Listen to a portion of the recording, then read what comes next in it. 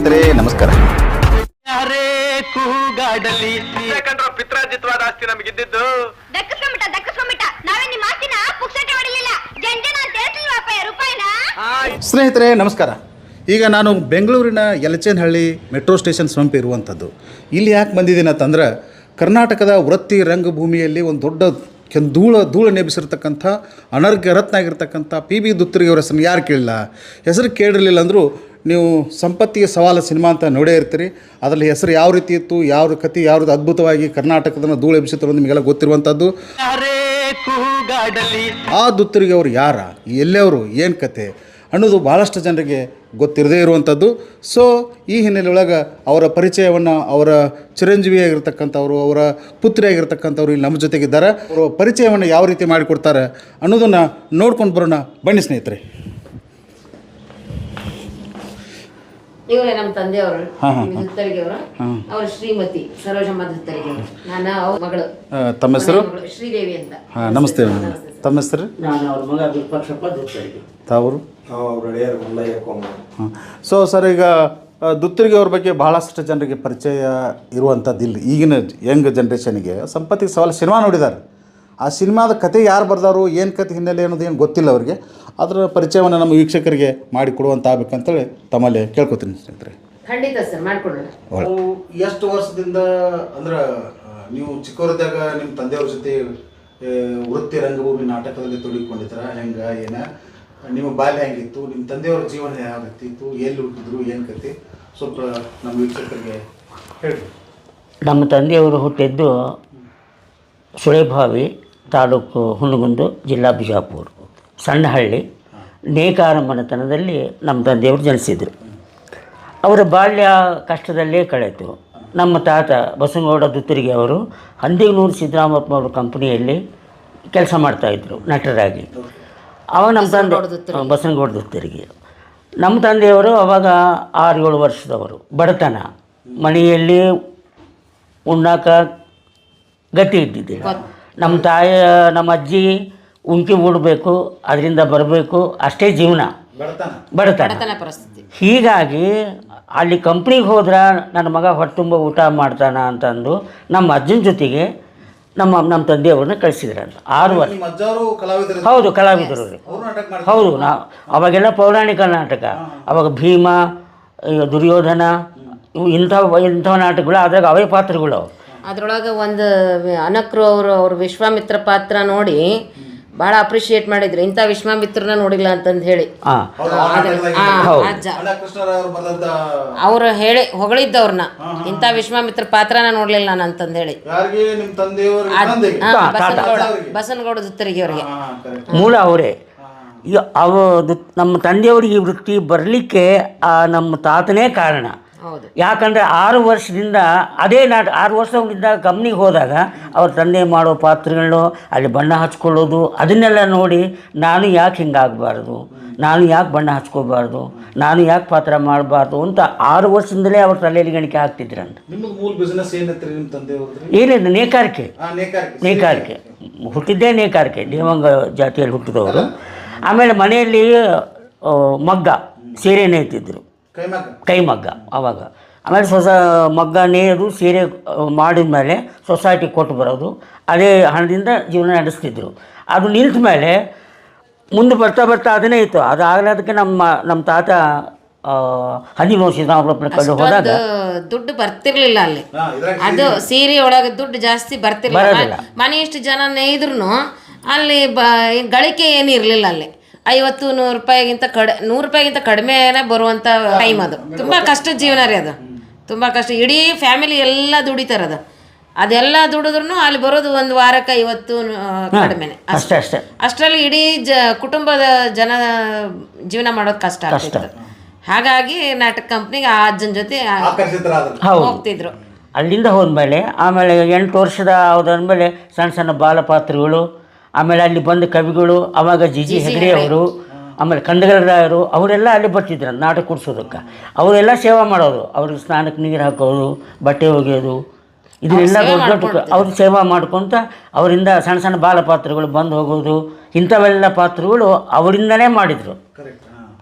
ಆವಾಗಿಂದನೂ ಆಮೇಲೆ ನಮ್ಮ ತಾತಗ ವಯಸ್ಸಾದ ಮೇಲೆ ಊರಿಗೆ ಬಂದರು. ಅಷ್ಟೊತ್ತಿಗೆ ಇವರು 13-14 ವರ್ಷ ಊರಿಗೆ ಬಂದಾಗ ಊರಿಗೆ ಬಂದು ಅಲ್ಲೇ ತಮ್ಮ ಗೆಳೆಯರನ್ನು ಕರ್ಕೊಂಡು ರವೀಂದ್ರ ವಾಚನಾಲಯ ಅಂತ ಮಾಡಿಕೊಂಡ್ರು. ಅಲ್ಲಿ ಅವರೆಲ್ಲ ಸಾಹಿತ್ಯ ಆಸಕ್ತರವರು. ನಮ್ಮ ಅಜ್ಜ ಮುನಪ್ಪ ಗಡಾದ, ಹೊಸಮನಿ ವಾಸಪ್ಪ ಮಾವ, ಇನ್ನೂ ಕೆಲವಷ್ಟು ಜನ ಇದ್ರು. ಅವರು ಎಲ್ಲ ಸಾಹಿತ್ಯ ಆಸಕ್ತರ್ರಿ ಅಲ್ಲಿ.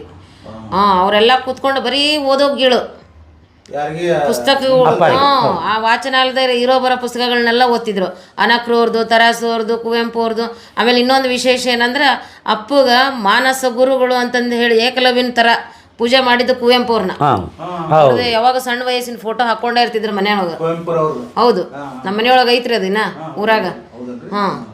ಆಮೇಲೆ ಜಿ ಹೆಗಡೆ ಅವ್ರಿಗೆ ಅವ್ರ ಜೊತೆಗೆ ಕೆಲಸ ಮಾಡ್ತಿದ್ರು ನೋಡ್ರಿ. ಇವ್ರು ಸಣ್ಣ ಮಗು ಇದ್ದಾಗ, ಸಣ್ಣ ವಯಸ್ಸಿನಾಗ ಬಿಡಿ ತಂದು ಕೊಡೋದು, ಕಸ ಗುಡಿಸೋದು, ಇದನ್ನೆಲ್ಲ ಮಾಡ್ಬೇಕಾದ್ರೆ ಅಲ್ಲಿ ನಾಟಕ ಪ್ರಾಕ್ಟೀಸು, ಸಂಗೀತದ ಪ್ರಾಕ್ಟೀಸು, ನಿರ್ದೇಶನ ಮಾಡೋದು, ಅವ್ರ ಕತೆ ಹೇಳೋ ರೀತಿ, ಇವೆಲ್ಲ ಅವ್ರ ಮೇಲೆ ಭಾಳ ಪರಿಣಾಮ ಬೀರ್ತು. ಅದು ಪ್ರಭಾವ ಆಯಿತು. ಆಮೇಲೆ ಜೊತೆಗೆ ಈ ನಾಟಕ ಸಾಹಿತ್ಯವನ್ನು, ಪುಸ್ತಕಗಳನ್ನ ಅಧ್ಯಯನ ಮಾಡಿದ್ದು. ಇದನ್ನೆಲ್ಲ ಸೇರಿಸ್ಕೊಂಡು ರವೀಂದ್ರ ನಾಟ್ಯ ಸಂಘ ಅಂತೇನೋ ಮಾಡಿದ್ರು ಅಲ್ಲಿ ಸುಳಿಭ ಒಳಗೆ. ಅದನ್ನ ಮಾಡಿದ್ರು. ಹೌದು, ಸುಳಿಭಾವಿನ ಫಸ್ಟ್ ಅದು ಗುಲ್ಬರ್ಗದಲ್ಲಿ ಮೂಲ ದುತ್ತರಿಗೆ ಅನ್ನುವಂಥ ಊರು. ಅಲ್ಲಿಂದ ವಲಸೆ ಬಂದವರು ಸುಳಿಭಾವಿಗೆ. ಅದಕ್ಕೆ ನಾವು ಮನೆತನದ ಹೆಸರಾಯ್ತು. ಈ ರಂಗಕ್ಕೆ ಹೇಳಿದ್ರು. ಆಮೇಲೆ ಎಲ್ಲ ತಮ್ಮ ಸ್ನೇಹಿತರ ಒಡನಾಟಗಳು ಕೂಡಿ, ಆಮೇಲೆ ಇವಾಗ ಅದೊಂದು ಹುಚ್ಚಿತ್ತಲ್ರಿ ಸಣ್ಣದಿಂದ. ಅವಾಗ ಯಾವುದೋ ಒಂದು ಅದೇನೋ ತಲೆ ಒಂದೇನೋ ವಿಚಾರ ಬಂದು 1.5 ತಾಸಿಂದು ಕಾನೂನು ಅಂತ ಒಂದು ನಾಟಕ ಬರ ಕಲ್ಪನಾ ಪ್ರಪಂಚ ಫಸ್ಟ್ ಬರೆದಿದ್ರು ಅವ್ರ ನಾಟಕ. ಅವ್ರು ಫಸ್ಟ್ ರಂಗಭೂಮಿಗೆ ನಾಟಕ ಅಂತ ಶ್ರೀಕಾರ ಹಾಕಿದ್ದು ಕಲ್ಪನಾ ಪ್ರಪಂಚ. ಅದು ತೆಲುಗು ಸ್ವರ್ಗಸೀಮಾ. ಯಾವುದು ಸ್ವರ್ಗಸೀಮಾ ಅನ್ನುವಂಥ ಚಲನಚಿತ್ರದ ಆಧಾರಿತವಾಗಿ ಒಂದು ನಾಟಕ ಬರೆದ್ರಿ ಅವರು, ಕಲ್ಪನಾ ಪ್ರಪಂಚ ಅಂತ. ಅದು ಭಾಳ ಚೆಂದಾಗೈತಿ ಅಂತ ಎಲ್ಲರೂ ಫ್ರೆಂಡ್ ಸರ್ಕಲ್ನೊಳಗೆಲ್ಲ ಮಾತಾಡ್ಕೊಂಡು ಇದು ನಾಟಕ ಆಡೋಬಿಡೋಣ ನಾವು ಅಂತಂದು ಹೇಳಿ ನಾಟಕ ಆಡಿದ್ರು. ಅದು ಎಲ್ಲರ ಮನಸ್ಸಿಗೆ ಭಾಳ ಮುಟ್ತದು. ನೀ ಕವಿ ಆಗ್ತಿದ್ದೀನಿ, ನೀ ನಾಟಕ ಬರೆಯಕ್ಕೆ ಶುರು ಮಾಡೋ ಅಂತೇಳಿ ಎಲ್ಲರೂ ಹುರಿದುಂಬಿಸಿದ್ರು. ಹಿಂಗೆ ಶುರುವಾಯಿತು ಒಂದೊಂದೇ ನಾಟಕಗಳು ಬರೋಕ್ಕೆ ಶುರು. ಅವಾಗ ಭಾಳ ಅಂದ್ರೆ 16-17 ಅಷ್ಟೇ, ಅಷ್ಟು ವಯಸ್ಸು. ಆಮೇಲೆ ಮೊದಲೇ ನಾಟಕ ಪ್ರದರ್ಶನ ಆಗಿದ್ದು ಸುಳಿಭಾವಿಯಲ್ಲಿ.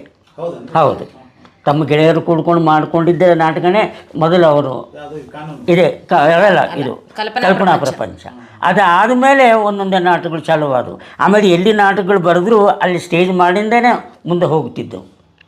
ಹೌದು, ಯಾಕಂದರೆ ಅದನ್ನು ಸ್ಟೇಜ್ ಮಾಡೋರೊಬ್ಬರು ಬೇಕಲ್ಲ ಅವಾಗ ಕಂಪ್ನಿಗಳು ಇದ್ದು. ಅವಾಗ ಚಿತ್ರೀ ಕಂಪ್ನಿ ಇದ್ದು, ಆಮೇಲೆ ರೆಹಮಾನಮ್ಮ, ಆಮೇಲೆ ಆಮೇಲೆ ಇನ್ನೊಬ್ಬರು ಅವ್ರು ಯಾರವ ಅವ್ರು ಹೆಣ್ಮಕ್ಳು ಪಾಠ ಮಾಡ್ತಿದ್ನಲ್ಲ ಪಕುರ್ ಸಾಬ್, ಅವ್ರದೆಲ್ಲ ಒಂದೊಂದು ಕಂಪ್ನಿ ಇರ್ತಿದ್ವು. ಭಾಳ ರೀ. ಅವಾಗ ಅದು ರಾಯಚೂರು ಜಿಲ್ಲಾನೇ ಇತ್ತು ಅದು, ಇವಾಗ ಕೊಪ್ಪಳ ಜಿಲ್ಲಾ. ಆಮೇಲೆ ಹೆಚ್ಚು ಕಡಿಮೆ ನಮ್ಮ ತಂದೆಯವ್ರ ನಾಟಕದಲ್ಲಿ ಬರೋ ಸನ್ನಿವೇಶಗಳು ಅಲ್ಲಿ ಸೊಗಡು ಜಾಸ್ತಿ ರಾಯಚೂರು ಜಿಲ್ಲಾದ್ದೇ. ಯಾಕಂದ್ರೆ ಅವ್ರು ಜಾಸ್ತಿ ಅಡ್ಡಾಡಿದ್ದೆ ಆ ಕಡೆ. ಈ ಮುದುಕನ ಮದುವೆ, ಆಮೇಲೆ ಮದುಮಗಳು, ಆಮೇಲೆ ಈ ತಾಯಿ ಕರಡು, ಇವೆಲ್ಲ ಒಂದಿಷ್ಟು ಸ್ಟೋರಿಗಳು ಬರ್ತಾವೆ. ಎಂಥ ಉಷ್ಣ ಪ್ರದೇಶಪ್ಪ ಈ ರಾಯಚೂರು ಜಿಲ್ಲೆ ಅಂತ ಒಂದು ಡೈಲಾಗ ಬಂದುಬಿಡ್ತಾವೆ ಅದರಲ್ಲಿ. ಅದರ ಬರೆದು ಬಿಟ್ಟಿದ್ದಾರೆ ಅವರು. ಹೀಗಾಗಿ ಅದು ಫಸ್ಟ್ ನಾಟಕ ಸುಳಿಭಾವಿಂದನೇ ಸ್ಟಾರ್ಟ್ ಆಗಿದ್ದು. ಆಮೇಲೆ ಬೇರೆ ಬೇರೆಗಳ ಕಂಪ್ನಿಗೆಲ್ಲ ಬರೆದು ಕೊಟ್ಟು ಎಲ್ಲ ಮಾಡಿ ಮುಂದೆ ನಾಟಕಗಳಾಗಿದ್ದವು ರೀ. ಒಂದು 4-5 ನಾಟಕಗಳಾಗಿದ್ದವು ಆಗಲೇ. ಫಸ್ಟು ಅವ್ರ ಹೆಂಡತಿ ಹೆಸರು ಶಾಂತಮ್ಮ, ಇಬ್ಬರು ಹೆಂಡತಿ ಅಪ್ಪಂಗ. ಶಾಂತಮ್ಮ ಅವರು ಮೊದಲನೇ ಅವರು. ಅವರಿಗೆ 4 ಜನ ಹೆಣ್ಮಕ್ಳು, ಒಬ್ಬನ ಗಂಡು ಮಗ. ಹೌದು, ಕಮಲಕ್ಕ, ಸೀತಕ್ಕ, ಗೋಪಾಲ, ಆಮೇಲೆ ಹೇಮಕ್ಕ, ಶಾರದಕ್ಕ, ಇಷ್ಟು ಜನ ಅವರು. ನಂತರದಲ್ಲಿ ಅವನ್ನ ಮದುವೆ ಮಾಡ್ಕೊಂಡ್ರು ಸರೋಜಮ್ಮ ಅವ್ರನ್ನ. ಅವ್ರು ತೀರ್ ಹೋದ್ರು. ಶಾಂತಮ್ಮ ಅವರು ಕ್ಯಾನ್ಸರ್ ರೋಗದಿಂದ ತೀರ್ ಹೋದ್ರು. ಅದಾಗಿ 3-4 ವರ್ಷ ಅವರು ಅದೇ ದುಃಖದಲ್ಲಿದ್ದರು. ಆಗಲೇ ಬಂದಿದ್ದು ಮಲಮಗಳ ನಾಟಕ. ಅಷ್ಟು ಜನ ಮಕ್ಕಳು ಮನೇಲಿದ್ದಾಗ ನೋವನ್ನು ಹೇಗಿರ್ತೈತಿ ಅನ್ನೋದನ್ನು ಮಲಮಗಳ ನಾಟಕದಲ್ಲಿ ಬರೆದಿದ್ದಾರೆ. ಅದನ್ನು ಆ ಮಲಮಗಳ ನಾಟಕ ರಚನೆ ಆದಮೇಲೆ ಮತ್ತು ಇದು ಅವ್ವ ಬಂದಿದ್ದ ನಾಟಕ ಮನೆ ಎರಡು ಮನ ಒಂದು ನಾಟಕ.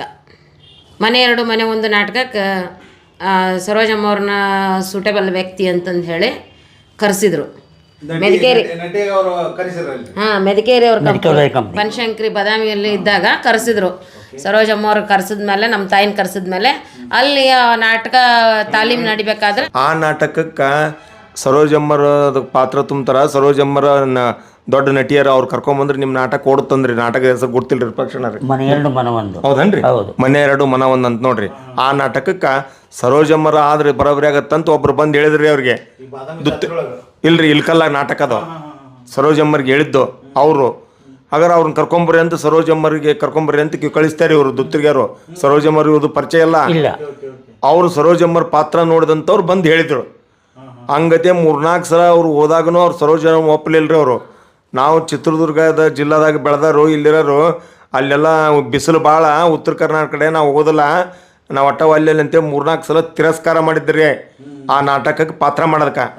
ಇಲ್ಲ ಆ ನಾಟಕಕ್ಕೆ ಅವರ ಬಂದ್ರನ ಚಲೋ ಆಗತ್ತೆ, ಇಲ್ಲಿ ನಾಟಕ ಪೆಂಡಿಂಗ್ ಇಟ್ಟಿರೋದು ಮಾಡೋದು ಬೇಡ ಅಂತೇಳಿ ನಡಬರ್ಕ್ಲರು ದುತ್ರಿಯರಿಗೆ ಹೇಳಿ ಪೆಂಡಿಂಗ್ ಇಡಿಸಿದ್ರಿ ನಾಟಕ. ಅದನ್ನ ಹಂಗಾರೆ ಇನ್ನೊಮ್ಮೆ ಕೇಳ್ಕೊಂಬರ್ರಿ ಅವ್ರು ಯಾವಾಗಂತಾರೆ ಆ ಡೇಟಿ ಮಾಡೋಣ ಅಂತೇಳಿ ವಿನಂತಿ ಮಾಡ್ಕೊಂಡು ಮತ್ತೊಮ್ಮೆ ಇವ್ರು ಕಳಿಸಿ ಇಕ್ಕಟ್ಟು ಅವ್ರಿಗೆ ಸರೋಜಮ್ಮರು ಯಾರು ಮಾತು ಕೇಳ್ತಾರ, ಚಿತ್ರದುರ್ಗ ಜಿಲ್ಲೆ ಅವ್ರ ಊರಾಗ ಯಾರು ಮಾತು ಕೇಳ್ತಾರ ಅವರು ಅವ್ರ ಕಡೆಯಿಂದ ಹೇಳಿಸಿ ಒಟ್ಟು ಕರ್ಕೊಂಬರೋ ವ್ಯವಸ್ಥೆ ಮಾಡ್ಬೇಕಂತ ದುತ್ರಿಯವ್ರು ಹೇಳ್ಕಸಿಂದ ಆತು. ಒಂದು ತಿಂಗಳ ಮೆಟ್ಟಿಗೆ ಹೋಗಿ ಬರವ ಭಾಳ ಬಂತಾರೆ. 3-4 ಸಲ ಬಂದೋಗ್ಯಾರ ಅವರು.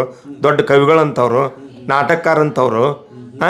ನಾಟಕಕಾರಂತ ಏನಿದೆ ಅದು ಆ ಒಂದು ಪಾತ್ರ ಮಾಡಿ ಅವ್ರ ನಾಟಕ ಮುಗಿಸ್ಕೊಟ್ಬಿಡವ, ನೀವು ಬಂದುಬಿಡವ ಅಂತೇಳಿ ಅವ್ರ ಮನೆಯವರೆಲ್ಲರೂ ಒಪ್ಪಂದ ತೊಗೊಂಡು ಅವ್ರು ಯಾರು ನಡವರ್ಕೆ ಹೇಳಿದ್ರು ಅವ್ರ ಶಿಫಾರಸಿನ ಮ್ಯಾಗ ಒಲ್ಲದ ಮನಸ್ಸಿನಿಂದ ಇಲ್ಕಲ್ಲಿ ಬಂದು ಆ ನಾಟಕದಲ್ಲಿ ಪಾತ್ರ ಮಾಡಿ ಸೈ ಎನಿಸ್ಕೊಂಡು ದುತ್ರಿಯವರ ಈ ಸರೋಜಮ್ಮರ ಮುಂದೆ ನಮ್ಗೇನಾರ ಮಡದಿ ಆದ್ರೆ ಕಲ್ಪನೆ ಆದ್ರೆ ಈ ನಮ್ಮ ನಾಟಕ ಕ್ಷೇತ್ರ ಅಲ್ಲಿ ಈ ನಾಟಕ ಸಿದ್ಧಲಿಂಗ ವಿಜಯ ನಾಟ್ಯ ಸಂಘ ಅಂತ ಒಂದು ನಾಟಕ ಸಂಘ ಇತ್ತು, ಅವ್ರದ್ದು ಸ್ಥಾಪನೆ ಮಾಡಿದ್ರು. ಅದನ್ನು 18 ವರ್ಷ ನಡೆಸಿದ್ರು. ಇದಕ್ಕೆ ಸರೋಜಮ್ಮನ ಸೂಟೇಬಲ್ ಆಗುತ್ತಂತೇಳಿ ಮತ್ತು ಆ ಅಮ್ಮನ ಮನಸ್ಸು ಹೊಂದಿ ಒಳ್ಳೆ ಸರೋಜಮ್ಮರು ಆ ಕಡೆ ಹೋಲಾರ್ದಂಗೆ ಮಾಡಿ ಮುಂದೆ ಅವರು ಬನಶಂಕರಿಯಲ್ಲಿ ಲಗ್ನ ಆಗ್ಯಾರ ಅಂತ ಓದ್ಕೊಂಡೆ ಇತಿಹಾಸ ರೀ. ನಾವು ಈಗ ಹೆಚ್ಚಿನ ಮಾಹಿತಿ ಅವರ ಚಿರಂಜೀವಿ ಕೇಳ್ರಿ. ಸರ್, ನೀವು ದುತ್ರಿಗೆ ಸರ್ ಯಾವಾಗ ಜೋಡಿ ಆದ್ರಿ? ನನ್ನ ತಿಳುವಳಿಕೆ ಮೂಡಿದ್ದೇ ರಂಗಭೂಮಿಯಲ್ಲಿ. ಯಾಕಂದರೆ ಒಡನಾಟ ಅಪ್ಪನ ಜೊತೆಯಲ್ಲಿ, ತಾಯಿ ತಂದೆ ಜೊತೆಯಲ್ಲಿ.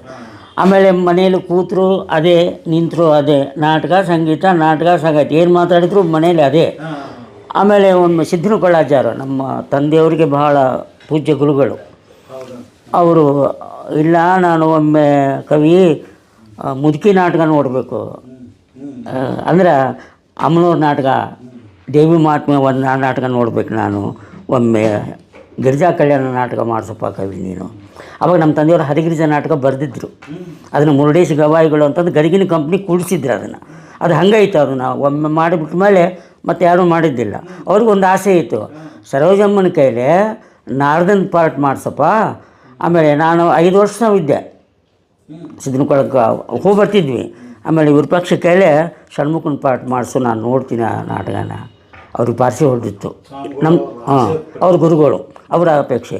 ಇಲ್ಲರಿ ಜರ ಇವಾಗ ಯಾರೋ ನಟರು ಸರಿಗೆ ಉಳಿದಿಲ್ಲ, ಶಬ್ದಗಳು ಮಾತಾಡಲ್ಲ, ಬೇಡ ಸರೋಜ ಮಾತಾಡ್ಬೋದು, ಅದು ಉಳಿಕೆದವ್ರು ಸೆಟ್ ಆಗಬೇಕಲ್ಲ. ಇಲ್ಲಪ್ಪ ಆಗುತ್ತೆ, ಅದು ಒಟ್ಟು ನಾನು ನಾಟಕ ನೋಡಬೇಕು. ಅವಾಗ ನಮ್ಮ ಕಂಪ್ನಿ ಇಳ್ಕಲ್ಲಾಗೇ ಇತ್ತು. ಸಂಪತ್ತಿಗೆ ಸವಾಲು ವರ್ಷಾಂಗಟ್ಟೆ ಓಡ್ತಿದ್ದ ಕಾಲ ಅವಾಗ. ಅವಾಗೇನು ವರ್ಷಗಟ್ಟಲೆ ಓಡ್ತಲ್ರಿ. ಅವಾಗ ಈ ಟೈಮ್ ಇದು ಹರಗಿರಿಜೆ ಕೂಡಿಸ್ಬೇಕಾದ್ರೆ 1 ವರ್ಷ ನಾವು ಇಳ್ಕಲ್ಲಲ್ಲಿ ಬರೀ ಸಂಪತ್ತಿಗೆ ಸವಾಲು ನಾಟಕ ಒಂದೇ ಆಡಿದ್ದು. ಅದು ಒಂದೇ ನಾಟಕ. ಅವು 10 ಒಂದು ಚಾಲು ಆದರೆ 2-2:30 3 ಗಂಟೆ ಮುಗಿತಿತ್ತು. ಒಂದೇ ನಾಟಕ 1 ವರ್ಷ. 1 ವರ್ಷ ದಾಖಲೆ ಅದು ರಂಗಭೂಮಿಗೆ. ಪೂರ್ವದಲ್ಲಿ ಇದು ಇನ್ನೇ ಸಿನಿಮಾದ ಏನು ಸುದ್ದಿನೇ ಇದ್ದಿಲ್ಲ. ಅವಾಗಿನ್ನ ಇವ್ರು ಯಾರು ಹುಟ್ಟಿದ್ದಿಲ್ಲ, ನಾನೊಬ್ಬನೇ. ನಾನು ಅವಾಗ 5 ವರ್ಷ ಅವನು. ಅದಕ್ಕಿಂತ ಮುಂಚೆ ಇದು ಆಕೆ ಹುಟ್ಟಿದ್ದು, ಅದಕ್ಕಿಂತ ಮುಂಚೆ ಇದು. ಆಮೇಲೆ ಆಯಿತು ಅಂತಂದು ನಮ್ಮ ತಾಯಿ ನಾರದ ಮಾಡಿದ್ದಾರೆ. ಹಲಗಿಜೆ ನಾಟಕ ಕೂಡಿಸಿದ್ರು, ಎಲ್ಲ ಸೆಟ್ ಕೂಡಿಸಿ ಅವ್ರು ನಾರದ ಮಾಡಿ ನನಗೆ 5 ವರ್ಷದಾಗ ಇದ್ದರು. 5 ವರ್ಷದಾಗ ಷಣ್ಮುಖನ ಪಾತ್ರ ಒಂದು 20 ಮಾತಿದ್ದು, ಅವೆಲ್ಲ ಹಳೆಗನ್ನಡ. ಅವಾಗೇ ನನ್ನ ಬಾಯಿಗೆ ಅವ್ನು ಕುಂದಿಸ್ಬಿಟ್ರು ಅವರು. ಬರೀ 5 ವರ್ಷ ಅವಾಗ. ಅವಾಗಿನ ಸರಿಗೆ ಅನ್ನಕ್ಕೂ ಬರ್ತಿದ್ದಿಲ್ಲ, ಏನೂ ಬರ್ತಿದ್ದಿಲ್ಲ. ಆಮೇಲೆ ಮಂತ್ರಿಗಳು ಮನ್ಯಾಗ ಅಂದುದು ಅಂತಿದ್ವಲ್ಲ ಅದು ಅಂದೊಂದು ಬಾಯಿ ಸ್ವಚ್ಛ ಆಗಿಬಿಟ್ಟಿತ್ತು. ಅದು ಒಂದು ಸಲ ಅನಿಸ್ಬಿಟ್ರೆ ಕ್ಲಿಯರಾಗಿ ಅಂದ್ಬಿಡ್ತಿದ್ವಿ. ರಿಹರ್ಸಲ್ಲಾಗಿ ಅವತ್ತಿದ್ದ ದಿವಸ ನಾಟಕಕ್ಕೆ ಬಂದು ಇಲ್ಕಲ್ಲಿ ಬಂದು ಆ ನಾಟಕ ನೋಡಿ ಎಲ್ಲ ಮಾಡಿ ಭಾಳ ಸಂತೋಷಪಟ್ರು ಅವತ್ತು ಅಜ್ಜಾರು. ನನ್ನ ಆಸೆ ಪೂರೈಸ್ತಪ್ಪ ಆಕಿನೂ ಅಂದರೆ ನಮ್ಮ ತಾಯಿದು ನಾಡ್ದಲ್ಲಿ ನೋಡಬೇಕು ಅಂತ ಅವ್ರಿಗೊಂದು ಆಸೆ ಇತ್ತು. ನಮ್ಮ ತಾಯಿ ಒಳ್ಳೆ ಸಿಂಗರು ಸರೋಜಮ್ಮ ತಿತ್ತರಿಗೆ ಅವ್ರು ಇಲ್ರಿ ಫ್ಯಾಮಿಲಿ ಅವ್ರೆ. ಅಮ್ಮ ಒಬ್ಬಕ್ಕೆ ಆರ್ಟಿಸ್ಟು. ಈಗ ನಮ್ಮ ತಾಯಿ ಬೆಂಗಳೂರಲ್ಲ, ಅವ್ರು ಕಲ್ತಿದ್ದು ಮೂಲ ಕರ್ನಾಟಕಿ ಕನ್ನಡ ಸಂಗೀತ. ಇಲ್ಲಿಂದ ನಮ್ಮ ಭಾಗಕ್ಕೆ ಬಂದಮೇಲೆ ಈ ಕಡೆ ಭಾಗಕ್ಕೆ ಬಂದಮೇಲೆ ಹಿಂದೂಸ್ತಾನಿ ಕಲ್ತಿದ್ರು ಅವರು. ಎರಡು ಹಾಡ್ತಿದ್ರು ಅವರು. ಕರ್ನಾಟಕಿನೂ ಹಾಡ್ತಿದ್ರು, ಹಿಂದೂಸ್ತಾನಿ ಸಂಗೀತನೂ ಹಾಡ್ತಿದ್ರು. ಎರಡೂ ಹೌದು. ಭಾಳ ಅನುಭವ ಇತ್ತು. ಅದ್ರ ಸಲುವಾಗಿ ನಾರನ ಪಾತ್ರ ಮಾಡಿಸಿದ್ರು ಅವರು. ಹೀಗಾಗಿ ನನ್ನ ರಂಗಭೂಮಿ 5ನೇ ವಯಸ್ಸಿಗೆ ನನ್ನ ಪಾದಾರ್ಪಣೆ. ಆವಾಗಿಂದನೂ ಈ ನಾಟಕ ಡೈರೆಕ್ಷನ್ನು ಆವಾಗಿಂದನೇ ಜೊತೆಗೆ ಏನಾದರೂ ಎತ್ತು ಬರೀಬೇಕಾದ್ರೆ ಬರೆದು ಕೊಡು, ಒಂದು ಸ್ಕ್ರಿಪ್ಟ್ ಒಂದು ಹಾಳೆ ಬರೆದು ಕೊಟ್ಟರೆ ಒಂದು ಎತ್ತು ಬರೆಯಪ್ಪ. ಹೀಗಾಗಿ ಅದು ನನಗೆ ನಾಟಕದ ಹುಚ್ಚು ಭಾಳ ಜೋರಾಗ್ಬಿಟ್ಟು ಆವಾಗಿಂದನೇ ಮುಂದೆ ಪಾತ್ರಗಳೇ ಮಾಡೋಕತ್ತಿದ್ದೆ ನಾನು ತಿಳುವಳಿಕೆ ಬರೋತನ. ಮುಂದೆ ವಯಸ್ಸಿಗೆ ಬಂದಮೇಲೆ ನನಗೆ ಸ್ವಲ್ಪ ಸಂಗೀತದ ಹುಚ್ಚು ಹತ್ತು. ನಾ ಪಾಡ್ಕೊಂಡು ಹೋಗಲ್ಲಪ್ಪ, ನಾನು ಸಂಗೀತ ಕಲಿತೀನಿ ನಾನು. ಆದರೂ ನಾಟಕ ಕುಂದ್ರಿಸೋದು ಅದನ್ನೆಲ್ಲ ಹೇಳ್ಕೊಡ್ತಿದ್ರು ಅವ್ರು. ಹೇಳ್ಕೊಟ್ರು, ಅವಾಗ ಹೇಳ್ಕೊಡ್ತಿದ್ರು ನನಗೆ. ಆಮೇಲೆ ಅರ್ಧ ನಾಟಕ ಕೂಡಿಸಿ ಅರ್ಧ ನಾಟಕ ಆದಮೇಲೆ ನಾನು ಕುಂದಿರ್ತಿರ್ತಾವೆ. ಅರ್ಧ ನಾಟಕ ನೀ ಕುಂದಿಸ್ಬಿಡಪ್ಪ, ನನಗೆ ಮುಂದೆ ಗೊತ್ತಾಗಬೇಕಲ್ಲ ಅಂಥೇಳಿ ಅರ್ಧ ನಾಟಕ ನನಗೆ ಬಿಡ್ತಿದ್ರು. ಹಾಂ, ಅಂದರೆ ಮುಂದೆ ಒಂದು ಪೀಳಿಗೆಗೆ ಅವ್ರ ತಲೆ ಒಂದಿತ್ತು. ನಾನು ಹೋದ ಮೇಲೆ ರಂಗಭೂಮಿಗೆ ಒಂದು ಏನಾದರೂ ಒಂದು ಕೊಟ್ಟು ಹೋಗಬೇಕು ಅನ್ನೋದು ಒಂದು ಕೊರಗಿತ್ತು ಅವರಿಗೆ. ಯಾಕಂದರೆ ನಮ್ಮ ಮನೆಯಲ್ಲಿ ಈ ಕ್ಷೇತ್ರದಾಗಿರೋರು ಯಾರಿಲ್ಲ. ಈಕೆ ಒಬ್ಬಕ್ಕೆ ತಂಗಿ ಸಿಂಗಾರಕ್ಕೆ ಬರೀ ಅವ ಅಂತಿದ್ದ ಬರೀ ಪದ ಹಾಡ್ಬಿಡೋಕೆ ಕುಂತು ನಾಟಕದ ಏನ್ರಿ ಕೇಳಿದಂದ್ರೆ ಅಕ್ಕಿಗೇನು ಈಗ ಅಂತ ನೋಡ್ರಿ, ನಾಟಕದ ನನಗೆ ಗೊತ್ತಿಲ್ಲಪ್ಪ, ಪಾತ್ರದ ಅಂದ್ರೆ ಪದ ಹಾಡ್ತೀನಪ್ಪ ಅಂತಾಳೆ.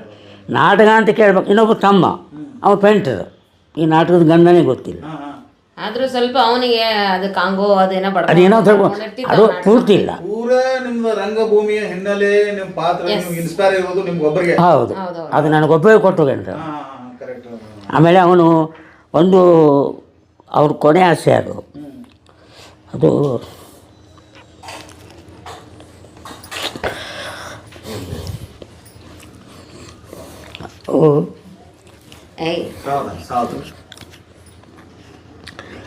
ಒಂದು ಮುಂದೆ ಅವರು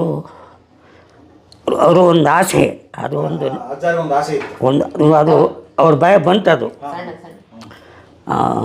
ಅವ್ರ ಮುಂದೆ ಒಂದು 2 ತಿಂಗಳಿಗೆ ಹುಟ್ಟಿದ್ರೇನ್ರಿ ಒಂದು ಸುಲಭ ಹೋಗಿದ್ದೆ. ಆಮೇಲೆ ಊರಾಗ ಮಕ್ಕೊಂಡಿದ್ದ. ಯಾಕಪ್ಪ ಬಂದಿ ಅಂದರು. ಇಲ್ಲಪ್ಪ ಸುಮ್ಮನೆ ಹೋದ್ರು, ಊಟ ಮಾಡಿಸೋದು ಇಬ್ಬರಿಗೂ ಅದನ್ನೇ. ನಾವು ಏನೂ ಮಾಡಿಲ್ಲ. ಇನ್ನೊಂದು ಹೇಳ್ಬೇಕಂದ್ರೆ ನಮ್ಮ ತಾಯಿಗೆ 9 ಹಡ್ದಿದ್ದಕ್ಕೆ ಉಳ್ದಿರೋದು ನಾವಿಬ್ಬರೇ.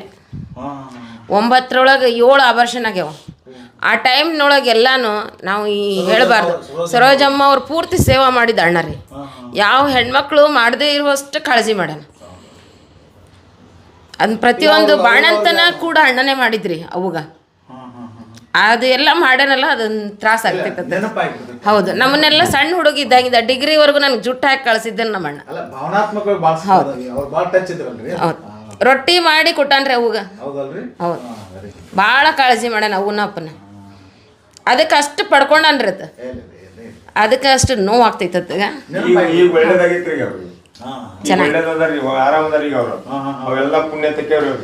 ದೇವಿ ಆಶೀರ್ವಾದ, ಅವ್ರ ಆಶೀರ್ವಾದ, ದೊಡ್ಡ ವಿದ್ಯಾವಂತ ಎಲ್ಲ ಐತಿ ಅವ್ರದ್ದು. ದೊಡ್ಡ ರಂಗ ಮೇಧಾವಿಗಳವರು, ರಂಗ ನಿರ್ದೇಶಕರು, ನಾಟಕ ನಿರ್ದೇಶಕ ಎಲ್ಲಾ ಬಳುವಳಿ ಇವ್ರಿಗೆ ಬಂದ್ಬಿಡತ್ತೆ.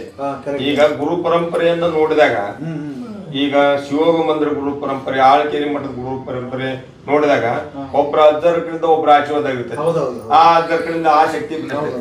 ಹಂಗ ಪುಂಡ್ಲಿಕಪ್ಪರ ಶಕ್ತಿ, ಸರೋಜಮ್ಮರ ಶಕ್ತಿ, ಇವರು ಕುಲದೇವ್ರ ಬನಶಂಕರ ಶಕ್ತಿ, ಇವರೆಲ್ಲ ದೇವಿ ಆರಾಧಕ. ಇವೆಲ್ಲ ಶಕ್ತಿ ಅವ್ರಿಗೆ ಮಾಡಿದ್ಕ, ಸೇವಾ ಮಾಡಿದ್ಕ ಈಗ ಪ್ರತಿಫಲ ಐತೆ. ಹೆಣ್ಮಕ್ಳು ದೊಡ್ಡ ಮಟ್ಟದ ಕಲಾವಿದ. ಏನ್ ಅದಕ್ಕೂ ತೊಂದ್ರೆ ಇಲ್ಲ ಅವ್ರಿಗೆ. ಅವ್ರು ತಮ್ಮ ಪ್ರಿನ್ಸಿಪಲ್ ನಾಟಕ ಆಡ್ಸಾರು. ಅಗ್ರಿ ಸತ್ಯ ಸುದ್ದಿ ಇದ್ರೆ ನಾಟಕ ಆಡ್ತಾರ ಅವರು. ಎಲ್ಲರ ಅಪಶಬ್ದ ಮಾಡಿ ಜಾಸ್ತಿ ಡಿಗ್ರಿ ಮಾತಾಡ್ತಾರ ಇಲ್ಲ ಆಮೇಲೆ ಆ ನಾಟಕ ಇವ್ರು ಹೆಂಗ್ ಹೇಳ್ತಾರ ಭಾಳ ಸಿಟ್ಟು ಬರ್ತರಿ ಅದ. ಇವ್ರು ಕಲ್ತಂಗ ಅವ್ರು ಕಲೀಲೆಲ್ಲ ಪರಕ್ ಮಾಡದಂದ್ರ ಅಲ್ಲಿ ಜಗ ಆ ಕಾಲ್ ಹಿಡಗಲ್ಲ ಅವ್ರು. ಅಲ್ಲ ನಾವು ಬೇಡಪ್ಪ ಬೇರೆ ನೋಡ್ಕೋರಿ ಅಷ್ಟೇ ದೂರ ಸರಿದ್ ಬಿಡ್ತಾರೆ. ಅಂದ್ರೆ ಉತ್ತಿಗೆ ನಾಟಕ ಎಲ್ಲೂ ಕೆಡಬಾರ್ದು, ಸಾಹಿತ್ಯಕ್ಕೆಂದು ಮೇಂಟೈನ್ ಮಾಡ್ಕೊತ ಬಂದಾರ. ಈಗಲೂ ಹಂಗಾದಾರ ಅವ್ರು. ಅದನ್ನ ಈಗ ನಿಮ್ಮ ಮಕ್ಕಳು ಜಾಬ್ ಮಾಡ್ತಾರೇನ್ರಿ? ಇಲ್ರಿ ಜಾಬ್ ಮಾಡ್ತಾರೆ ಅವರು. ಆರಾಮದಾರೆ ಅವ್ರು. ಈ ಕ್ಷೇತ್ರದಾಗ ಯಾರಿಲ್ರಿ. ಇನ್ನು ನಾನು ಹೋದ್ಮೇಲೆ ಆಯಿತು ಅಪ್ಪನ ಹೆಸರು ಹೇಳೋರು ಈ ಕ್ಷೇತ್ರಕ್ಕೆ ಅವತ್ತೊಂದು ಹೇಳಿದ್ದೆ ಇದು ಮಾತು. ಅವ್ರ ಕೊನೆ ನಾಟಕ ದಿಕ್ಕೆಟ್ಟ ದೇಶಕ್ಕೆ ದೇವರೇ ದಿಕ್ಕು ಅಂತ ಒಂದು ನಾಟಕ ಬರೋದು ಯಲಬುರ್ಗದ ಮಂಡಿಗಿರಿ ಕಂಪ್ನಿ ಕೂಡಿಸಿದ್ರು ಅದನ್ನು. ಅದು ಅವತ್ತ ಅವರು ತಮ್ಮ ಹೊಟ್ಟೆಗಿದ್ದು ಅವತ್ತು ಸ್ಫೋಟ ಮಾಡಿದ್ರು ನೋಡ್ರಿ. ಅಲ್ಲಿ ತನಕ ನಾನು ನನ್ನ ಮುಂದೆನೂ ಹೇಳಿದ್ದಿಲ್ಲ ಅವರು. ಅಷ್ಟು ಒಡನಾಟ ಇದ್ದರು ಮತ್ತು ಅವನ ಜೊತೆಗೆ ಇರ್ತಿದ್ದೆ, ಸ್ಕ್ರಿಪ್ಟ್ ಎತ್ತು ಬರೀತಿದ್ದೆ, ಎಲ್ಲ ಮಾಡ್ತಿದ್ರು. ಅದನ್ನ ಒಟ್ಟು ಹಿಂಗೈತೆ ನನ್ನ ಮನಸ್ಸಿನಾಗ ಅಂತ ಹೇಳ್ತಿದ್ದಿಲ್ಲ, ಒಟ್ಟು ಹೇಳಿಲ್ಲ ಅವತ್ತು. ಆಮೇಲೆ ಅಲ್ಲಿ ಬಂದರು ನಾಟಕ ಕೊಡ್ಸಕತ್ತ. ನಾನು ಅವಾಗ ಯಲಬುರ್ಗದಾಗ ಇದ್ದೆ, ಯಾಕಂದ್ರೆ ನನ್ನ ಹೆಂಡತಿ ಹೈಸ್ಕೂಲ್ ಟೀಚರು. ನಾವು ಯಲಬುರ್ಗದಾಗಿದ್ದಾಗಿ ಬಂದ 15 ದಿವಸ ಒಂದು 2 ತಿಂಗಳ ನಾಟಕ ದಿವಸ ಮೈಗಾರ ಮುಲ್ಲಂಗೆ ಆಗಿಬಿಡ್ತು. ಅಷ್ಟೊತ್ತಿಗೆ ನಾಟಕದ ನನಗೆ ಗೊತ್ತಿತ್ತಲ್ಲ ಅವಾಗ. ಇಲ್ಲ ಅವ್ರ ಪಕ್ಷಿ ನನಗಿನ್ನು ಆಗಲ್ಲಪ್ಪ, ಇದೊಂದು ಕೊನೆ ನಾಟಕ ಬರೆದ್ಬಿಟ್ಟಿನಿ. ಅದ್ರಾಗ ಪೌರಾಣಿಕ ಸಾಮಾಜಿಕ ಎರಡೂ ಮಿಶ್ರ ಮಾಡಿ ನಾಟಕ ಬರೆದನ್ರಿ. ನನಗಂದು ಏನಪ್ಪ ನೀನು ಪೌರಾಣಿಕ ಹರಿಗಿರಿಜ ಕೊಡ್ಸೀನಿ, ಚೆನ್ನಮ್ಮ ಕೊಡ್ಸೀನಿ, ಛತ್ರಪತಿ ಶಿವಾಜಿ ಕೊಡ್ಸೀನಿ, ಇವೆಲ್ಲ ನಾಟಕಗಳು ಗೊತ್ತು. ಇದು ಎರಡು ಕೂಡಿ ಮಾಡಿರಿ, ನನಗೆ ಹೆಂಗೆ ಸಾಧ್ಯಪ್ಪ ಅಂದು. ಅಂತಿಂಥ ನಾಟಕಗಳೇ ಮಾಡಿವಿ ನಾವು, ನಿನಗೆ ಯಾಕೆ ಗೊತ್ತಿಲ್ಲ ಅದು, ನಿನಗಾಗತ್ತಾ ಎದುರು ಕುಂದಿರ್ತೀನಿ ನೀ ಮಾಡು ಅಂದರು. ಅವ್ರು ಕುಂತರು. ಅರ್ಧ ನಾಟಕ ಕೂತಿತ್ರಿ, ಅದು ಮೊದಲಿಂದ ರೂಢ ಇತ್ತಲ್ಲ ನನಗೆ. ಅದು ಅರ್ಧ ನಾಟಕ ಆಯಿತು, ನಾಟಕ ಸಕ್ಸಸ್ ಆಯಿತು. 55ನೇ ಪ್ರಯೋಗಕ್ಕೆ ಅವತ್ತು ಕವಿ ಸನ್ಮಾನ ಅಂತ ಅವತ್ತು ನಮ್ಮ ತಾಯಿನೂ ಬಂದಿದ್ದರು ಹಂಸಾರದಿಂದ. ನಮ್ಮ ತಾಯಿ ನಮ್ಮ ತಂಗಿ ಎಲ್ಲ ನಮ್ಮ ಫ್ಯಾಮಿಲಿನೇ ಬಂದಿತ್ತು. ಅವತ್ತು ಇವರಿಗೆ ಸನ್ಮಾನ ಮಾಡಿ ಅವರು ಮಾತಾಡೋಕೆ ಹಚ್ಚಿದಾಗ ಅವತ್ತು ಹೇಳಿದ್ರು ಅವರು, ನಾನು ಇನ್ಮೇಲೆ ಅವತ್ತದು 65ನೇ ನಾಟಕ ಅವ್ರು ಬರೆದಿದ್ದು ರಂಗಭೂಮಿಗೆ.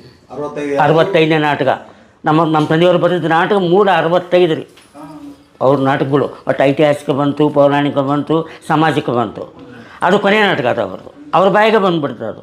ಇವತ್ತು ಈ ನಾಟಕ ಇವತ್ತು ಪ್ರಯೋಗ ಓಡೈತಲ್ಲ, ಇದು ಕೊನೆಯಲ್ದು. ಇನ್ನು ಮೇಲೆ ನಾನು ಪೆನ್ ಹಿಡಿಯಲ್ಲ, ಬರೆಯಲ್ಲ, ರಂಗಭೂಮಿಗೆ ನಾ ಕಾಲಿಡಲ್ಲ. ದಿಕ್ಕೆಟ್ಟ ದೇಶಕ್ಕೆ ದೇವರೇ ದಿಕ್ಕು, ದೇವರೇ ದಿಕ್ಕು ಆ ನಾಟಕ. ಆವಾಗ ಸ್ವಲ್ಪ ಮಳೆ ಗಿಳಿ ಎಲ್ಲ ಹೋಗಿ ಎಲ್ಲ ಬರಗಾಲ ಪರಿಸ್ಥಿತಿ ಇಲ್ಲ, ಆವಾಗ ಆ ನಾಟಕ ಬರೆದಿದ್ರಿ.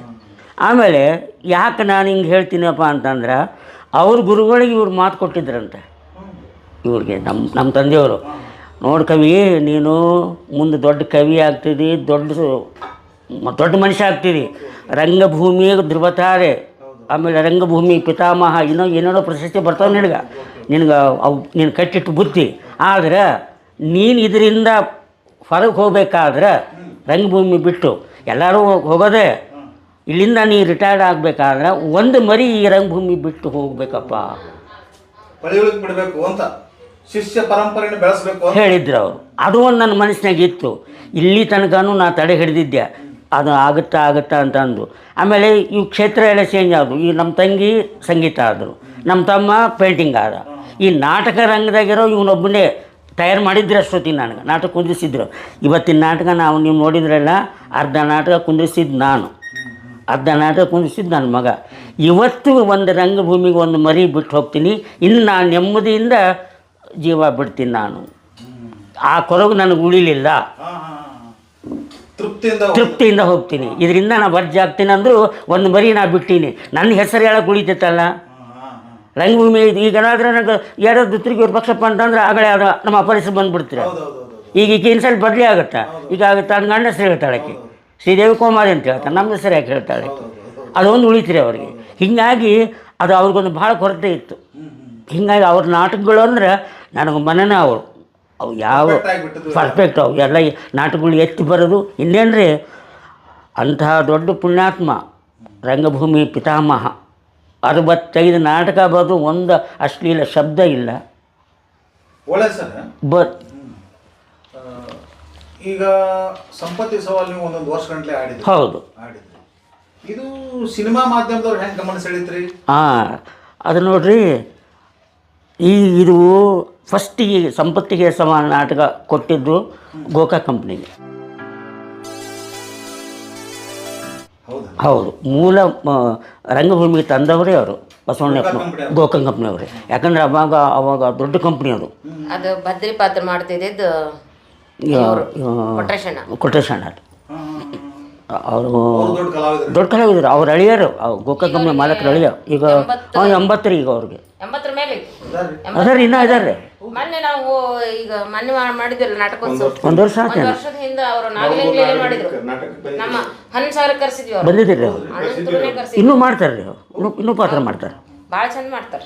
ಅವ್ರ ಕಂಪ್ನಿಗೆ ಮೂಲ ಕೊಟ್ಟಿದ್ದೆ ಅವರಿಗೆ ರೀ. ನಾಟಕ ಬರೆದ ಮೇಲೆ ಇಲ್ಲ, ಫಸ್ಟ್ ಅಪ್ಪ ಬರೆದು ಮತ್ತು ನಾಟಕ ಸ್ಟೇಜ್ ಮಾಡ್ಬೇಕಲ್ರಿ. ಆಮೇಲೆ ಇವ್ರಿಗೆ ಕೇಳಿದ್ರು, ಇಲ್ಲ ನಾವಲ್ಲೇ ನೀವಲ್ಲೇ ಅಂದ. ಕಡೆಗೆ ಗೋಕಾಕ್ ಕಂಪ್ನಿಯವರು ಇಲ್ಲ ಕೈಗಳ ತೊಗೊಂಬರ್ರಿ ನಾನು ನೋಡ್ತೀನಿ. ಅವಾಗ ಅಷ್ಟು ಸರಳ ಇದ್ದಿಲ್ಲ ರೀ ಸ್ಟೇಜ್ ಮಾಡೋಕೆ, ಯಾರೂ ಒಪ್ತಿದ್ದಿಲ್ಲ. ನಾಟಕ ತೊಗೊಂಡು ಹೋಗಿ ಕೊಡ್ತೀವಂದ್ರು ಅದು ಮಾಡೋಕೆ ಸ್ಟೇಜ್ ಮಾಡೋಕೆ ಇದೆಲ್ಲ ಖರ್ಚು ಮಾಡೋದು ಯಾರು ಮಾಡ್ತಾರೆ, ಮಾಡೋಕ್ಕಾಗೋದಿಲ್ಲ ಅಂಥ ಪರಿಸ್ಥಿತಿ. ಆಮೇಲೆ ಗೋಕಾಕ್ ಕಂಪ್ನಿ ಮಾಲಕ ನೋಡಿದ ಮೇಲೆ ಇಲ್ಲ ಏನೋ ಹೊಸತನ ಐತೆ, ನಾವು ಕುಂದಿರಿಸ್ತೀವಿ ಅಂತ ಅದ್ದೂರಿಯಿಂದ ಅವನು.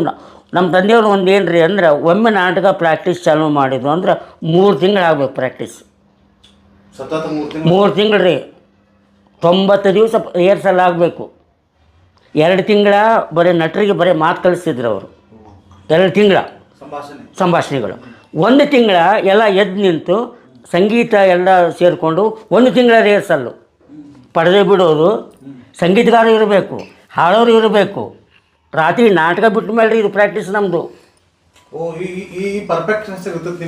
ಇತ್ತು. ಅವಾಗ 2 ಗಂಟೆಗೆ ನಾಟಕ ಬಿಡೋದು ನಮ್ಮದು. 2 ಗಂಟೆಯಿಂದ 2:30 1 ತಾಸು ಸ್ಟೇಜ್ ಪ್ರಾಕ್ಟೀಸ್. 1 ತಿಂಗಳ 3 ಗಂಟೆಗೆ ನಮ್ಮ ಪ್ರಾಕ್ಟೀಸ್ ಚಾಲೂ ಆಗೋದ್ರಿ. 3 ಗಂಟೆಯಿಂದ 6 ಗಂಟೆ ನಾವು ಬೆಳಗ್ಗೆ ಬಂದು 7 ಗಂಟೆ ಸ್ನಾನ ಮಾಡಿ ಊಟ ಮಾಡಿ ಮುಕ್ಕೊಂತಿದ್ವಿ. 90 ದಿವಸ ಅವ್ನು ಪ್ರಾಕ್ಟೀಸು. ಹಂಗಂದಲ್ಲಿ ಆ ನಾಟಕಗಳು. ಆಮೇಲೆ ಅವ್ರದ್ದು ಒಂದು ನಾಟಕ ಬರೀ ವೈಶಿಷ್ಟ್ಯ ರೀ, ಒಂದು ಡೈಲಾಗ್ ಬರೆದ್ರು ಅಂದ್ರೆ ಅದನ್ನು 3 ಪ್ರತಿ ತೆಗ್ಯಾವ. 3 ಪ್ರತಿ, ಒಂದಲ್ಲ 3 ತೆಗೆದು, ಒಂದು ನಮ್ಮ ಅವನ ಕೈಗೆ ಕೊಡ್ತಿದ್ದ, ಒಂದು ಹಿಡ್ಕೊತಿದ್ದ, ಒಂದು ಇಲ್ಲಿಲ್ಲ ನಾವ 3 ಮಂದಿ ಮನೆಗಿರೋರ, ನಾನು ನಮ್ಮವ್ವ ನಮ್ಮ ಅಪ್ಪ. ಅವ್ರ ಹತ್ರ ಒಂದು, ನಮ್ಮವ್ವ ಹತ್ರ ಒಂದು. ವಿಪಕ್ಷ ನೀವು ಓದಲೇ ಅದು ಬರೆದು ನಾವು ಓದ್ಬೇಕು. ಅದು ಬರೀ ಕೇಳ್ತಿದ್ದ. ನಾನು ಮುಗೀತು, ಸರೋಜ ನೀವು ಓದು, ಆಕೆ ಓದ್ತಿದ್ಲು, ಅದನ್ನು ಕೇಳ್ತಿದ್ದ. ಅದರಿಂದ ನಾವಿಬ್ಬರು ಓದಿದ್ದು ಕೇಳ್ತಿದ್ದು. ನಾನು ತನ್ನ ಹತ್ರ ಒಂದಿತ್ತಲ್ಲ ಅದನ್ನು ಓದೋದು. 3 ಓದಿ ಎಲ್ಲೆಲ್ಲಿ ಏನೇನು ಬಿಟ್ಟೀನಿ ಅಂತಂದು ಆಮೇಲೆ ಅದನ್ನು ಶುದ್ಧ ಮಾಡುವ. ಹೌದು, ಅದಕ್ಕೆ ಕರ್ತೃ ಕ್ರಿಯಾಪದ ಕರ್ಮ ಅನ್ನೋದು ಅವನಿಂದನೇ ನಮಗೆ ಗೊತ್ತಾಗಿದ್ದು. ಈಗ ಅವನ ಡೈಲಾಗು ಒಮ್ಮೆ ಚಾಲೂ ಆಯಿತು ಅಂದರೆ ಇದು ಇಲ್ಲಿಗೆ ಈಗ ಅವನ ನಾಟಕಗಳು ಇಷ್ಟು ನನ್ನ ಬಾಯಾಗಿರೋ ಕಾರಣ ಅದೇ. ಕರ್ತೃ ಕ್ರಿಯಾಪದ ಕರ್ಮ ಈ ಶಬ್ದ ಬಂತು ಅಂದರೆ ಈ ಶಬ್ದ ಬರುತ್ತಾ ಅಂತ ನಮಗೆ ಗೊತ್ತು. ಎಂಥ ಪುಣ್ಯಾತ್ಮ ರೀ ಅವ. ಕಿತ್ತೂರ ಚೆನ್ನಮ್ಮ ನಾಟಕ ಬರೆದ್ರು ಅವರು, ಐತಿಹಾಸಿಕ ನಾಟಕ. ಕಂದಗಲ್ ರಾಯರು ಬರ್ತಿದ್ದರು, ಅಪ್ಪರ ಗುರುಗಳಲ್ಲ. ಅವಾಗ ಅವರು ಕಂದಗಲ್ ರಾಯರು ಮೊದಲೇ ಬರ್ತಿದ್ರಿ ಅದನ್ನು. ಯಾರು ದೇಸಾಯರ್ ಕಂಪ್ನಿ ಕೊಟ್ಟಿದ್ದರು. ಅವರೆಲ್ಲ ಹಳೆಗನ್ನಡ ಅವಾಗ. ಬಟ್ ಸಿನಿಮಾ ಒಂದಾಗಿತ್ತಲ್ರಿ ಅವಾಗ. ಯಾವುದ್ರಿ? ಅದು ಬೇರೆದ್ರಿ, ಅದು ಬೇರೆ ಅವ್ರು ಮಾಡಿದ್ರು, ಬೇರೆ ಇದು ಮೂಲ ನಮ್ಮ ರಂಗಭೂಮಿಗೆ ಮಾಡಿದ್ದು ದೇಸಾಯರ್ ಕಂಪ್ನಿಗೆ ಕಂದಗಲ್ ರಾಯರು ಮಾಡಿದ್ರು. ಅವರೊಬ್ಬರೇ ಆಡ್ತಿದ್ರು ಅವಾಗ, ಯಾರೂ ಬಂದಿದ್ದಿಲ್ರಿ. ಅವಾಗ ಅವ್ರು ಬಂದು ಏನಂದರು, ನಮ್ಮ ಜಮಖಂಡಿ ಕ್ಯಾಂಪು ಅವಾಗ ಈಕಿ ಒಂದು 2 ತಿಂಗಳದಕ್ಕೇನೆ ಇದ್ಲು ಶ್ರೀದೇವಿ, ಅದೇ ಡೆಲಿವರಿ ಆಗಿತ್ತು ನಮ್ಮ ತಾಯಿದು. ರಾಯರು ಬಂದು, ಕವಿ ನಾನು ಬರೆದು ಚೆನ್ನಮ್ಮ ಯಾರಿಗೂ ತಿಳಿಲಿಲ್ಲಪ್ಪ, ನೀವೊಂದು ಚೆನ್ನಮ್ಮ ಬರೀ ಅಂದರು. ಇಲ್ಲ ಕವಿಗಳ ಗುರುಗಳ, ನೀವು ದೊಡ್ಡವರು, ನಿಮ್ಮ ಶಬ್ದ ಸಾಹಿತ್ಯ ನನಗೆ ಬರೋಕ್ಕೆ ಹೆಂಗೆ ಸಾಧ್ಯ? ಆಮೇಲೆ ನನಗಾಗೋದಿಲ್ಲ ರೀ ಅಂದ್ಕೊಳ್ಳಿ. ಇಲ್ಲ ನಿನಗಾಗುತ್ತಾ, ನಾ ಬರೆದು ಮಂದಿಗೆ ತಿಳಿದಿಲ್ಲಲ್ಲ, ನಿನ್ನ ಹತ್ರ ಆ ಶಕ್ತಿ ಐತೆ, ನಿನಗಾಗತ್ತಾ, ನೀವು ಬರೀ ಅಂಥೇಳಿ ಕುಂಡು ಶ್ರೀಕಾರ ಹಾಕಿಸಿ ಹೋದ್ರಿ. ಮುಂದೆ 2 ತಿಂಗಳು ಬಿಟ್ಟು ಬರ್ತೀನಿ, ನಾಟಕ ಮುಗಿಸ್ಬೇಕು ನೀನು. ಆಯ್ತು ರೀ. ಆ ಪ್ರಕಾರ ಅವ್ರು ಬರೆದ್ರು. ಚೆನ್ನಮ್ಮ ಆಯಿತು, ರಾಯರು ಬಂದರು, ನಾಟಕ ರೆಡಿ ಆಯಿತು.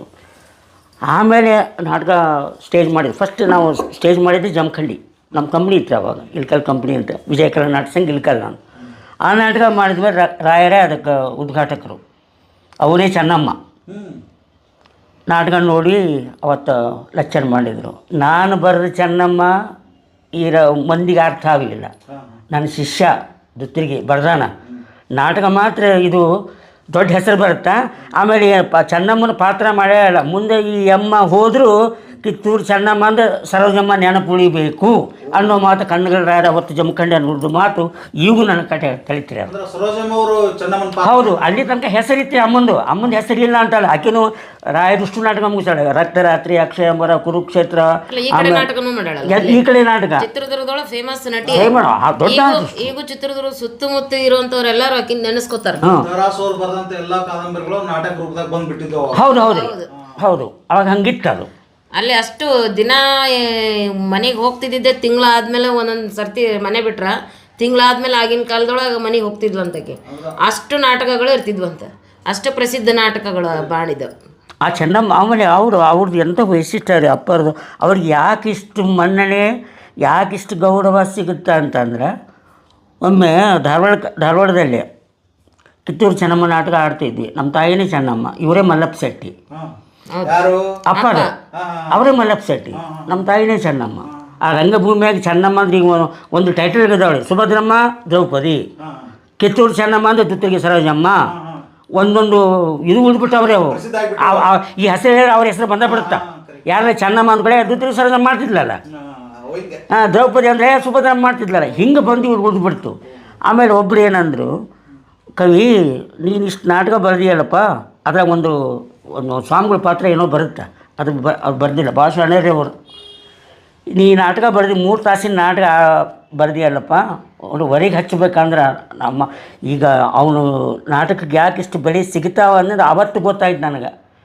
ಕೂತಿದ್ದು ಹಿಂಗೆ ಮಾತಾಡ್ಕೊಂತ. ಆಮೇಲೆ ಹೌದು ಬರ್ದೀನಿ, ಮತ್ತು ಇದಕ್ಕಿಂತ ಇನ್ನು ಹೆಂಗೆ ಬರೀಬೇಕು, ನನಗೆ ಎಷ್ಟು ಹಾಕಿ ಬುದ್ಧಿ ಕೊಟ್ಟರೆ ಅಷ್ಟು ಬರ್ದೀನಪ್ಪ ಅಂದರು. ಅವ್ರು ತಿಳ್ಬೇಕಿದ್ದವ್ರಿ ದೊಡ್ಡವರು. ಇಲ್ಲಪ್ಪ ನೀ ಭಾಳ ಶಾಣೆ ಇದ್ದೀರಿ, ಮತ್ತು ಹೆಂಗೆ ಸ್ವಾಮಿಗಳ ಪಾಠ ಬರ್ದಿಯಲ್ಲ, ಇಡೀ ಇತಿಹಾಸನ 3 ತಾಸನೇ ನೀವು ಮುಗಿಸಿದಿ, ಹೋಗ್ತೀನ ಇಲ್ಲ ಅನ್ನಂಗಿಲ್ಲ. 3 ತಾಸಿನ ನಾಟಕನ ಒಂದೇ ಒಂದು ಡೈಲಾಗ್ ಬರುತ್ತಲ್ಲ, ಆ ಡೈಲಾಗ್ನಲ್ಲಿ ಮುಗ್ಸೋಕೆ ಸಾಧ್ಯ ಆಗುತ್ತೆ ನಿನಗಂತ ಕೇಳಿದ್ರು. ಹೆಂಗೆ ಸಾಧ್ಯ? 3 ತಾಸಿನ ನಾಟಕನ ಒಂದೊಂದು ಮಾತನ್ನ ಮುಗಿಸಂದ್ರೆ ಯಾವ ಕವಿಗೆ ಸಾಧ್ಯ ರೀ? ಈಗ ನಾ ಕುಂತೀನಿ, ನನಗೆ ಹೇಳ್ಬಿಡ್ಬೇಕಾದ್ರೆ ಅದು ಒಂದು ಹೇಳಿಬಿಟ್ಟೆ ಅಂದ್ರೆ ಇಡೀ ನನಗೆ ಕಿತ್ತೂರು ಇತಿಹಾಸ ಬಂದು ಹೋಗ್ಬಿಡ್ಬೇಕು. ಹಂಗೆ ಹೇಳಕ್ಕೆ ಸಾಧ್ಯನೂ ಇಲ್ಲ.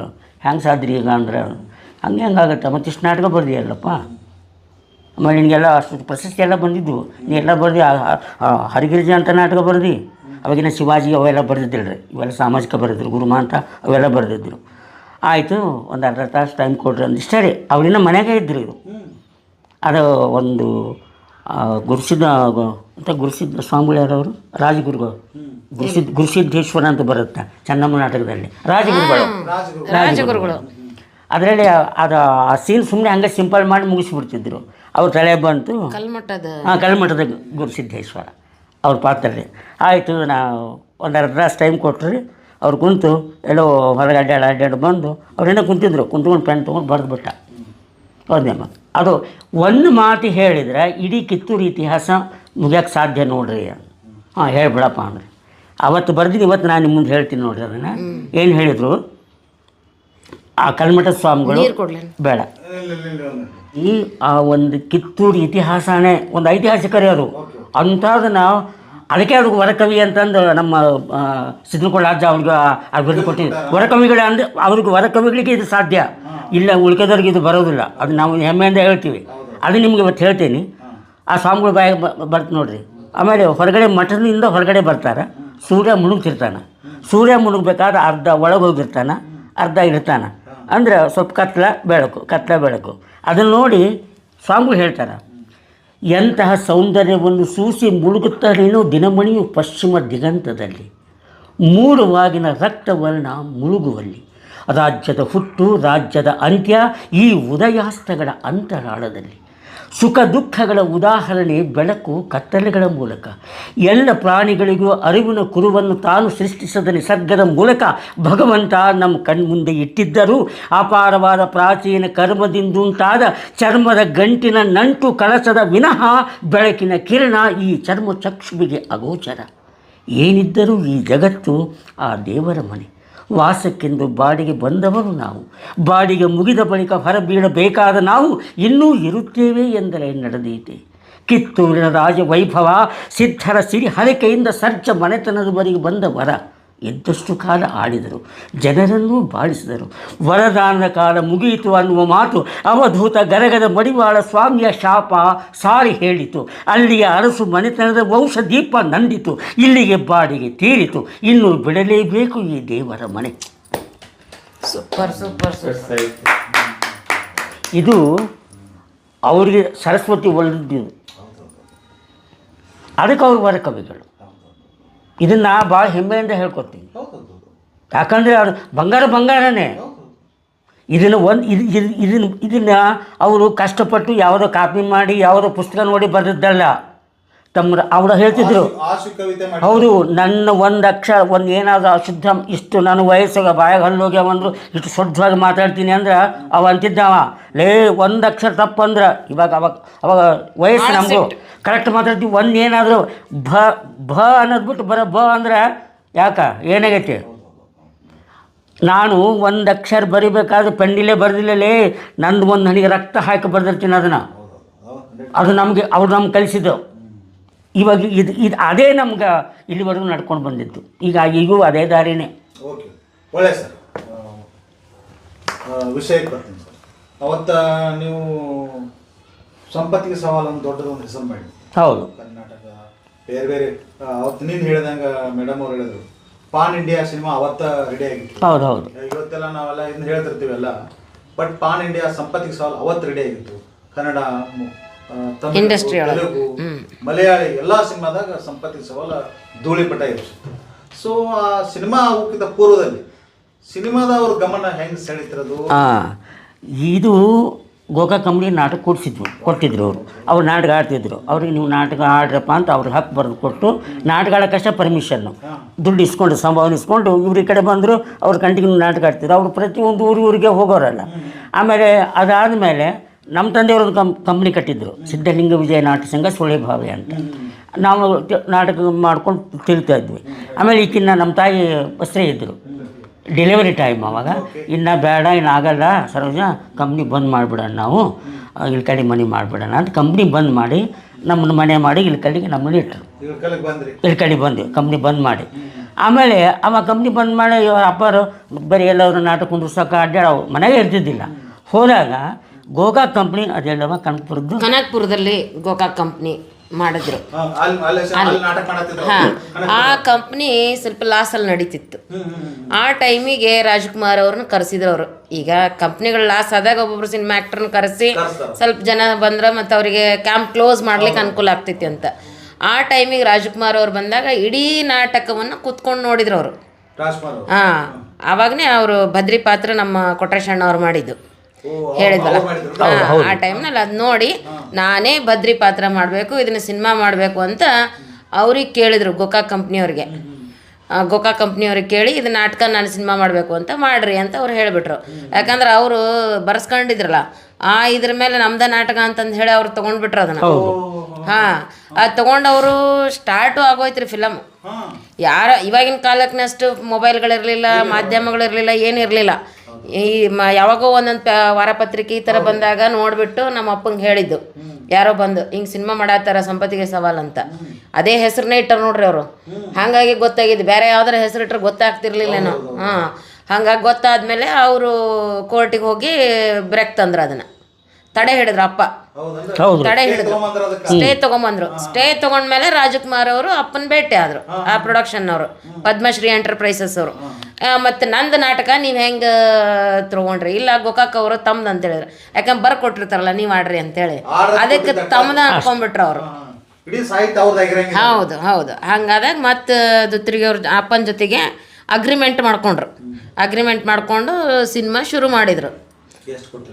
ಅವಾಗ 5,000 ರೂಪಾಯಿ ಕೊಟ್ಟಾರೆ ಸರ್ ಅವರು. ಅದು ಅಗ್ರಿಮೆಂಟ್ ಐತೆ. ಅದು ತೋರಿಸ್ಲೇನ್ರಿ ಈಗ? ತೋರಿಸ್ತೀನಿ ತಡ್ರಿ. ಆಸಕ್ತಿ ಸ್ವಲ್ಪ ಕಡಿಮೆ, ಇವು ಇಟ್ಕೋಬೇಕು ಮಾಡಬೇಕು ಅಂತೇನು ಇರಲಿಲ್ಲ ಆತಗೆ.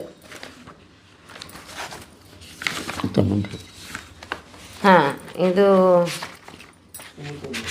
ಇಲ್ಲಿ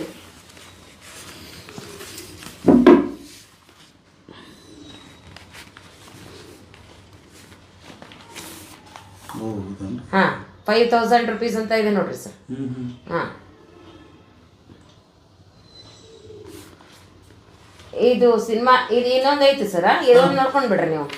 ಇದು ಚಿಕ್ಕ ಸೊಸೆ ನಾಟಕ. ಇದು ಸೊಸೆ ತಂದ ಸೌಭಾಗ್ಯ ಆಗಿದ್ದು. ಆ ನಾಟಕ ಅದು ರೀ, ಅದು ಸಿನಿಮಾ ಆಗಿದ್ದು. ಇವೆಲ್ಲ ಅಗ್ರಿಮೆಂಟ್ಗಳು.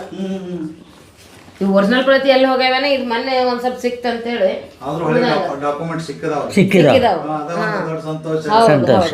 ಹಾಗಾಗಿ ಅವಾಗ ನಾಟಕ ಅದು ಫಿಲಮ್ ಆಗಿ ಮಾಡ್ಬೇಕು ಅಂತ ರೆಡಿ ಮಾಡಿದ್ರು. ಮುಂದೆ ಮತ್ತದು ನಿಂತಿರ್ತ್ರಿ ಚಿತ್ರೀಕರಣ. ಹಾ, ಮಾಡ್ಬೇಕಂತ ರೆಡಿ ಆಗ್ಬಿಟ್ರು. ರೆಡಿ ಆಯ್ತು.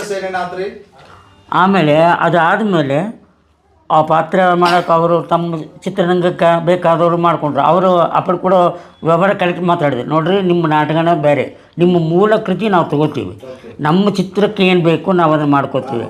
ಆಗಪ್ಪ ನಿಮ್ಗೆ ಹೆಂಗೆ ಬೇಕು ಹಂಗೆ ಮಾಡ್ಕೊಳ್ರಿ.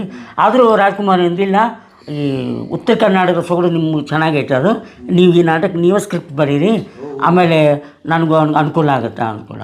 ಅವಾಗನೇ ಹೇಳ್ಬಿಟ್ರು ಅವರು. ಇಲ್ರಿ, ಅವರು ರಾಜ್ಕುಮಾರ್ ಕೇಳಿದ್ದು, ಅವ್ರಿಗೆ ಆಸೆ ಇತ್ತು ಅದು ಇವ್ರ ಕೈಲೇ ಬರೆಸ್ಬೇಕು, ಯಾಕಂದ್ರೆ ಸಾಹಿತ್ಯ ಅದು ಅವ್ರಿಗೆ ಭಾಳ ಹಿಡಿಸ್ಬಿಟ್ಟಿತ್ತು. ಆಮೇಲೆ ಇವು ನಮ್ಮ ಅಪ್ಪ ಹೇಳಿದ್ರು, ಬೇಡಪ್ಪ ನಮ್ಮ ಉತ್ತರ ಕರ್ನಾಟಕದ ಭಾಷೆ ನಿನ್ನ ಬಾಯಾಗ ಅಷ್ಟು ಸರಳ ಬರೋದಿಲ್ಲ, ಅಷ್ಟು ಚಂದನೂ ಆಗೋದಿಲ್ಲ. ಎದುರಿಗೆ ಹೇಳ್ಬಿಟ್ರಿ ಅವರು, ಎದುರಿಗೆ ರಾಜ್ಕುಮಾರ್ ಎದುರಿಗೆ ಬೇಡ. ಆಗ ನೀವು ಅದರಲ್ಲ ನಿಮ್ಮ ಸಿ ಉದಯಶಂಕರ್ ಅವಾಗ ಭಾಳ ಅವರು ಸಿ ಉದಯಶಂಕರ್ ಇದ್ದಾರೆ, ದೊಡ್ಡ ದೊಡ್ಡವ್ರು ಇದ್ದಾರೆ, ನಿಮ್ಗೆ ಹೆಂಗೆ ಬೇಕು ಹಂಗೆ ಬರ್ಕೊಳ್ರಿ, ಮೂಲ ಕೃತಿ ನಂದು ತೊಗೊಂಡ್ಬಿಡ್ರಿ, ನಿಮ್ಗೆ ಹೆಂಗೆ ಬರ್ತದೆ ನಿಮ್ಮ ಸನ್ನಿವೇಶ ಇದು ಮಾಡ್ಕೊಂಡು ಮುಗಿಸ್ಬಿಡ್ರಿ ನೀವು ಅಂತ ಹೇಳಿದ್ರು. ಆಯ್ತು ರೀ ಅಂದರು. ಇವರೆಲ್ಲ ಮಾಡಿ ತಮ್ಮ ಪಾತ್ರಗಳು ಸೆಲೆಕ್ಟ್ ವಜ್ರಮುನಿನ, ಆಮೇಲೆ ಆ ದುರ್ಗಿ ಪಾತ್ರಕ್ಕೆ ಈ ಮಂಜುವಾಣ ಬುಕ್ ಮಾಡಿದ್ರು. ಅಷ್ಟೊತ್ತಿಗೆ 2-3 ತಿಂಗಳಾಯ್ತು ನಾವು ಕಂಪ್ನಿ ಸ್ಟಾರ್ಟ್ ಮಾಡಿದ್ವಿ. ನಾವು ನಮ್ಮ ಸ್ಟಾರ್ಟ್ ಕಂಪ್ನಿ ಆಯ್ತು, ಮತ್ತು ಅವ ರೆಡಿ ಆದ್ರು.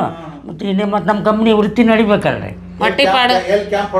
ಅಲ್ಲಿಂದ ಫಸ್ಟ್ ಮಾಡಲಿ ಇದು ಮಾಡಿ ತುಮಕೂರು ಅಲ್ಲೇ ಥಿಯೇಟ್ರ್ ಇತ್ತು ರೀ, ಎಲ್ಲ ರೆಡಿ ಇತ್ತು. ಇಲ್ಲ ಮೊದಲು ಹೋಗಿ ಮತ್ತು ನಮ್ಗೆ ಥಿಯೇಟ್ರ್ ಹಾಕಿ ಎಲ್ಲ ಆರ್ಥಿಕವಾಗಿ ಪರಿಸ್ಥಿತಿ ಸರಿದಿದ್ದಿಲ್ಲ. ಇಲ್ಲ ಕೈಗಳ ನಮ್ಮ ಥಿಯೇಟ್ರ್ ಐತೆ, ಒಂದು 4-5 ದಿವಸ ನೀವು ಆಡ್ತಿದ್ರೆ ಆಡ್ರಿ ನೀವು ಅಂದರು.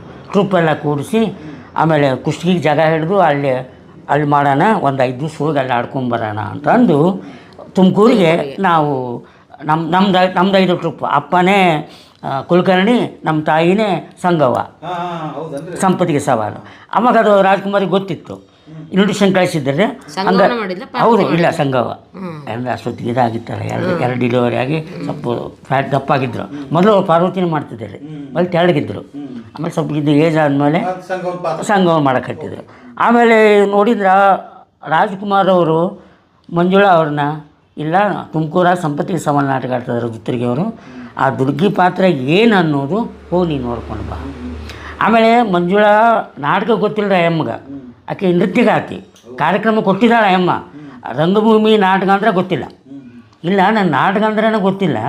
ನಾವು ಹೋಗಿ ಎಲ್ಲ ಕಾರ್ಯಕ್ರಮ ಕೊಟ್ಟು ಬರೋಕ್ಕೆ ನಾಟಕ ಅಂದ್ರೆ ಹೆಂಗಿರ್ತಾವೆ ನಾನು ನೋಡೇ ಇಲ್ಲ ಮಾಡೇ ಇಲ್ಲ. ಅದಕ್ಕೆ ನೀವು ಹೋಗನ್ನೋದು. ಯಾಕಂದ್ರೆ ನಾ ರಂಗಭೂಮಿಯಿಂದನೇ ಬಂದೀನಿ, ನಿನಗೆ ಅಲ್ಲಿ ಹೋದ ಏನಾದರೂ ನಿನಗೆ ಸಿಗುತ್ತಾ, ಹೋಗಿ ನೀನು ತುತ್ತೂರಿಗೆ ಅವ್ರು ನಾ ಹೇಳ್ತೀನಿ. ಆಮೇಲೆ ಒಂದು ದಿವ್ಸ ಕಳಿಸಿದೆ ರೀ ಅವ್ರು. ಆಮೇಲೆ ಅಪ್ಪರಿಗೆ ಫೋನ್ ಮಾಡಿ ಹೇಳಿದರು, ಹಿಂಗೆ ನಾನು ದುರ್ಗಿ ಪಾತ್ರ ಮಾಡೋಕ್ಕೆ ಹುಡುಗಿ ಸೆಲೆಕ್ಟ್ ಮಾಡಿವಿ, ಕೈಗಳಿಗೆ ಕಳಿಸ್ತೀವಿ ಇವತ್ತು, ಆ ಪಾತ್ರನ ಆಕೆಗೆ ತೋರಿಸಿ ಕಳಿಸ್ರಿ ನೀವು. ಇವ್ರು ಆಯಿತು ಅಂತ ಬಂದ್ರು. ಅಮ್ಮ ಬಂದು ನಮ್ದು ನಾಟಕ ಒಳ್ಳೆ ಭರ್ಜರಿ ಓಡ್ತಿದ್ರಿ, ಫುಲ್ ಕಲೆಕ್ಷನ್ ಅವಾಗ ನಾಟಕದ್ದೇ ಅವಾಗ ಹವಾ ಜೋರು ಅವಾಗ. ಆಮೇಲೆ ಎಲ್ಲ ಮ್ಯಾಚ್ನ ಬೇರೆ ಯಾವ ಎಂಟರ್ಟೈನ್ಮೆಂಟ್ ಇಲ್ಲರಿ ಏನಿಲ್ಲ. ಆಮೇಲೆ ಬಂದು ಮಂಜುಳಾ ಒಂದು ನಾಟಕ ನೋಡಿದ್ರು, 2 ಬರಿ ನಾಟಕ ಬಿಡ್ತು. ಅವಾಗೆಲ್ಲ 10 ಬರಿ ನಾಟಕ ಸಲುವಾಗಿ 2 ಬರಿ ಬಿಡೋದು. ನಾಟಕ ಬಿಟ್ಟ ಮೇಲೆ ಒಳಗಡೆ ಏನಂದ್ರು ಅಪ್ಪರಿಗೆ, ಅಪ್ಪ ನನಗೆ ಒಂದೊಂದು ಸೀನ್ನ ಬಂದ್ರೆ 10-20 ಡೈಲಾಗ್ ಮಾತಾಡಬೇಕು. ಆಮೇಲೆ ಒಂದು ಸೀನಾಗ ಅಷ್ಟೊತ್ತಿಗೆ ಹಾಕಿ 1-2-3 ಫಿಲಮ್ ಆಗಿದ್ದವು ರೀ, ಕುಮಾರ ಎಲ್ಲ. ಒಂದೊಂದು ಡೈಲಾಗೆ 2-3 ಟೇಕ್ ತೊಗೊತೀನಿ ನಾನು. ಇಲ್ಲಿ ಈ ನಮೂನಿ ಮಾತಾಡ್ತೀರಿ ಅಂದ್ರೆ ಇದು ನನ್ನ ಕೈಲೇ ಆಗೋದಿಲ್ಲ, ನಾನು ಈ ಪಾತ್ರ ಮಾಡೋಕ್ಕೆ ನಾವಲ್ಲ, ನಾನು ಅವ್ರಿಗೆ ಹೇಳ್ಬಿಡ್ತೀನಿ ಅಂದ್ರೆ. ಇಲ್ಲಮ್ಮ ನೋಡು, ನಮ್ಮದೇ ಬೇರೆ ನಿಮ್ಮದೇ ಬೇರೆ, ಇದ್ರದ್ದು ಏನು ವೈಶಿಷ್ಟ್ಯ ಐತಲ್ಲ ಇದನ್ನಷ್ಟ ತೊಗೊಂಡು ಹೋಗು. ಲಕ್ಷ್ಮೀದು ಏನು ಬೇಕು ನಿನಗೆ, ನೀ ಇದನ್ನು ತೊಗೊಂಡು ಹೋಗಬೇಡ. ಆ ಲಕ್ಷ್ಮೀ ಪಾತ್ರದ ಒಂದೇ ನಿಂದು ಅದೊಂದೇ ಅಲ್ಲ, ಇಡೀ ನಂದು ಅದನ್ನು ಬಿಟ್ಬಿಡು ನೀನು. ಇಷ್ಟು ಡೈಲಾಗು ಅಷ್ಟು ಡೈಲಾಗು ಆ ಪಾತ್ರದಾಗ ಏನೈತೆ ಅದು ಒರಿಜಿನಲ್ ಆ ಹುಡುಗಿ ಮಾಡೋದು. ಬರೀ ಒಂದು 16 ವರ್ಷದ ಹುಡುಗಿ ಅನ್ಸೂಯ ಕೆಂಬಾವಿ ಮಠ ಅಂತ್ರಿ ಆಕೆ ಮಾಡ್ತಿದ್ಳು ರೀ. ಇನ್ನಿಲ್ಲ ಅನ್ನಂಗೆ ಲಕ್ಷ್ಮೀ ರೀ ಆಕೆ ಅಂಥ ಪರ್ಫೆಕ್ಟು. ಅದನ್ನು ನೋಡಿದ ಮೇಲೆ ಇಷ್ಟು ಒರಿಜಿನಾಲಿಟಿ ಹಾಕಿದ್ದು ನೋಡಿ ಆಯಮ್ಮ ಮಾಡಿದ್ರಿ. ಒಂದು ದಿವಸ ಬರ್ತೀನಿ ಅಂದಕ್ಕೆ 2 ದಿವಸ ಇದ್ರು ಮಂಜುಳಾ. 2 ದಿವಸ ಇದ್ದು ನಮ್ಮ ಮನೆಗೆ ಇರ್ತಿದ್ರು. ಅವಾಗೆಲ್ಲ ಈಗ 2 ತಿಂಗಳದಕ್ಕೆ 3 ತಿಂಗಳದಕ್ಕೆ ಅವಾಗ ಇದ್ದು ಎಲ್ಲ ನೋಡಿ 3ನೇ ದಿವ್ಸಕ್ಕೆ ಹೋಗಿ ಅಣ್ಣವ್ರಿಗೆ ಹೇಳಿದ್ರು, ಇಲ್ಲ ನಾಟಕ ಅದೈತೆ ನಾನು ಮಾಡ್ತೀನಿ ಅಂತ. ಅವತ್ತು ಒಪ್ಪಿಗೆ ಕೊಟ್ಟ ಮೇಲೆ ಆ ನಾಟಕ ತಯಾರಾದ್ರೆ ಸಿನಿಮಾ. ಆಮೇಲೆ ಮಂಜುಳಾಂದು ಹೆಸರು ಬಂತು, ವಜ್ರಮುನಿ ಹೆಸರು ಬಂತು, ರಾಜ್ಕುಮಾರ್ ಅವ್ರ ಹೆಸರು ಬಂತು. ಹೌದೌದು, ದೊಡ್ಡ ಹೆಸರು ರೀ. ಆದ್ರೆ ಅಪ್ಪು ಒಂದು ಕಂಡೀಷನ್ ಹಾಕಿದ್ನಲ್ಲಣ್ಣ ಆ ಸಿನಿಮಾದೊಳಗೆ ಸಿದ್ದನ ಕೊಳದ ಅಜ್ಜನ ಭಾಳ ಅಭಿಮಾನ ಅಲ್ಲ, ಭಾಳ ಗೌರವ, ಭಾಳ ಪ್ರೀತಿ ಅಜ್ಜನ. ಗುರುಗಳು ಅವ್ರ ಫೋಟೋ ಹಾಕಿದ್ರೆ ಮಾತ್ರ ನಾನು ಒಪ್ಪಿಗೆ ಕೊಡ್ತೀನಿ ಅಂತ ಹೇಳಿದ್ರು ಅವರು. ಬದ್ರಿ ಮನಿ ಒಳಗೆ ಆ ಫೋಟೋ ಐತಿ, ಈಗ ಐತಿ ಫಿಲಮ್ನಾಗ ಐತ್ರಿ ಐತ್ರಿ ಈಗೂ ಐತಿ. ಭಕ್ತರು ನಮ್ಮಪ್ಪ ಭಾಳ ಭಕ್ತರಿ ಅವರು. ಇದು ಏನಂತಾರ ಕೃಪಾಶೀರ್ವಾದ ಭಾಳ ಐತಿ ನಮ್ಮ ಮನೆ ಮೇಲೆ. ಆಮೇಲೆ ಸಂಪತ್ತಿ ಸವಾಲ ಮತ್ತೆ ಯಾವ ಸಿನಿಮಾ ಇದೆ ಸೊಸೆ ತಂದ ಸೌಭಾಗ್ಯ, ಚಿಕ್ಕ ಸೊಸೆ ನಾಟಕ, ಅದನ್ನ ಸೊಸೆ ತಂದ ಸೌಭಾಗ್ಯ ಮಾಡಿದ್ದು. ಈಗ ನಿಮ್ಗೆ ಅದು ತೋರಿಸಿದೆ ನಿಮ್ಗೆ. ಅದು ಒಂದು ವಿಷ್ಣುವರ್ಧನ್ ಅವ್ರು ಮಾಡಿದ್ದು, ಅದು ಮಂಜುಳಾ ವಿಷ್ಣುವರ್ಧನ್ನೇ ಪೇರ್. ಅದಕ್ಕೆ ರವಿವರ್ಮನ ಕುಂಚದ ಅದು ಹಾಡಿದೆಯಲ್ಲ, ಎರಡೇ ಆಗಿದೆ ಫಿಲಮ್, ಎರಡಾಗಿದೆ ಸವಾಲು. ಆಮೇಲೆ ಇನ್ನೊಂದು ವಿಶೇಷ ಏನಂದ್ರೆ ಅದು ಲತಾ ಮಂಗೇಶ್ಕರ್ ಅವರು ಒಂದು ಹಾಡು ಕನ್ನಡದಲ್ಲಿ ಹಾಡ್ಯಾರ. ಆ ಹಾಡನ್ನು ಬರೆದಿದ್ದು ಸಂಗೊಳ್ಳಿ ರಾಯಣ್ಣಕ್ಕೆ ನಮ್ಮಪ್ಪ. ಹೌದ್ರಿ, ಹೌದೌದು. ಅದು ಯಾವ ಹಾಡಪ್ಪ? ಅದು ಬೆಳ್ಳನೆ ಬೆಳಗಾಯಿತು. ಅದನ್ನ ಬರೆದಿದ್ದ ಅಪ್ಪ, ಮೂಲ ಕವಿ ಅದೇ ಅಪ್ಪ. ಅವ್ರನ್ನ ಭೇಟಿಯಾಗಿದ್ರಂತ ಲತಾ ಮಂಗೇಶ್ಕರ್. ಆದ್ರೆ ಅವ್ರಿಗೆ ಇವ್ರಿಗೆ ಹಿಂದಿ ಬರಲ್ಲ, ಅವ್ರಿಗೆ ಕನ್ನಡ ಬರೋದಿಲ್ಲ. ನಮಸ್ಕಾರ ಹೇಳ್ಕೊಂಡು ಬಂದವ ಅಂತಂದು ಹೇಳಿದ್ರು. ಆಮೇಲೆ ನಿಮ್ದ ಜೈತ್ರ ಯಾತ್ರೆ ಎಲ್ಲಿಗೆ ಹೊರಟಿದ್ರಿ? ದುತ್ತರಿಗೆ ಸರ್ ಸಂಪತ್ತಿ ಸವಾಲ, ಆಮೇಲೆ ಸೊಸೆಸಂದ ಸೌಭಾಗ್ಯ ಆತು. ಸುಮಾರು ನಾಟಕಗಳಾದವಲ್ಲ ಸರ್. ಮುಂದೆಲ್ಲ ದೊಡ್ಡ ದೊಡ್ಡ ನಾಟಕಗಳು ಬರೆದ್ರು. ಚೆನ್ನಮ್ಮ ಬಾದ್ರು, ಸಿಂಧೂರ್ ಲಕ್ಷ್ಮಣ ಸುಧೀರ್ ಅವ್ರಿಗೆ ಕಾರ್ಯ ಕೂಡಿಸಿದ್ದದು. ಸುಧೀರ್ ಅವ್ರಿಗೆ ಹೌದು, ಸುಧೀರ್ ಅವ್ರಿಗೆ ದೊಡ್ಡ ಹೆಸರು ತಂದು ಕೊಟ್ಟಂತ ನಾಟಕ ಅದು. ಸುಳ್ಳು ದೇಸಾಯರ್ ಕಂಪ್ನಿಯಾಗ ಶುರು ಆಗಿದ್ದಲ್ಲ ಅನ್ನೋದು. ಅಲ್ಲಿ ಆಮೇಲೆ ಸುಳ್ಳು ದೇಸಾಯರ್ ಕಂಪ್ನಿ ಆಗಿನ ಕಾಲಕ್ಕೆ ಸುಸಜ್ಜಿತವಾದ ರಂಗ ಸಜ್ಜಿಕೆ. ಆವತ್ತಿನ ಕಾಲಕ್ಕೆ ಸ್ಟೇಜ್ ಮೇಲೆ ಕುದುರೆ ಬಂದು ಚೆನ್ನಮ್ಮ ನಾಟಕ ಕುದುರೆ ಆನೆ ಕುದುರೆ ಬರುದು. ಗುಬ್ಬಿ ಕಂಪನಿ ಅವರು ಮಾಡ್ತಿದ್ರು. ಅದು ಬಿಟ್ಟ ಮೇಲೆ ಉತ್ತರ ಕರ್ನಾಟಕದ ದೇಸಾಯರ್ ಕಂಪ್ನಿನೇ ಅದು. ಅವ್ರಿಗೆ ಅಪ್ಪಾಜಿ ಅಂತ ಕರಿತಿದ್ರು. ನಾವೆಲ್ಲ ಸಣ್ಣ ಸಣ್ಣ ಮಕ್ಕಳು. ದೊಡ್ಡ ಹೆಸರು ರೀ. ಈ ಭಾಗಕ್ಕೆ ಗುಬ್ಬಿ ಕಂಪ್ನಿ, ನಮ್ಮ ಉತ್ತರ ಕನ್ನಡ ಭಾಗಕ್ಕೆ ಸುಳ್ಳು ದೇಸಾಯರ್ ಕಂಪ್ನಿ ಅಂತ. ಟ್ರಾಲಿ ಮುಂದೆ ಬರೋದು ಹಿಂದೋಗೋದು. ಇದು ವೇದಿಕೆ ಬರ್ತೈತಲ್ಲ ರಾಜ್ಯಸಭೆ ನಡೆದಾಗ, ಟ್ರಾಲಿ ಮುಂದೆ ಬರೋದು ಹಿಂದೋಗೋದು ಅದೆಲ್ಲ ಸುಳ್ಳಾರಿ ಬದಾಮಿ ತಾಲೂಕು ಬಿಜಾಪುರ ಜಿಲ್ಲೆ.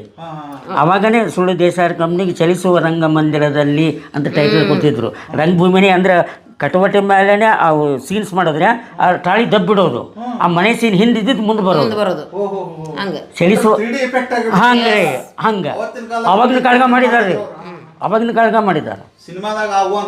ಅವಾಗ ಮಾಡಿದ್ದಾರೆ. ಕುದುರೆನ ಸ್ಟೇಜ್ ಮೇಲೆ, ಆನೆ ಸ್ಟೇಜ್ ಮೇಲೆ. ಚೆನ್ನಮ್ಮ ನಾಟಕಕ್ಕೆ ಅವು ಕುದುರೆ ಹತ್ತಿ ಪಾತ್ರ ಬರ್ತಿದ್ರು ಅವರು ಅಮ್ಮಾರು. ಸರ್ ಸಿಂಧೂರ್ ಲಕ್ಷ್ಮಣ ನಾಟಕ ಮಾಡಿದ್ರಿ. ಹೌದು. ಸಿಂಧೂರ್ ಲಕ್ಷ್ಮಣ ಅವ್ರಿಗೆ ಸಾಹಿತ್ಯ ಎಲ್ಲಿ ಸಿಕ್ತು ನಿಮಗೆ?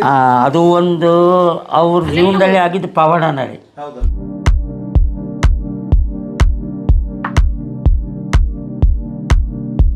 ನಮ್ಮ ಕಂಪ್ನಿ ಇತ್ತು ಅವಾಗ. ನಾವು ಜಾತ್ರೆಗಳಿಗೆ ಕ್ಯಾಂಪೆಲ್ಲ ಮಾಡ್ತಿದ್ವಿ. ಬನಶಂಕರಿ, ಅಂಬಾನ್ ಮಠ ಇವೆಲ್ಲ ಜಾತ್ರೆಗಳು ಎಲ್ಲಿತ್ತು ಅವೆಲ್ಲ ಈ ಸೀಸನ್ನಾಗ ಅಷ್ಟೇ ಹೋಗ್ತಿದ್ವಿ. ಮಳೆಗಾಲಕ್ಕೆ ಯಾವುದೋ ಒಂದು ಥಿಯೇಟ್ರ್ ದೂರ ಹೋಗ್ತಿದ್ವಿ. ಒಮ್ಮೆ ಜಾತ್ರೆ ಅದು ಚಳಿಗಾಲದಾಗ ಬರ್ತಿರೋದು, ಜನವರಿ ಡಿಸೆಂಬರ್ ಎಂಡಿಗೆ ಬರ್ತಿರು ಬಬ್ಲಾ ಜಾತ್ರೆ ಅಂತಂದು. ಅವಾಗ ಅದು ಇಷ್ಟೆಲ್ಲ ಸಾರಿಗೆ ಅವೆಲ್ಲ ಅನುಕೂಲ ಇದ್ದಿದ್ದಿಲ್ಲ ಅವಾಗೆಲ್ಲ ಭಾಳ ಕಗ್ಗ. ಆಮೇಲೆ ಅಲ್ಲಿಗೆ ಥಿಯೇಟ್ರ್ ಹಾಕಿ ಕ್ಯಾಂಪ್ ಮಾಡಿ ನಾಟಕ ಚಾಲೂ ಆಯಿತು. ಒಂದು ದಿವ್ಸಕ್ಕೆ 3 ನಾಟಕ ಒಂದು ದಿವ್ಸಕ್ಕೆ. ಸಾಯಂಕಾಲ 6 ಗಂಟೆಗೆ ಚಾಲೂ ಆಯ್ತು ಅಂತಂದ್ರೆ 9:30 10 ಗಂಟೆಗೆ ಒಂದು ಬಿಡೋದು. 10 ಗಂಟೆ ಬಿಟ್ಟು ಒಂದು ಅರ್ಧ ಗಂಟೆ ಗ್ಯಾಪು, ಮತ್ತು 10:30 ಚಾಲುವಾಗಿ 1:30 2ಕ್ಕೆ ಬಿಡೋದು. 2:30 ಚಾಲುವಾಗಿದ್ದು 5:30 ಬಿಡೋದು ನಾಟಕ. ಅದು 3 ಅಂಥ ನಾಟಕ ಆಡ್ತಿರ್ಬೇಕಾದ್ರೆ ಮೂರನೇ ನಾಟಕ ಮುಗಿತಿತ್ತು. ಇನ್ನೇನು ಒಂದು ಅರ್ಧ ಗಂಟೆಗೆ 3ನೇ ನಾಟಕ ಮುಗಿತಿತ್ತು. ಚಳಿಗಾಲ, ಅವಾಗೆಲ್ಲ ಚಳಿ ಕಾಸ್ಕೊಳ್ಳೋಕೆ ಬೆಂಕಿನೋ ಪಂಕಿನೋ ಥಿಯೇಟ್ರಿಂದ ಹಾಕ್ಕೊಂಡು ಕುಂದಿರ್ತಿದ್ವು. ಆವಾಗ ನಮ್ಮಪ್ಪ ಅಷ್ಟೊತ್ತಿಗೆ ನಾನು ಪೆಟ್ಟಿಗೆ ಮಾಸ್ಟರ್ ಆಗಿದ್ದೆ. ನಾನು ರಂಗಭೂಮಿ ಕುಂತು, ಯಾಕಂದ್ರೆ ನಮ್ಮ ಕಂಪ್ನಿ ನಾನು ಪೆಟ್ಟಿಗೆ ಮಾಸ್ತರ. ಅವಾಗ ನಾನು ಇದ್ದೆ, ಅಮ್ಮ ಪಾತ್ರ ಮಾಡ್ತಿದ್ರು. ಇವ್ರು ತಮ್ಮ ಸೀನ್ ಮುಗಿಸ್ಕೊಂಡು ಚಳಿ ಐತೆ ಅಂತ ಬೆಂಕಿ ಕಾಸ್ಕೊಂತ ಒಂದು ಥಿಯೇಟ್ರ್ ಹಿಂದೆ. ಆಮೇಲೆ ಎಲ್ಲೋ ದೂರದಾಗ ಇದು ಬೆಳಗ್ಗೆ ಎಷ್ಟೊತ್ತಿಗೆ ಬೆಳಗ್ಗೆ ಮುಂಜೆ 4 ಗಂಟೆ ಸುಮಾರು ಇದು. ಆಮೇಲೆ ಒಬ್ಬ 80 ವರ್ಷದ ಮುದುಕ ಒಂದು ಡಪ್ ತೊಗೊಂಡು ಅದು ಬಾಸ್ಕೋ ಅಂತ ಅವ ಚಳಿ ಕಾಸ್ಕೊಂತ ಅಲ್ಲಿ ಕುಂತಾನ. ಎಲ್ಲೋ ಹಾಡಕತ್ತೇನವ ಲಾವಣಿ. ಅವಾಗ ಲಾವಣಿ ಅಂದ್ರೆ ದೊಡ್ಡ ಗಂಟಲಿಂದ ಹಾಡ್ಕೊಂಡು ಅವಾಗ ಮೈಕಿಲ್ಲ ಬೈಕಿಲ್ಲ ಹಾಡ್ತಿದ್ದು. ಅವ ಹಾಡ್ತಿದ್ದು ಇವ್ರು ಕಿವಿ ಬಿತ್ತಂತ ನಮ್ಮ ತಂದೆಯವ್ರಿಗೆ. ಅವ ಹೇಳ್ತಿದ್ದ, ನನಗೆ ಇಷ್ಟೊತ್ತಿನಾಗ ಯಾರು ಹಾಡ್ತಾರಲಿ, ಅವು ಶಂಕರ ಅಂತ ಒಬ್ಬ ಕೆಲಸ ಮಾಡೋಗಿದ್ದ. ಲೇ ಶಂಕರ ಎಲ್ಲಿ ಹಾಡಕತ್ತಾರಲ್ಲೇ ಪದ ಇದು ಅಂದ್ಕೊಳ್ಳೆ. ಇಲ್ರಿ ಅಪ್ಪರ ಅಲ್ಲೆಲ್ಲೋ ದೂರ ಹಾಡಕತ್ತಾನ ರೀ, ಲಾವಣಿ ಹಾಡಕತ್ತಾನ ಬಿಡ್ರಿ ಅವ. ಹೋಗ್ಲಿ ಅವನು ಎಲ್ಲಿ ಹಾಡ್ತಾನ, ಯಾರು ಹಾಡ್ತಾರ ತಿಳ್ಕೊಂಬಾರ್ಲಿ ಅದನ್ನು. ಅವನು ಕಳಿಸಿದ್ರಿ ಅವರು.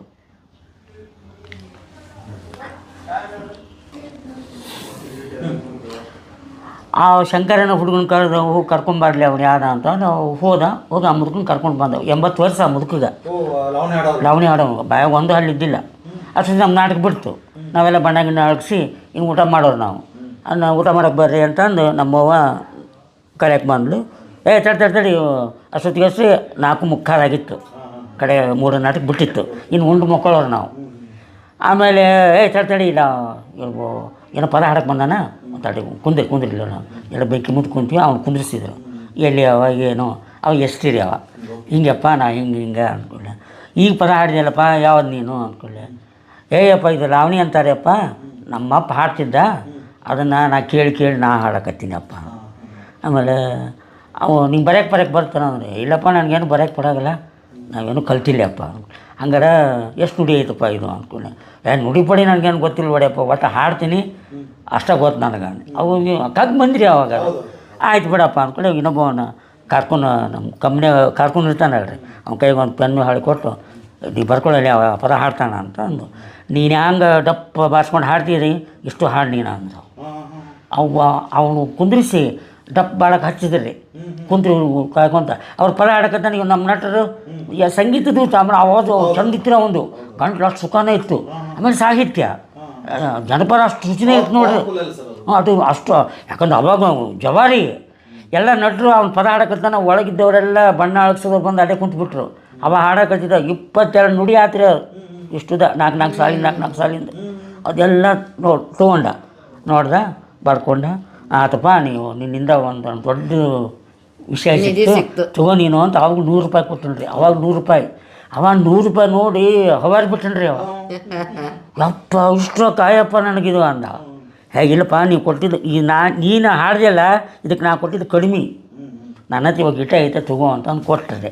ಅದನ್ನು ತೊಗೊಂಡು ಬಂದ ಮೇಲೆ ಅದನ್ನು ಅವಾಗಿನ್ನ ನಮ್ಮ ಕಂಪ್ನಿ ಇದ್ದಾಳ್ರಿ, ಅದ್ರ ಬಗ್ಗೆ ತಲೆ ಕೆಡ್ಸ್ಕೊಳ್ಳಿಲ್ಲವ. ತಂಗನ ಒಗೆದ್ಬಿಟ್ಟ ಒಟ್ಟ ಒಡೆ ನಮ್ಮ ಸ್ಟಾಕ್ ಅದಾಯಿತು. ಅದು ಮುಗಿತದೆ ಅಲ್ಲಿಗೆ. ಅದು ಹಾಳು ನೋಡಲೇ ಇಲ್ಲ. ಮುಂದೆ ನಮ್ಮ ಕಂಪ್ನಿ ಪರಿಸ್ಥಿತಿ ಕೆಟ್ಟು ಎಲ್ಲ ಆಗಿ ನಮ್ಮದೆಲ್ಲ ಭಾಳ ದಮನೀಯ ಪರಿಸ್ಥಿತಿ ನಮ್ಮದು. ಆವಾಗ ಕಂಪ್ನಿ ಬಂದ್ ಮಾಡಿದರು. ಮತ್ತು ಇನ್ನು ಜೀವನಕ್ಕೆ ಬೇಕಲ್ಲ. ಆವಾಗ ನಮ್ಮಮ್ಮ ಏನಂದ್ಲು, ಕವಿಗಳ ಮತ್ತು ಮನೆ ಅಂತೂ ನಡೆಸಬೇಕು, ಕಂಪ್ನಿ ಅಂತೂ ಬಂದಾಯ್ತು. ಮತ್ತು ನಮ್ಮಪ್ಪನಂತೂ ಎಲ್ಲಿ ಹೋಗಲ್ಲ, ಕವಿಗಳು ಎಲ್ಲಿ ಹೋಗಿ ಅವ್ರೇನು ಪಾತ್ರ ಮಾಡಲ್ಲ, ಎಂಥದಿಲ್ಲ.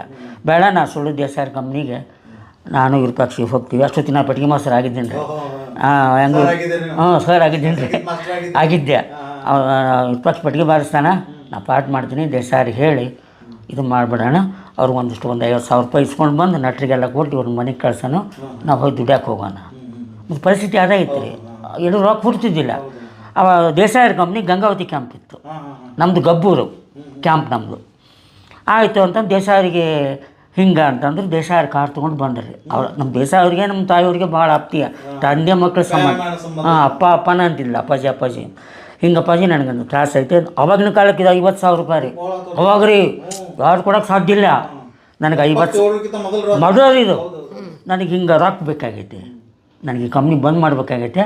ಹಿಂಗೆ ಯಾಕೆ ಹೋಗ್ಲಕ್ಕ ನೀ ಕೇಳ್ತೀನಿ ಅಂದ್ರೆ ಏನು ದೇಶಗತಿ ಮಂಟಂದಾರ ರೀ, ಲಕ್ಷಗಟ್ಟಲೆ ದೇಶಗತಿ ದೊಡ್ಡ ಜಮೀನು ರೀ ಅವರು. ನಮ್ಮ ಬದಾಮಿ ತಾಲೂಕಿಗೆ ದೊಡ್ಡ ಶ್ರೀಮಂತ ದೇಸಾಯಿ ಮಂಟನ ಅಂಥ ಮಂಟನ ಕಂಪ್ನಿ ಅದು. ಆಯಿತು, ನೀ 50 ಯಾಕೆ 1 ಲಕ್ಷ ಕೊಡ್ತೀನಿ, ನೀನು ಒಟ್ಟು ನಮ್ಮ ಕಂಪ್ನಿ ಪಾರ್ಟ್ ಮಾಡ್ಬೇಕು. ಆಯಿತು, ಬಂದು 50,000 ರೂಪಾಯಿ ಇಸ್ಕೊಂಡು ನಟರಿಗೆಲ್ಲ ಕೊಟ್ಟು ನಾನು ನಮ್ಮ ತಾಯಿ ಈಕಿನ್ನ ನಮ್ಮ ತಮ್ಮನ ಕರ್ಕೊಂಡು ಗಂಗಾವತಿ ಕ್ಯಾಂಪಿಗೆ ಬಂದ್ವಿ. ನಮ್ಮ ತಂದೆಯವರು ಸುಳಿಬಾಯಿಗೆ ಹೋದರು. ಆ ಸೀನ್ಸು ಎಲ್ಲ ಕಟ್ಕೊಂಡು ಊರಿಗೆ ಹೋಗಿ ಸುಳಿಬಾಯಿಗೆ ಉಳಿದು ಹೊಳ್ಳಿ ಗಂಗಾವತಿಗೆ ಬಂದರು. ಆಮೇಲೆ ನಮ್ಮ ತಾಯಿ ಅಲ್ಲೇ ಅವ್ರ ನಾಟಕ ಬೇರೆನೇ ಅಲ್ರಿ, ಸಿದ್ದರಾಮೇಶ್ವರ ನಾಟಕ. ಆಮೇಲೆ ಚೆನ್ನಮ್ಮ ಅಂದ್ರೆ ಕಂದಗಡ ರಾಯರು ಬರೋದು ಚೆನ್ನಮ್ಮ ಅದು. ಆಮೇಲೆ ಇಲ್ಲವ ಏನು ಮಾಡು ಅಂದರು. ಇಲ್ಲರಿ ನಾನು ದುತ್ರಿಗೆ ಅವ್ರು ಬರೋದು ಚೆನ್ನಮ್ಮ ಮಾಡಿದ್ದೀನಿ, ರಾಯರು ನಾಟಕ ಎಲ್ಲ ಮಾಡಿದ್ದೀನಿ, ಅದು ಇದು ಗೊತ್ತಿಲ್ಲ, ನನಗೆ ಕಲಿಯೋಕೆ 1 ತಿಂಗಳು ಟೈಮ್ ಬೇಕು ರೀ ಅಪ್ಪಾಜಿ ಅಂದರು. ಇಲ್ಲವ ನೀವು ಮಾಡಬೇಕಾ, ಮತ್ತು ಯಾರು ಸೀನಿಯರ್ ಇದ್ದಿಲ್ಲ ಅವ್ರು ನಟಿಯರು, ಈಕಿನೇ ಸೀನಿಯರು ಮಾಡು. ಆಮೇಲೆ ಫಸ್ಟ್ ನಮ್ಮ ತಂದೆಯವರು ಮಾಡಿದ ಆದಮೇಲೆ ಕನ್ನಡ ರಾಯರು ಚೆನ್ನಮ್ಮ ಮಾಡಿಬಿಟ್ರಿ ಕಲಿತು. ಆಮೇಲೆ ಅಷ್ಟೊತ್ತಿಗೆ ರಾಯರ ಶಬ್ದ ಗೊತ್ತಿದ್ವಲ್ರಿ, 1 ತಿಂಗಳ ಮಾಡಿ ಸಕ್ಸಸ್ ಆಗಿಬಿಡ್ತೀರಿ ಗಂಗಾವತಿಯಿಂದ ಧಾರವಾಡ ಕ್ಯಾಂಪ್ ಮಾಡಿದರು. ಧಾರವಾಡ ಕ್ಯಾಂಪ್ ಮಾಡಿದಾಗ ಮತ್ತು ಸಾಲಿತ್ತಲ್ರಿ, ಸುಳಿಬಾಯಿ ಮನೆ ಒತ್ತಿ ಹಾಕಿದ್ರು. ಪರಿಸ್ಥಿತಿ ಗಂಭೀರ ಕಂಪ್ನಿ ಸಲುವಾಗಿ ಅದು ಅದು ಮನೆ ಬಿಡಿಸ್ಕೋಬೇಕು, ರೊಕ್ಕ ಇಲ್ಲ ನಮ್ಗೆ. ಅವಾಗ ಸಂಬಳ ಎಷ್ಟು, ನಾನು ಪೆಟ್ಟಿಗೆ ಮಾಸ್ಟರ್ ಅಂತ ಅಂದ್ರೆ ಈಗ ಪೆಟ್ಟಿಗೆ ಮಾಸ್ಟರ್ ಇರ್ತಾರೆ, ಅವ್ರು ಬಿಟ್ಟು ಹೋದ್ಮೇಲೆ ನಮ್ಗೆ ವರ್ಕಲ್ಲೇ ನನಗೂ ಕೆಲಸ ಇಲ್ಲ. ನಮ್ಮಮ್ಮ ಬೇಕಾದ್ರೆ ದುಡಿಬೇಕು, ನಮ್ಮಮ್ಮ ದುಡಿದ್ರಾಗ ಇಷ್ಟು ಜೀವನ ಏನು ಕೆಲಸ. ಹೌದ್ರಿ, ಮತ್ತು ನಾನು ಅಲ್ಲೂ ಮಕ್ಕಳಿದ್ರಲ್ಲ ಅವರೆಲ್ಲ ಅಲ್ಲಿ ಅದೆಲ್ಲ ಇತ್ತಲ್ಲ ಸರ್, ಅವರ ಅದು 5 ಜನ ಅಲ್ಲಿಗೂ ನಡೆಸ್ಬೇಕು. ಅಲ್ಲಿ ಅಮ್ಮ ತಾಯಿ ಅವರೆಲ್ಲ ಇದ್ರಲ್ಲ, ದೊಡ್ಡ ಫ್ಯಾಮಿಲಿ. ಮತ್ತು ಇದು ನಡೆವಿಲ್ಲ, ಏನು ಮಾಡ್ಬೇಕಪ್ಪ ಅಂದಾಗ ಅವಾಗ ಅದು ನೆನಪಾಯ್ತು. ಅದು ಯಾವುದು ಸಿಂಧು ಲಕ್ಷ್ಮಣ ಅವತ್ತು ನೆನಪಾಗೈತ್ರಿ ಅವ್ರಿಗೆ. ಅದು ಎಷ್ಟೋ ದಿವಸದ ಮೇಲೆ ಸ್ಕ್ರಿಪ್ಟ್ ಬರೆಯೋಕೆ ಆ ನಾಟಕ ಸಿಂಧೂರ್ ಲಕ್ಷ್ಮಣ. ಹಾಂ ಹೌದು, ಅದು ಹುಟ್ಟಾಕ ನೋಡೋ ಕಾರಣ ಸಾಲದ ಒತ್ತಡದಾಗ ಇದ್ದಾಗ ಅವಾಗ ಒಂದೊಂದು ರಂಗಭೂಮಿ ಕೃತಿಗಳು ಬಂದಾವ್ರಿ, ಹಂಗೆ ಬಂದಿರಿ ಇವು. ಅದಕ್ಕೆ ನಮ್ಮಪ್ಪ ಅಂತಿದ್ದ, ಒಂದು ನಾಟಕ ಹೊರಗೆ ಬರ್ಬೇಕಂದ್ರೆ ಬಸರಿ ಇರ್ತಾಳಲ್ಲ 9 ತಿಂಗಳಾಗಿ ಡೆಲಿವರಿ ಆಗುತ್ತೆ ನೋಡು, ಹಂಗಿದ್ದಂಗೆ ಈ 3 ನಾಟಕ ಹೊರಗೆ ಬರ್ಬೇಕಾದ್ರೆ ಕಷ್ಟದಾಗನ ಇವು ನಾಟಕಗಳು ಹೊರಗೆ ಬರೋಕ್ಕೆ ಸಾಧ್ಯ ಅಂತಿದ್ದವ. ಅವ್ನು ಹೇಳ್ತಿದ್ದಿದ್ದು. ಆಯಿತು, ನಾನು ನಮ್ಮಪ್ಪ ಹಂಗಾರೆ ಸರೋಜಾ ನೀ ಮಾತಾಡಿ ದೇಸಾಯರು ಕೂಡ ಅಂದು.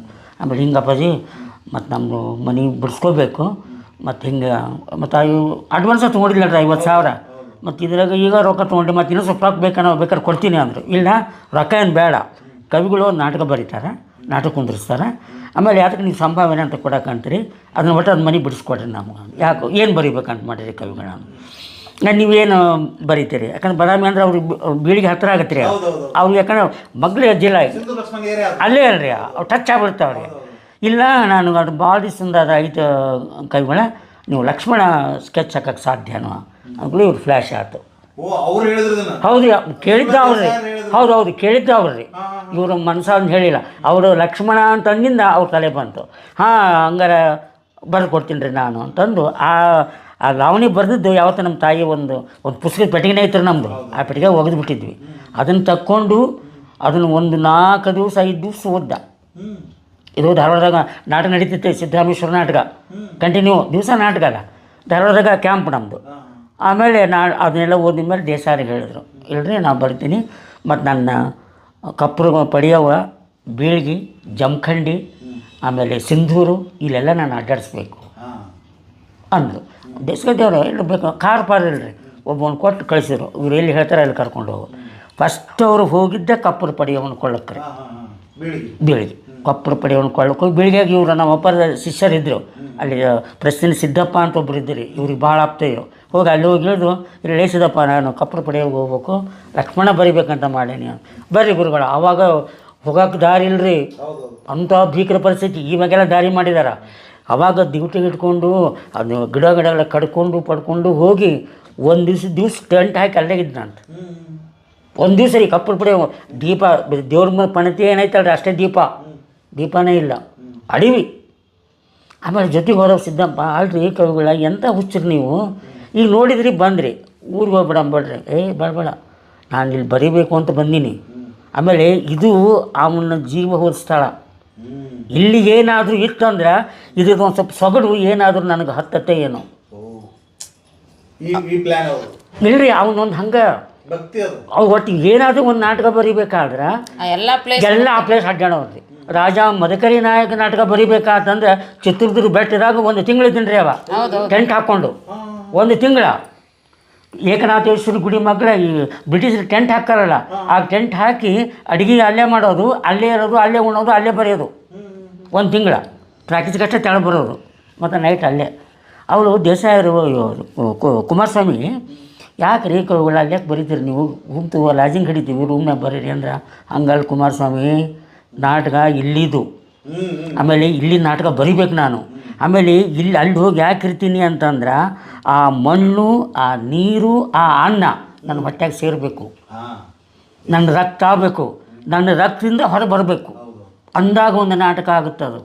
ನನಗೇನು ಹುಚ್ಚಿಡ್ದು ನಾ ಹೋಗೋಗಲ್ಲ, ನಾನು ಅಲ್ಲೇ ಇರ್ತೀನಿ ಅಂತಿದ್ದ. ಹಂಗೆ ವೈಶಿಷ್ಟ್ರಿ ಅವನು. ಎಲ್ಲ ಬಿಜಾಪುರ ಜೈಲು ಅವನು ಎಲ್ಲೆಲ್ಲಿ ಜೈಲು ಹಾಕ್ಯಾರ ನೋಡ್ರಿ, ಇಷ್ಟು ಒಡ್ಡಾಡ್ಯಾನ್ರಿ.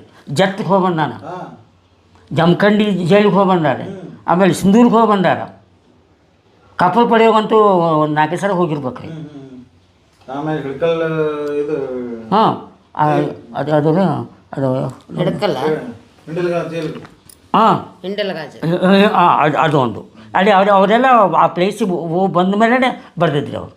ಆಮೇಲೆ ಮುಂದೆ ಒಂದು 15 ದಿವಸ ನಾಟಕ ಬರೆದ್ಬಿಟ್ರು, ಬರೀ 15 ದಿವಸ. ಅದು ಒಂದೇ ಲಾವಣಿ, ಅದು ಒಂದೇ ಲಾವಣಿಯಿಂದ ಇಡೀ ಸಿಂಧು ಲಕ್ಷ್ಮಣ ನಾಟಕ ಆಯಿತು. ಅವ್ರಿಗೆ ಯಾವ ಆಧಾರನೂ ಸಿಕ್ಕಿಲ್ಲ ರೀ. ಹೌದು ಹೌದು, ಯಾವ ಪುಸ್ತಕ ಲಾವಣಿ ಸಿಂಧು ಲಕ್ಷ್ಮಣ ಇತಿಹಾಸನೇ ಇಲ್ಲ ರೀ. ಲಾಸ್ಟಿಗೆ ಒಂದು ಲವಣಿ ಹಾಡ್ತಾರಲ್ಲ ಅದ್ರಾಗ ಅದ ಬರ್ಸಿದ್ದು ಅಪ್ಪ ಬರ್ದಿದ್ದ, ಅದು ಅಪ್ಪ ಬರ್ದಿದ್ರಿ ಅದಕ್ಕೆ. ಅಂದರೆ ಅವ್ನ ಇತಿಹಾಸ, ಅವ್ನು ಹೆಂಗೆ ಹುಟ್ಟಿದ, ಅವ್ನಿಗೆ ಎದಕ್ಕೆ ಬಂತು, ಆಮೇಲೆ ಎದಕ್ಕೆ ಏನ. ಹೌದು ರೀ, ಹೌದಲ್ರಿ, ಅದು ಲಾವಣಿ ಚಾಲು ಆಗುತ್ತಂದ್ರೆ ಅದು ಬೇರೆ ಅದು ಬೇರೆದವ್ರು ಬರ್ದಿದ್ದು ನಮ್ಮ ಬೇರೆದವರು. ಆ ಮೂಲ ಲಾವಣಿ ಯಾವ್ದು ಸಿಕ್ಕಿಲ್ರಿ. ಅದಾದಮೇಲೆ ಎಷ್ಟು ಅವಾಗ 80 ವರ್ಷ ಆ ಮುದುಕಿಗ ನಾವು ಬರೆದು ಎಷ್ಟೋ ವರ್ಷ ಬಿಟ್ಬಿಟ್ಟಿವಿ ನಾವು. ಆ ಮುದುಕಿ ಸತ್ಯತೆ ಹೋಗುತ್ತಾ ಗೊತ್ತಿಲ್ಲ. ಸಿಂಧೂರ್ ಲಕ್ಷ್ಮಣ ಆಮೇಲೆ ರೀ ಅವರು ಏನು ಮಾಡಿದರು, ಬೇರೆ ಬೇರೆ ಕವಿಗಳು ಟಿ ಕೆ ಮೊಹಮ್ಮದ್ ಅಲಿ ಅಂತಿದ್ದಾರೆ ಬಿಜಾಪುರದವರು, ಅವ್ರು ಕರೆಸಿದ್ರು. ಅವ್ರು ಕರೆಸಿ ಇಲ್ಲ ಕವಿಗಳು ಸಿಂಧು ಲಕ್ಷ್ಮಣ ಮಾಡಿದ್ದಾರೆ. ನಾವು ಅವಾಗ ದೇಸಾಯರವ್ರಿಗೆ ಕಾಂಪಿಟೇಷನ್ ರೀ ಅದು, ಅವ್ರವ್ರಿಗೆ ಆಗ್ತಿದ್ದಿಲ್ಲ. ಅಪ್ಪಗೆ ಏನು ಬಿಡ್ರಿ, ಬಸಣ್ಣ ಶಿಷ್ಯನೇ, ಗುಡಿಗೆರೆ ಬಸಪ್ಪ ಅವ್ರ ಶಿಷ್ಯ, ತಾಯಿ ಕರ್ನಾಟಕದಿಂದ ಬಣ್ಣ ಹಚ್ಚಿದವ್ರು. ಅವ್ರಿಗೆ ಅವ್ರು ಅಪ್ಪರ್ಕಂಡ್ರೆ ಭಾಳ ಅಂಜಿಕೆ ಅವಾಗ, ಗುರುಗಳೇ ಅಂತಿದ್ದ ಬಸಪ್ಪ. ಇನ್ನು ಗುರುಗಳ ಹತ್ರ ಪೈಪೋಟಿ ಮಾಡೋಕ್ಕೆ ಬರಲ್ಲಲ್ಲ, ಅದಕ್ಕೆ ಟಿ ಕೆ ಮೊಹಮ್ಮದ್ ಅಲಿ ಕರೆಸಿ ಅವ್ರದ್ದು ಹುಬ್ಳಿ ಕ್ಯಾಂಪ್ ರೀ, ಗುಡಿಗೇರಿ ಬಸಣ್ಣವ್ರದ್ದು, ನಮ್ಮ ಧಾರವಾಡ ಕ್ಯಾಂಪ್. ಹಾಂ, ನಮ್ಮದು ಲಕ್ಷ್ಮಣ ಜೋರು ಧಾರವಾಡಕ್ಕೆ ನಮ್ದು ಅಗಡೆ ನಡೀತು. ಆವಾಗ ಅದನ್ನು ಆ ಕಲೆಕ್ಷನ್ ಅದನ್ನು ನೋಡ್ಲಾದಕ್ಕೆ ಟಿ ಕೆ ಮೊಹಮ್ಮದ್ ಅಲಿ ಕರ್ಕೊಂಬಂದು ಇಲ್ರಿ. ಅವಾಗ ಫಸ್ಟ್ ಮಾಡಿದವ ಬಾಗಲವಾಡ ಸಾವ್ಕಾರ ಅಂತ ಒಬ್ರು ಇದ್ದರು, ಮೂಲ ಮಾಡಿದವ, ಮೂಲ ಬಣ್ಣ ಹಚ್ಚಿದವ ಅವನ. ಆಮೇಲೆ ಅವು ಸ್ವಲ್ಪ ಮೈಯಾಗ ಆರಾಮಿಲ್ಲಂಗೆ ಆಯಿತು. ಅವಾಗ ಇವ ಸುಧೀರ ಓಡಾಡ್ತಿದ್ದ ಕಂಪ್ನ್ಯಾಗ. ಇವನು ನಮ್ಮಪ್ಪ ದಪ್ಪಪ್ಪ ಅದ ನೀವ ಚಂದ ಕಂಡು ದೇಸಾರ ಇವನ್ನ ಮಾಡಿಸ್ಬಿಡ್ರಿ ಅಂತ ಅಂದರು. ಅವಾಗ ಇವನು ಮಾಡಿಸಿದ್ರು. ಆಮೇಲೆ ಬಂದು ಮಾಡಿದವ್ರಿ, ಎರಡನೇದವ ಇವ. ಆದರೂ ನಮ್ಮಪ್ಪ ಇಡೀ ಕರ್ನಾಟಕ ಒಪ್ತಲ್ಲ, ಸುಧೀರ್ನ ಪಾತ್ರ ಅವ್ರು ಒಪ್ಪಲಿಲ್ಲ. ಹೌದು, ಏನಂದ್ರು ನೀ ಮಂದಿ ಒಪ್ಪಿರಬೇಕು, ನಮ್ಮ ಉತ್ತರ ಕರ್ನಾಟಕದ ಭಾಷೆ ನಿನ್ನ ಬಾಯಾಗ ಬರೋದಿಲ್ಲ, ನೀನು ನಟನ ಅಲ್ಲ ಅಂತಿದ್ದ. ಮಂದಿ ಒಪ್ಪಿರಬೇಕು, ನಾವು ಒಪ್ಪಲ್ಲ. ನೀನೇನೇನೋ ಹೆಂಗೆಂಗೋ ಎಳ್ದು ಬರ್ದು ಮಾತಾಡೋ ನಾಟಕ ಹಾಕೊಂಬನು. ಅವ್ರು ನಾಟಕ ನೋಡ್ತಿದ್ರಿ ಅವರು. ಹಾಂ, ಅಷ್ಟು ನಿಷ್ಠರು ರಂಗಭೂಮಿ ವಿಷಯಕ್ಕೆ. ಹೌದು, ಕೆಲವೊಂದು ಸರ್ತಿ ಹೌದು. ಅವಾಗ ಟಿ ಕೆ ಮೊಹಮ್ಮದ್ ಅಲಿ ಬರೆದ ಮೇಲೆ ಅವರು ಸ್ಟೇಜ್ ಹುಬ್ಳಿಗೆ ಮಾಡಿದ್ರಿ. ನಮ್ದು ಅವಾಗ 150 ಪ್ರಯೋಗ ನಡೀತಿತ್ತು. ಆಮೇಲೆ ನೋಡಿ ವಿಮರ್ಶಕರು, ಆಮೇಲೆ ಈ ದುತ್ತರಿಯವ್ರ ನಾಟಕನೇ ಬೇರೆ, ಈ ಟಿ ಕೆ ಮೊಹಮ್ಮದ್ ಅಲಿ ನಾಟಕನೇ ಬೇರೆ ಅಂತಂದು ವಿಮರ್ಶೆ ಮಾಡಕ್ಕೆ ಹತ್ತಿದ್ರು. ಆಮೇಲೆ ಎಲ್ಲರೂ ಬಂದು ನಮ್ಮಪ್ಪನ ಗೇರಾಕ್ಸಿದ್ರು, ಇಲ್ಲ ಮೂಲ ಅದೈತೆ ಇಲ್ಲ ಐತೆ ಅಂತ. ಮೂಲ ಐತಲ್ಲ, ಟಿ ಕೆ ಮೊಹಮ್ಮದ್ ಅಲಿ ಕರಿ, ನನಗೇನು ಅವನು ಅರಿಯೋದವಲ್ಲ, ನನಗಿಂತ ಜೂನಿಯರು, ಕರೆಸು. ಅವನು ಬರೆದ ತಪ್ಪು ಅಂತ ಅನ್ನೋಗಲ್ಲ, ಅವನು ಕರೆಸು, ನಾನು ಬರ್ತೀನಿ, ಇಬ್ಬರು ಎದ್ರ ಕುಂತ ಮಾತಾಡ್ತೀನಿ, ನೀವು ಇರಬೇಕು. ಮೂಲ ಯಾರ್ದು, ಎಲ್ಲಿ ಏನು ಹುಟ್ಟು ಏನು ಮಾಡೋಣಿದೆ ಅಂತಂದು ಹುಬ್ಳ್ಯಾಗ ಮೀಟಿಂಗ್ ಆತ್ರಿ. ದೇಸಾಯರು ಕುಡ್ದ್ರಿ, ಮತ್ತು ಅದು ವಿಮರ್ಶೆ ಆಗಬೇಕಲ್ರಿ, ದೊಡ್ಡ ದಾಖಲ್ರಿ ಇದು. ಆಮೇಲೆ ಹುಬ್ಳಿಗೆ ಧಾರವಾಡದಿಂದ ಅಪ್ಪ ಹುಬ್ಳಿಗೆ ಹೋದ.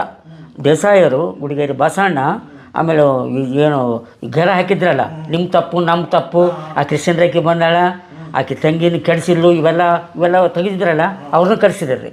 ಕುಂತರು ದೊಡ್ಡ ಹಾಲ್ನಾಗ ಮೀಟಿಂಗ್ ಮಾಡಿ ಟಿ ಕೆ ಮೊಹಮ್ಮದ್ ಅಲಿ ಕೊಂದಿಸ. ಅವಾಗ ಸಣ್ಣವ್ರು ಇವ್ರಿಗಿಂತ ಹೆದರಿಕೆ ದುಸ್ತಿಕಾಯಿಗಳ್ಗೆ ನಾವು ತರಗೊಟ್ಟು ನಡೆಯಬಿಟ್ಟ. ನಾನು ಬರೋಕ್ಕವಲ್ರಿ ಬಸಣ್ಣರ, ಏನಿಲ್ಲ ಬಾ ನಾ ಅದೀನಿ ಅಂತ ಕುಂದಿಸಿದ್ರು.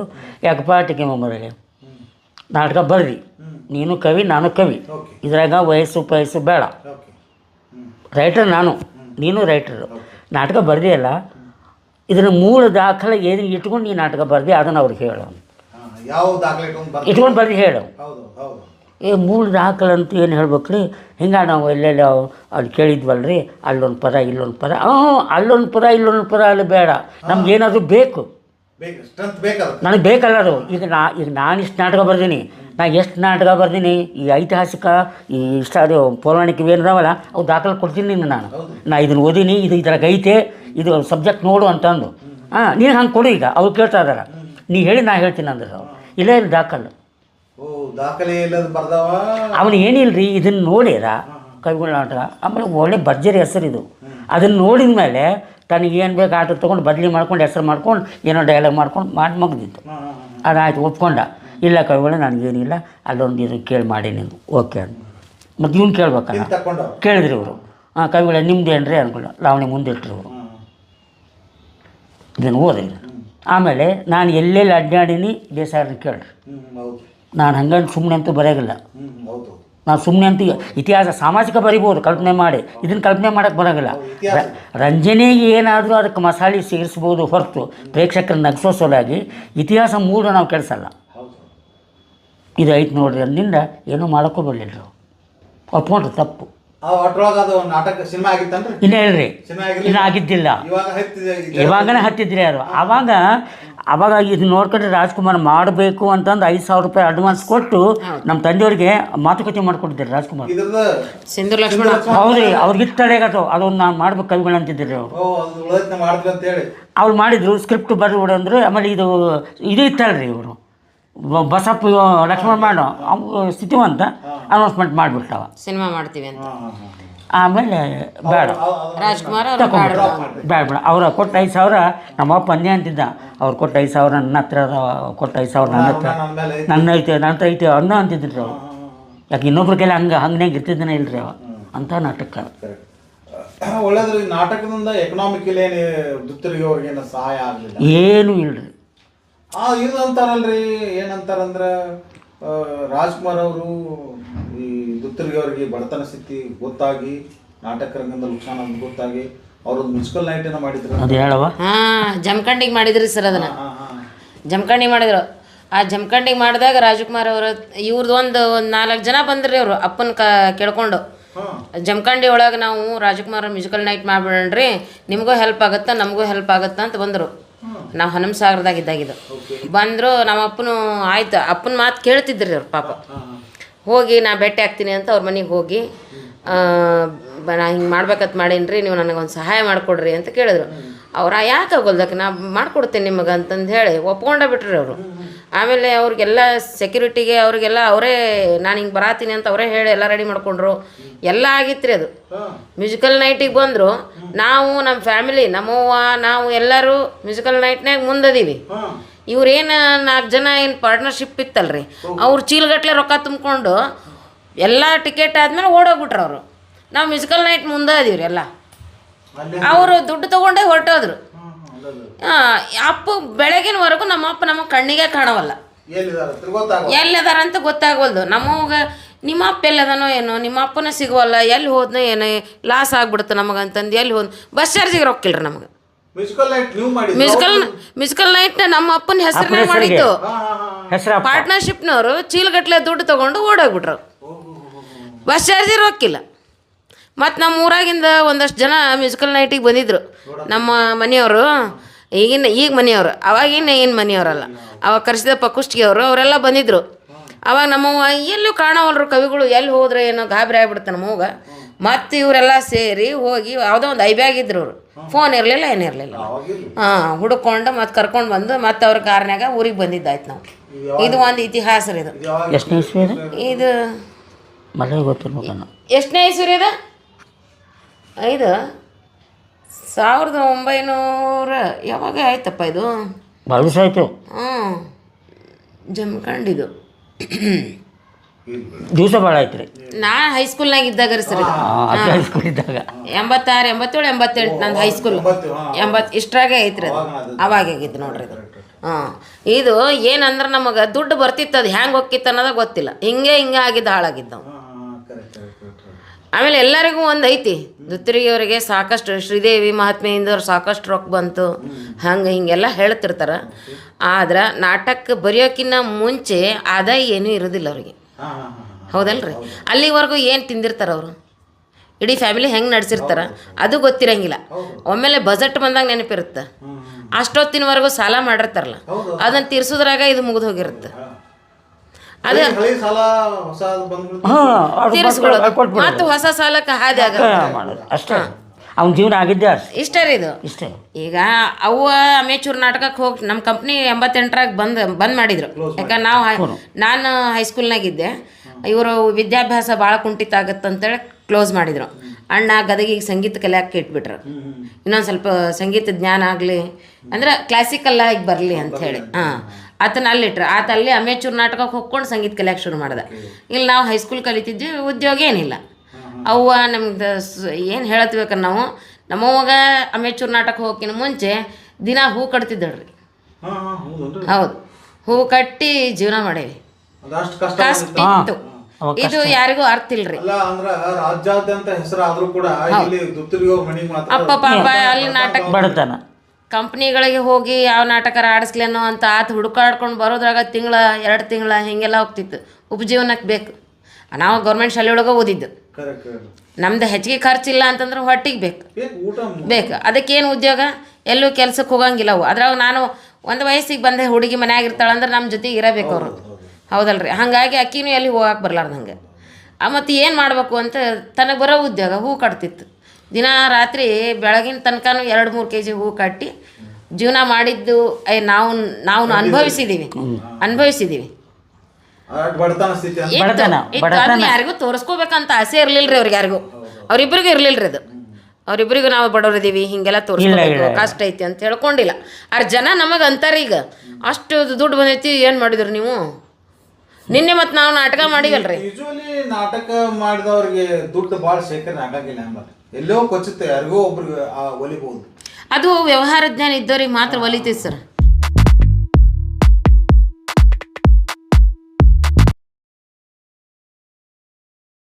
ವ್ಯವಹಾರ ಜ್ಞಾನಿ ಅಪ್ಪಗೆ ಕಡಿಮೆ ರೀ. ಆ ಥರದ್ದು ಉಳಿಸ್ಕೋಬೇಕು, ಗಳಿಸ್ಬೇಕು, ಮಾಡಬೇಕು ಅಂತ ಅಭಿಲಾಷೆ ಇರಲಿಲ್ಲ.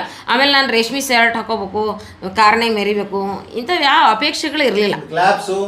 ಎಸ್, ಹೆಂಗಂದ್ರೆ ನಿಮ್ಗೆ ಹೇಳ್ತೀನಿ ರೀ, ಬನಶಂಕರಿ ಒಳಗೆ 3 ಅಲ್ಲ 4 ಪ್ರಯೋಗ ಆಗ್ತಿತ್ತು. ಬೆಳಗ್ಗೆ 10 ಗಂಟೆಯಿಂದ ಬೆಳಗಿನವರೆಗೂ ನಾಟಕ ಆಡ್ತಿದ್ರು, ದೇವಿ ಮಹಾತ್ಮೆ ನಾಟಕ.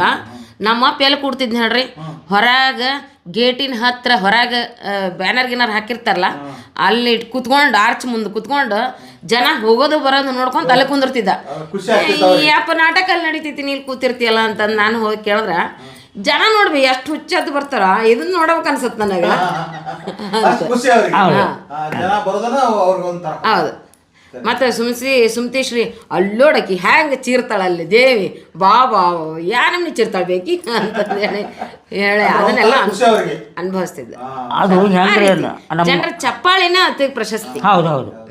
ಆಮೇಲೆ ಅವರು ರಂಗಭೂಮಿಗೆ ಒಂದು ಒಳ್ಳೇದು ಕೊಡಬೇಕು, ಒಂದು ಜನರಿಗೆ ಒಂದು ಒಳ್ಳೆ ಮೆಸೇಜ್ ಕೊಡಬೇಕು, ಒಳ್ಳೆ ಸಂಸ್ಕೃತಿ ಬೆಳಿಬೇಕು, ಇದು ಭಾಳ ಇತ್ತು ರೀ ಅವ್ರಿಗೆ.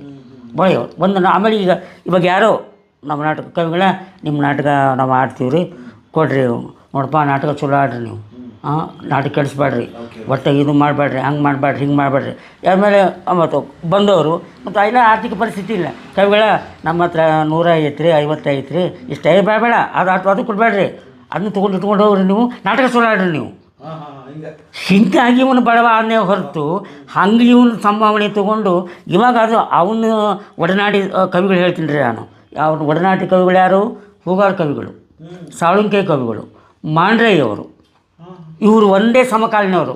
ಇವರು 3 ಮಂದಿ ಕೂಡ ಒಂದೇ ಸಿಗರೇಟು ಸೇರ್ತಿದ್ರಂತೆ ಗದಗ ಇವರು 1 ವರ್ಷ ಅಷ್ಟೇ ರೀ ಇವರಿಗೆ. ಅವರು ಆಸ್ತಿ ಮಾಡಿದಷ್ಟು ಇವು ಆಸ್ತಿ ಮಾಡಲಿಲ್ಲ. ಕೂಡಿ ಮೀಟಿಂಗ್ ಮಾಡಿದಾಗ ಸಾಳುಂಕೆ ಅಂತಿದ್ರಂತ. ಅಲ್ಲಿ ಹೋಗ್ಬಿಡ್ಲಿಕ್ಕೆ ನಾವೆಲ್ಲ ಮನೆ ಮಾಡಿದ್ವಿ, ಹೊಲ ಮಾಡಿದ್ವಿ, ನೀವೆಲ್ಲ ಮಾಡಿದ್ವಿ, ನೀನೇನು ಇರಾಕ್ ನೀವು ಒಂದು ಮನೆ ಮಾಡಿಲ್ಲ ಸರೋಜಮ್ಮ ಅಂತ ಕೇಳಿದ್ರೆ, ಹೌದಪ್ಪ ನೀವೆಲ್ಲ ಒಂದು ನಾಟಕಕ್ಕೆ ನಮ್ಗೆ ಇಷ್ಟು ಕೊಟ್ಟರೆ ರೊಕ್ಕ ಕೊಡ್ತೀವಿ, ರೊಕ್ಕ ಕೊಟ್ಟರೆ ನಾವು ನಾಟಕ ಕೊಡ್ತೀವಿ ಅಂತ ನೀವಂತೀರಿ. ಆದರೆ ನಾ ಹಂಗೆ ಅನ್ನಂಗಿಲ್ಲ. ನನ್ನ ನಾಟಕ ರಂಗಭೂಮಿ ಬರಬೇಕು, ರಂಗಭೂಮಿ ಬೆಳಗಬೇಕು. ಒಳ್ಳೆಯ ಸಂಸ್ಕಾರ ಬೆಳಿಬೇಕು ಇದ್ದಾರೆ ಅವ್ರ ತಲೆ. ಇದು ಭಾಳ ಇದೆ. ಒಟ್ಟು ಸಂಭಾವನೆ ಅಂತೂ ಒಂದು ದಿವಸ ಕೊರಿಲಿಲ್ಲ, ಇಸ್ಕೊಳ್ಳಿಲ್ಲ. ಮುಂದೆ ದುತ್ತರ್ಗಿ ಸರ್ಗೆ ಪ್ರಶಸ್ತಿಗಳದು ಏನೇನು ಯಾವಾಗ ಏನು ಬಂದಿದೆ ಅದಕ್ಕೆ? ಅಕಾಡೆಮಿ ಪ್ರಶಸ್ತಿ ಬಂದೈತೆ, ನಾಟಕ ಅಕಾಡೆಮಿ ಪ್ರಶಸ್ತಿ ಇಬ್ಬರಿಗೂ. ಅಪ್ಪಗ ಬಂದೈತಿ, ಅವಾಗ ಬಂದೈತಿ ನಾಟಕ ಪ್ರಶಸ್ತಿ. ಇಬ್ಬರಿಗೂ ರಾಜ್ಯೋತ್ಸವ ಪ್ರಶಸ್ತಿ ಬಂದೈತಿ. ಆದ್ರೆ ಅಪ್ಪ ಗುಬ್ಬಿವರ್ಣ ಪ್ರಶಸ್ತಿ ಬಂತು. ಅವನಿಗೆ ಇನ್ನೇನ ಆವಾಗ ಇತ್ತು, ಅದು ಬರಬೇಕು ಅಂತಿತ್ತು, ಅಷ್ಟೊತ್ತಿಗೆ ತೀರೋದ್ಲ ಅವ್ವ.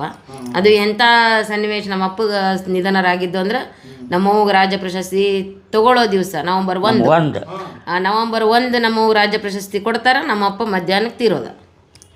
ಇದು ಇಲ್ಲಿ ಬೆಂಗಳೂರೊಳಗೆ ನಮ್ಮವ್ವ ತಗೋತಾಳ. ಸುಳಿ ಬಾವಿ ಒಳಗೆ ನಮ್ಮಪ್ಪ ಬಾಗಲಕೋಟೆ ಕುಮಾರೇಶ್ವರ ಹಾಸ್ಪಿಟ್ಲ್ ಒಳಗೆ ನಮ್ಮಪ್ಪ ತೀರೋದು ನವಂಬರ್ 1. ಪ್ರಶಸ್ತಿ ತಗೊಂಡ ದಿವಸ ಅದಕ್ಕೆ ನಾನು ನವಂಬರ್ ತಿಂಗಳೊಳಗನ ರವೀಂದ್ರ ಕಲಾಕ್ಷೇತ್ರದೊಳಗನ ನಾನು ನಾಟಕ ಮಾಡಬೇಕು ಅಂತ ನನ್ನ ಕನಸಿತ್ರಿ. ಅದು ಅದನ್ನ ನಿನ್ನೆ ನಾವು ಸಾಕಾರ ಮಾಡ್ಕೊಂಡ್ವಿ. ಹಾಂ ಸರ್, ಅದೊಂದು ಹೆಮ್ಮೆ ನಮಗೆ, ಮಾಡಿದ್ವಿ ಏನಲ್ಲ ಅಂತ ಒಂದು. ಈಗೇನು ಅನ್ನಿಸ್ತೈತೆ ನಿಮಗೆ ಇವತ್ತಿನ ನಾಟಕದ ಬಗ್ಗೆ? ಇವತ್ತಿನ ನಾಟಕದ ಬಗ್ಗೆ ಈಗಿನ ರಂಗಭೂಮಿ, ಈಗಿನ ವ್ಯವಸ್ಥೆ, ಯಾಕಂದರೆ ನಾವು ನಡೆದು ಬಂದ ದಾರಿನೇ ಬೇರೆ. ಮೇಡಮ್ ಹೇಳ್ರಿ. ಸರ್ಕಾರದಿಂದ ದುತ್ತರ್ಗಿ ಸರ್ ಮೇಲೆ ಟ್ರಸ್ಟ್ ಅದು ವಗೇರೆ ಏನಾದ್ರು ಅಕಾಡೆಮಿ ಏನಾದ್ರು ಹೌದ್ರಿ ಮಾಡ್ಯಾರ್ರಿ ಅದನ್ನ.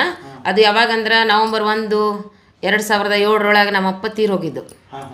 ಅವತ್ತಿನ ದಿವಸನ ಅವರ ಶವ ಸಂಸ್ಕಾರದ ಅವರ ಪಾರ್ಥಿವ ಶರೀರವನ್ನು ಇಟ್ಕೊಂಡು ನಮ್ಮ ನಂಜನಮಠ ಸರ್ ಅವರು, ಕಲಬುರಗಿ ರವಿ ಅಣ್ಣ ಅವರು, ಮಹಂತೇಶ್ ಗಜೇಂದ್ರಗಡ ಅವರು ಅಲ್ಲೇ ಒಂದು ಮೈಕ್ ಸಿಸ್ಟಮ್ ಎಲ್ಲ ತಂದು ಮಾತಾಡಿ ಅವ್ರ ಬಗ್ಗೆ ಮಾತಾಡೋದಲ್ದನ ಅವತ್ತ ಒಂದು ಟ್ರಸ್ಟ್ ರಚನೆ ಆಗಬೇಕು ಅಂತ ಟ್ರಸ್ಟ್ ರಚನೆ ಮಾಡಿಬಿಟ್ರು. ಅದನ್ನು ಮತ್ತು ಅವರೆಲ್ಲ ದೊಡ್ಡ ಅದೇ ಇವ್ರು ಯಾರು ನಂಜನಮಠ ಅವರು, ಕಲಬುರಗಿ ರವಿ ಅಣ್ಣವರು, ಉಮಾಶ್ರೀ ಹತ್ರ ಹೋಗಿ ಅದನ್ನು ಸರ್ಕಾರದಿಂದನ ಒಂದು ಪ್ರತಿಷ್ಠಾನ ಅಂತ ರೆಡಿ ಮಾಡಿದರು. ಇದಕ್ಕೆ ಅವರು ಅಧ್ಯಕ್ಷರಾಗಿದ್ದರು ಮೊದಲಿಗೆನೆ, ನಂಜನಮಠ ಸರ್. ಅವಾಗ ನಮ್ಮವ್ವ ಒಂದು ಪೇಪರ್ ಸ್ಟೇಟ್ಮೆಂಟ್ ಕೊಟ್ಲು, ದುತ್ತರಿಗೆ ಪ್ರತಿಷ್ಠಾನ ಅಂತ ನೀವು ಮಾಡಿರಿ, ಅದು ನಮ್ಮ ಪತಿಯವರ ಪಾರ್ಥಿವ ಶರೀರದ ಮುಂದೆ ಮಾಡ್ಕೊಂಡಿರಿ, ಸರಿ ಏನೋ ಮಾಡಿರಿ ಒಳ್ಳೇದು. ಇದಕ್ಕೆ ನಮ್ಮ ಫ್ಯಾಮಿಲಿ ಮೆಂಬರ್ ಅಂತಂದ್ರೆ ನನ್ನನ್ನು ಅವ್ರ ಪತ್ನಿ ಅಂತೇಳಿ ನೀವು ಟ್ರಸ್ಟ್ ಒಳಗೆ ತೊಗೋಬೇಕಲ್ಲ ಅಂತಂದು ಹೇಳಿ ಪತ್ರಿಕೆ ಪ್ರಕಟಣೆ ಮಾಡಿದರು, ಎಲ್ಲ ಮಾಡಿದರು.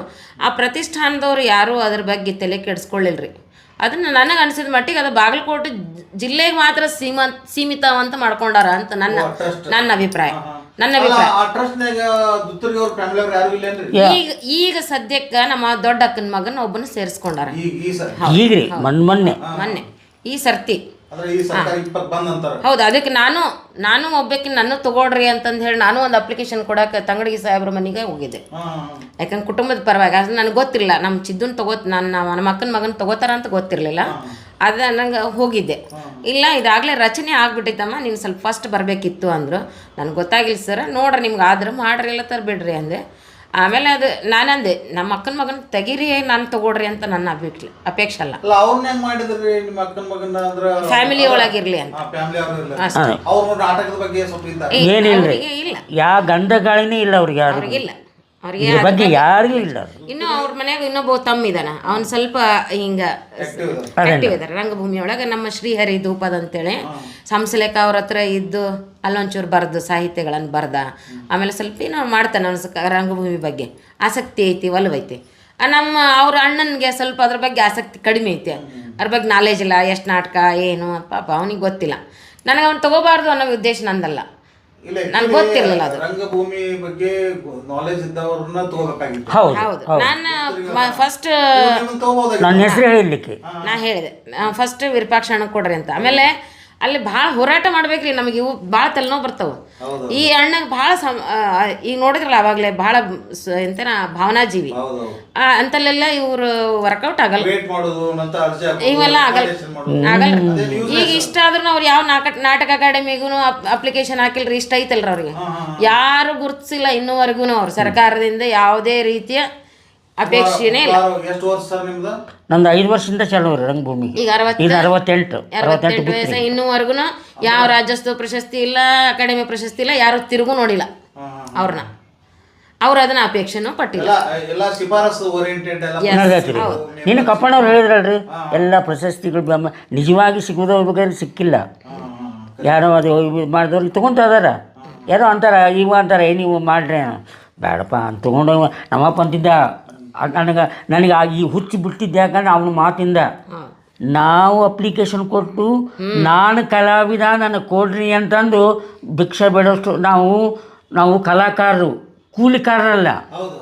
ನಮ್ಮಪ್ಪ ನಮಗೆ ಕಲಿಸಿದ್ದು ಕೈ ಒಡ್ಬೇಡ್ರಿ ನೀವು, ರಂಗಭೂಮಿ ನಮಗೆ ಕೊಡ್ತತೆ, ಆಕಿನೇ ನಮಗೆ ಕೊಡೋಕೆ, ಈ ಸರ್ಕಾರ ನಮಗೇನು ಕೊಟ್ಟಿತ್ತು, ನನಗಿದು ನನ್ನ ತಲೆ ಉಳ್ಬಿಡತ್ತೆ ಇದು. ಹಂಗಾಗಿ ನಾನು ಬೇಡ. ಆಮೇಲೆ ದೊಡ್ಡ ದೊಡ್ಡ ಮಠ ಮಾನ್ನಿಕರು ಜಗದ್ಗುರುಗಳು ಸನ್ಮಾನ ಮಾಡಿದ್ದೇ ನಮಗೆ ದೊಡ್ಡ ಪ್ರಶಸ್ತಿ. ಆಮೇಲೆ ಎದ್ನಿದ್ದು ದುತ್ತಿಗರ ಮಗ ಅಂದ್ಕೊಂಡು ಮರ್ಯಾದೆ ಕೊಡ್ತಾರಲ್ಲ ಜನ ಯಾರಾದರೂ ಸಾಕು, ಇದಕ್ಕಿಂತ ಸನ್ಮಾನ ಬೇರೆ. ದುತ್ತರಿಗೆ ಅವ್ರು ಟ್ರಸ್ಟ್ ಮಾಡಿದ್ದಾರೆ. ಹೌದು, ದುತ್ತರಿಗೆ ಟ್ರಸ್ಟ್ ಮಾಡಿದ್ರೆ ವರ್ಷಕ್ಕೊಂದು ನಾಟಕೋತ್ಸವ ಏನಾದ್ರು ಮಾಡ್ತಾರೇನ್ರಿ? ಏನಿಲ್ಲರಿ. ಅವು ಈಗ ಅದು ಪೇಪರ್ನಾಗ ಭಾಳ ಸಲ ಬಂದೈತ್ರಿ, ಅವ್ರು ಏನು ಕಾರ್ಯಕ್ರಮಗಳು ಮಾಡ್ತಿಲ್ಲ ಅಂತೇಳಿ. ಈ ವರ್ಷ ನಮ್ಮನ್ನು ಕರೆದಿದ್ರು, ಅಣ್ಣ ತಂಗಿನ ಇಬ್ಬರನ್ನು ರಂಗ ಗೀತೆಗಳನ್ನ ಹಾಡ್ರಿ ಅಂತೇಳಿ. ನಾವು ಅದೊಂದು ಸೇವಾ ಹೋದ್ವಿ ಸುಳಿಭ ಒಳಗೆ ಸ್ಟಾರ್ಟ್ ಮಾಡೋಣ ಅಂತಂದ್ರು. ನಾವಿಬ್ರು ಕಾರ್ಯಕ್ರಮ ಮಾಡ್ಕೊಟ್ಟು ಬಂದ್ವಿ ಸರಿ. ಇನ್ನೂ ಯಾವ ನಾಟಕೋತ್ಸವ ಮತ್ತು ಇತ್ತಿಗೂ ಅದೇನೇನೋ ಹೇಳಿದ್ರು, ಹಂಗೆ ಮಾಡೋಣ ಅಣ್ಣ ಹಿಂಗೆ ಮಾಡೋಣ ಅಂತೇಳಿ. ಇನ್ನೂವರೆಗೆ ಯಾವುದು ಪ್ರೊಸೆಸ್ ಆಗಿಲ್ಲ. ನಾಟಕೋತ್ಸವ ಹೌದು, ಅವ್ರು 65 ಅವರು ಪ್ರಸಿದ್ಧ ನಾಟಕಗಳು ಆಗಿ ಹೋಗಿದಾವೆ.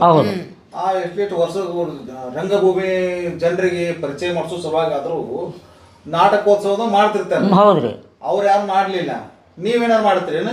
ನಾವು ಪ್ರತಿ ವರ್ಷಕ್ಕಲ್ಲ ರೀ, ವರ್ಷದೊಳಗೆ 2-3 ಸರ್ತಿ ನಮ್ಮ ಮನೆಯವರಿಗೆ ಯಾವಾಗ ಆಸಕ್ತಿ ಬರ್ತೈತಿ ಅವಾಗ ಒಂದು ತಂಡ ಕರ್ಸೋದು, ನಾಟಕ ಆಡ್ಸೋದೇ ನಾವು. ಅಪ್ಪ ಅವನ ಹೆಸರಿನೊಳಗೆ ದುತ್ತರಿಗೆ ದಂಪತಿಗಳ ನಾಟಕೋತ್ಸವ ಅಂತಾನೆ ಕಾರ್ಯಕ್ರಮಗಳು ಮಾಡ್ಬಿಡ್ತೀವಿ. ಸಂಗೀತ ಕಾರ್ಯಕ್ರಮ ಅಪ್ಪ ಹಾಕೊಟ್ಟಿದ್ದೆ ನಿಸರ್ಗ ಸಂಗೀತ ವಿದ್ಯಾಲಯ.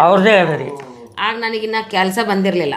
ನಮ್ಮಪ್ಪ ನಿನಗೆ ಕೆಲಸ ಇಲ್ಲವಾ, ನಿನಗೇನು ಮಾಡಬೇಕು ಅಂತಂದೇಳಿ ಈ ಸಂಘ ಸ್ಥಾಪನೆ ಮಾಡಿಕೊಟ್ರ. ಮಕ್ಳಿಗೆ ಪಾಠ ಹೇಳ್ಕೊಂಡು ನೀನು ಉಪಜೀವನ ಆಗುತ್ತೆ, ನೀನು ಇದೊಂದು ಕೆಲಸ ಮಾಡ್ಕೊ ಅಂತಂದು ಹೇಳಿ ಹುಟ್ಟು ಹಾಕಿದ ಸಂಸ್ಥೆ ನಮ್ಮದು. ಅವರಿಬ್ರು ಹುಟ್ಟು ಹಾಕಿದ್ರು, ನಿಸರ್ಗ ಸಂಗೀತ ಕಲಾವಿದರ ಸಂಘ ಅವ್ರು ಹುಟ್ಟು ಹಾಕಿದ್ರಿ. ಅದೇ ಅಂದ್ರೆ ನೀವು ಸೇವಾ ಮಾಡತ್ತೀರಿ. ಹೌದು, ಅದು ನಮ್ಮ ಪ್ರೀತಿಯಿಂದ ನಾಟಕಗಳು ಪ್ರತಿ ವರ್ಷ ನಡೆದಾಡ್ತಾರೆ. ಈಗ ಮೊನ್ನೆ ಇವತ್ತು ಇಲ್ಲಿ ಮಾಡೇವಿ ನೀನು ಬೆಂಗಳೂರೊಳಗೆ, ನಾಳೆ 28ಕ್ಕೆ 11,000 ಮಾಡ್ತಾರೆ.